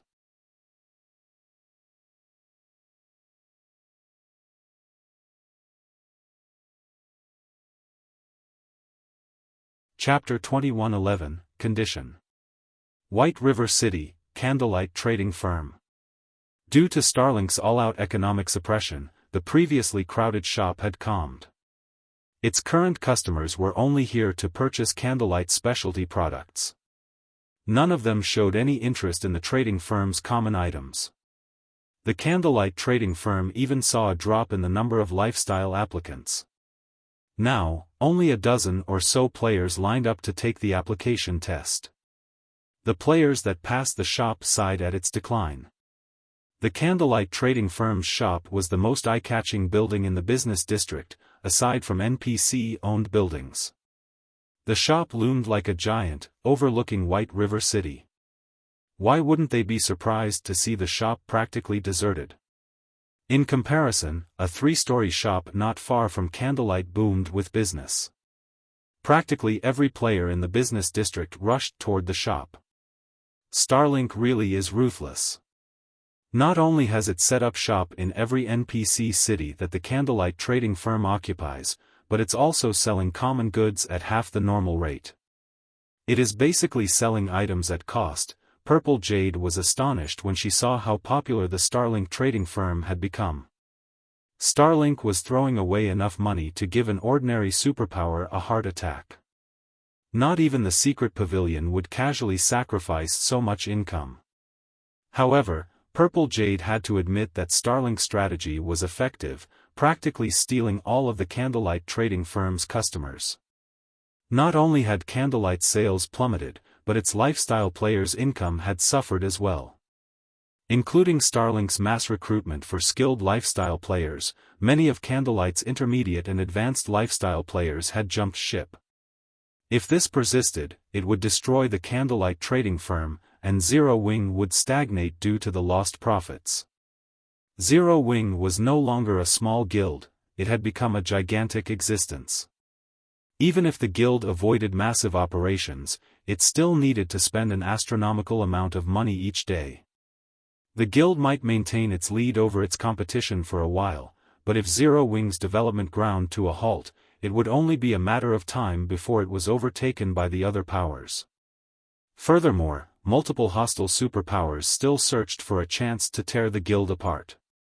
These factors were a large part of the reason that Starlink had invested so much into targeting the Candlelight trading firm's business. Otherwise, it never would have paid such a painfully high price. This situation is why we are here. If this weren't happening, we wouldn't have any leverage to negotiate with Zero Wing, Yuan Tiexin said seriously. Alright, let's hurry inside. Yuan Tiexin then entered the Candlelight trading firm, while Purple Jade followed behind him after taking one last look at Starlink's shop. The moment these two players entered the shop, the various reconnaissance players from Star Moon Kingdom's various powers focused on the pair. Why are the secret pavilions Yuan Tiexin and Purple Jade visiting the Candlelight trading firm? Didn't the secret chamber of commerce already expel Candlelight? Why are these two here? Does Secret intend to re-invite Candlelight? The various powers players quietly discussed their guesses as they watched Liang Jing lead the pair to the second floor. News of the Candlelight trading firm's exile from the secret chamber of commerce had spread throughout Star Moon Kingdom. It was precisely the reason that Starlink's suppression against Zero Wing was so effective. Meanwhile, Yuan Tiexin and Purple Jade were some of the secret pavilion's VIPs. These two shouldn't have any reason to visit Candlelight now that it wasn't a member of the secret chamber of commerce. The only plausible explanation involved the stamina gemstones Zero Wing sold in the Dark Knight Empire. The stamina gemstones' importance to the various powers went without saying, especially to superpowers. However, only Zero Wing currently had access to their source. The Secret Chamber of Commerce would find it difficult to convince Zero Wing to share these gemstones unless it offered a token of its sincerity. The best expression it could offer required reinstating the Candlelight trading firm's membership in the Secret Chamber of Commerce and offering additional remunerations. TIS reconnaissance members immediately reported the situation to their superiors, and very quickly, news of Yuan Tiexin and Purple Jade_'s visit reached the kingdom's various powers. Things are going to get interesting, Commander. Starlink has gone through great lengths to kick Zero Wing out of secret, yet Zero Wing's stamina gemstones are about to ruin its plans, Luofei, who read her subordinate's latest report in FFF Adventurer Team's residence in the distant Black Dragon Empire, said. Smiling, she continued, when Starlink's upper echelons learn of this, they'll die from anger. That depends on whether or not Zero Wing wants to rejoin the Secret Chamber of Commerce, Yen Tianqing responded absently as he polished his short sword. Why wouldn't it? Luofei asked strangely. Zero Wing can resolve the issues it faces in Star Moon Kingdom immediately by rejoining Secret. Although Starlink's efforts will still affect its business to a certain extent in Star Moon Kingdom, it'll be tolerable. Why wouldn't Zero Wing want to rejoin Secret? Will Black Flame really abandon his guild's development because of the minor humiliation? Any other guild would definitely accept Secret's attempts to reconcile, but Zero Wing has always been overbearing. There's a high chance that the guild will refuse the offer, Yen Tianqing said. This is also Zero Wing's flaw. If Zero Wing can fix that, it has a high chance of becoming a superpower in the future. That can't be possible, can it, Commander? Would Zero Wing really sacrifice such a vibrant future? Luofei asked, surprised. It's highly possible. After all, Zero Wing has always operated in such a way, Yen Tianqing said, sighing. I used to be like that, too, and as a result, I missed that final step. Hopefully, Zero Wing will make the right decision. Star Moon Kingdom's various superpowers were eager to hear Zero Wing's final decision, but unlike Yen Tianqing, most of them assumed that Zero Wing would jump at the chance to rejoin the Secret Chamber of Commerce. It was, after all, the only way that Zero Wing could recover from its current predicament. While the various powers secretly discussed the matter, Yuan Tiexin and Purple Jade waited in Candlelight Trading Firm's VIP reception room in silence, watching Xiaofan. Guild leader Black Flame, the secret pavilion will reinforce Zero Wing's permanent membership in the Secret Chamber of Commerce. From now on, not even advanced members will have the authority to expel your guild.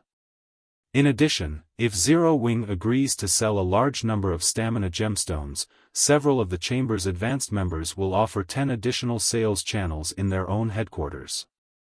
With this, not even Starlink will achieve much by targeting Zero Wing financially, Yuan Tiexin said. May I know your thoughts on this offer, guild leader? Even Yuan Tiexin found the higher-ups' conditions surprising.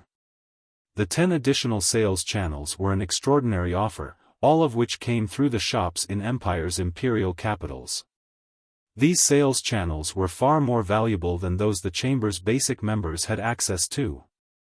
With them, the Candlelight trading firm's profits would rise to a whole new level. Your conditions are quite tempting, Xiaofan said, nodding slightly as he read the contract Yuan Tiexin had handed him. However, they're not enough. Yuan Tiexin found Xiaofang's reply understandable. After all, the man should be enraged over Candlelight's removal from the Secret Chamber of Commerce. Softly, Yuan Tiexin asked, what conditions do you have in mind, then? I only have one condition. Looking straight at Yuan Tiexin, Xiaofan chuckled and said, I want advanced membership in the Secret Chamber of Commerce.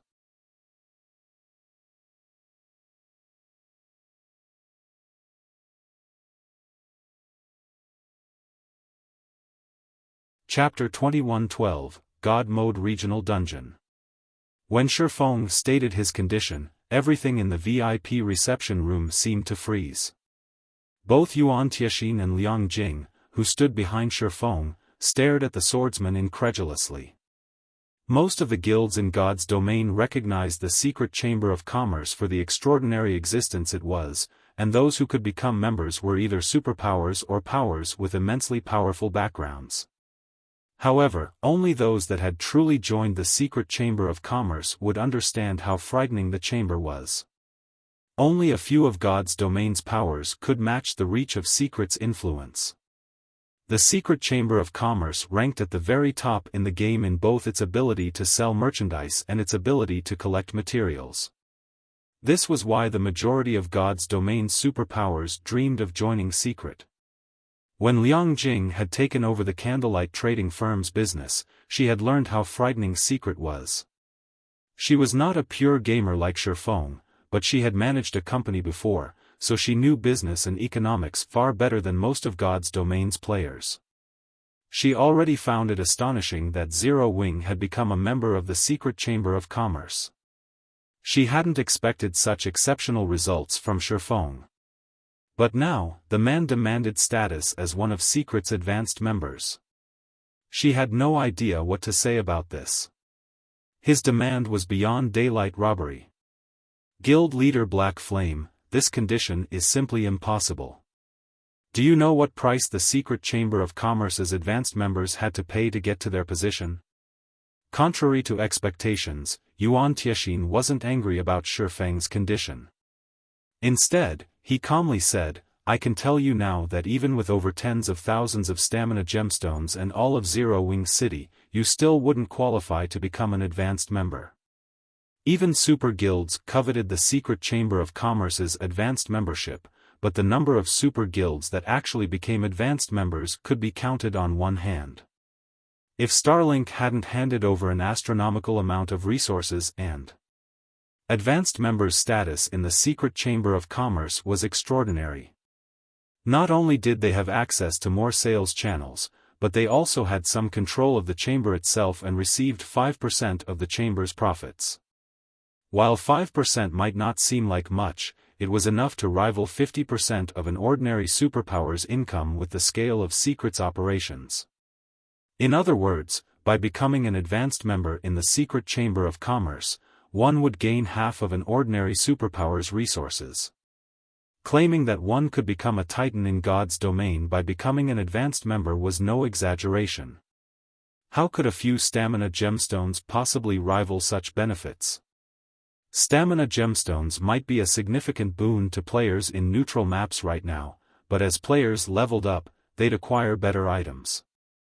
Naturally, players would find more items that increased maximum stamina and stamina recovery. They wouldn't have to worry about lacking stamina items in the future. Furthermore, stamina gemstones were very scarce right now.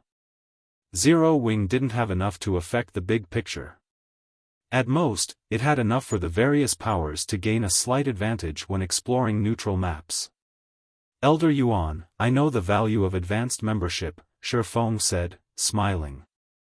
Naturally, I have my reasons for stating this condition, I'm not just spouting empty words. Oh? What is guild leader Black Flame willing to offer, then? Yuan Tianxin could not help his growing curiosity. Yuan Tianxin, more or less, understood Xiaofang's personality. The man wasn't some ignorant fool. He was a domain realm expert, and if he dared to say such a thing, he had the confidence to back it up.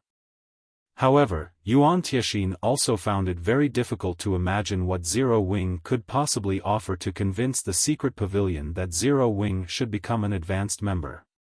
I'll hand over 40% of Stone Forest Town's shares. Xiaofan declared. Stone Forest Town. Yuan Tianxin was stupefied by Xiaofang's answer. For a moment, he even wondered if he had heard wrong. Guild leader Black Flame, are you talking about the Stone Forest Town in the Stoneclaw Mountains? That's right. I'm talking about that Stone Forest Town. Xiaofan nodded. Guild leader Black Flame, if you are not interested in this transaction, I won't force you to agree to it. If there is nothing else to discuss, we'll be taking our leave, Yuan Tianxin said as he inwardly rolled his eyes at Xiaofan. He was sure that Xiaofan was toying with him. Not even 2 zero-wing cities would be enough to buy an advanced membership in the secret chamber of commerce, let alone an advanced town like Stone Forest Town. Moreover, Xiaofan only offered 40% of the town's shares. Even Liang Jing felt that Xiaofan had gone overboard with his latest joke. Stone Forest Town was indeed an excellent advanced town, but the map it occupied was no longer suitable for players to level up. Stone Forest Town wasn't even worth as much as Silverwing Town, much less Zero-Wing City. What if I tell you that I can move Stone Forest Town to the ancient undead country's bottomless abyss? Xiaofan unhurriedly mentioned as he watched Yuan Tianxin stand from his seat and turn to leave. What? Yuan Tianxin was stunned. He spun around and demanded, "Are you telling the truth?" As far as the secret pavilion knew, the ancient undead country's bottomless abyss was the only God mode regional dungeon in God's domain. The bottomless abyss was a level 60 to level 100 super large-scale regional dungeon, and not only did it have far more resources than Azura mode regional dungeons, but the dungeon's monsters also dropped 7 luminaries crystals. Unfortunately, the ancient undead country's environment was exceptionally harsh. Players would have an extremely difficult time surviving inside the dungeon. In fact, entering and leaving the dungeon was immensely troublesome, not to mention exploring it. A large part of the reason that the secret chamber of commerce had agreed to promote Starlink to advanced membership was the guild's willingness to hand over the fortress it had obtained in the ancient undead country. Otherwise, Starlink would have needed to offer a lot more to elevate its membership. Yuan Tianxin could not fathom how Xiaofan could move Stone Forest Town to the bottomless abyss. Setting up a guild town in a neutral map was already incredibly difficult, not to mention setting one up in a God mode regional dungeon. However, if what Xiaofan said were true, the bottomless abyss would become one of Zero-Wing's backyards. Exploring the regional dungeon would become at least half as difficult, and players wouldn't need to worry about their survival in the bottomless abyss. Of course. Xiaofan nodded. The idea would be delusional at best for others, but for Xiaofan, the task was only somewhat difficult, not entirely out of the question. To complete the task, Zero-Wing would need a large stock of resources, enough that not even top-ranked first-rate guilds would be able to afford it. Originally, Xiaofan had planned on setting up Stone Forest Town in a neutral map outside of Starmoon Kingdom, but now that the ancient undead country had been discovered, he dismissed his initial plans. God mode regional dungeons were treasure troves, and even the various superpowers would fight for control of the areas. Since someone had discovered the ancient undead country now, and the secret pavilion had come knocking on his door, Xiaofan wouldn't ignore this opportunity. Even so, that's not enough. It's only a town in a regional dungeon, Yuan Tianxin said, but looking at Xiaofan's confident expression, he couldn't help but return to his seat. This is the most sincere offer I can make. If it isn't possible, then I can only apologize for the inconvenience, Xiaofan said, chuckling at the interest flashing in Yuan Tianxin's eyes. I am absolutely certain that the higher-ups will not agree. You'd be better off requesting another condition, Yuan Tianxin responded with conviction. After giving the matter some thought, Xiaofan said, since that is the case, then I want Starlink's advanced membership revoked. You're tuning into the Xiaofan's Wuxia Tales YouTube channel. Don't forget to subscribe and join us on this journey to catch the most captivating stories.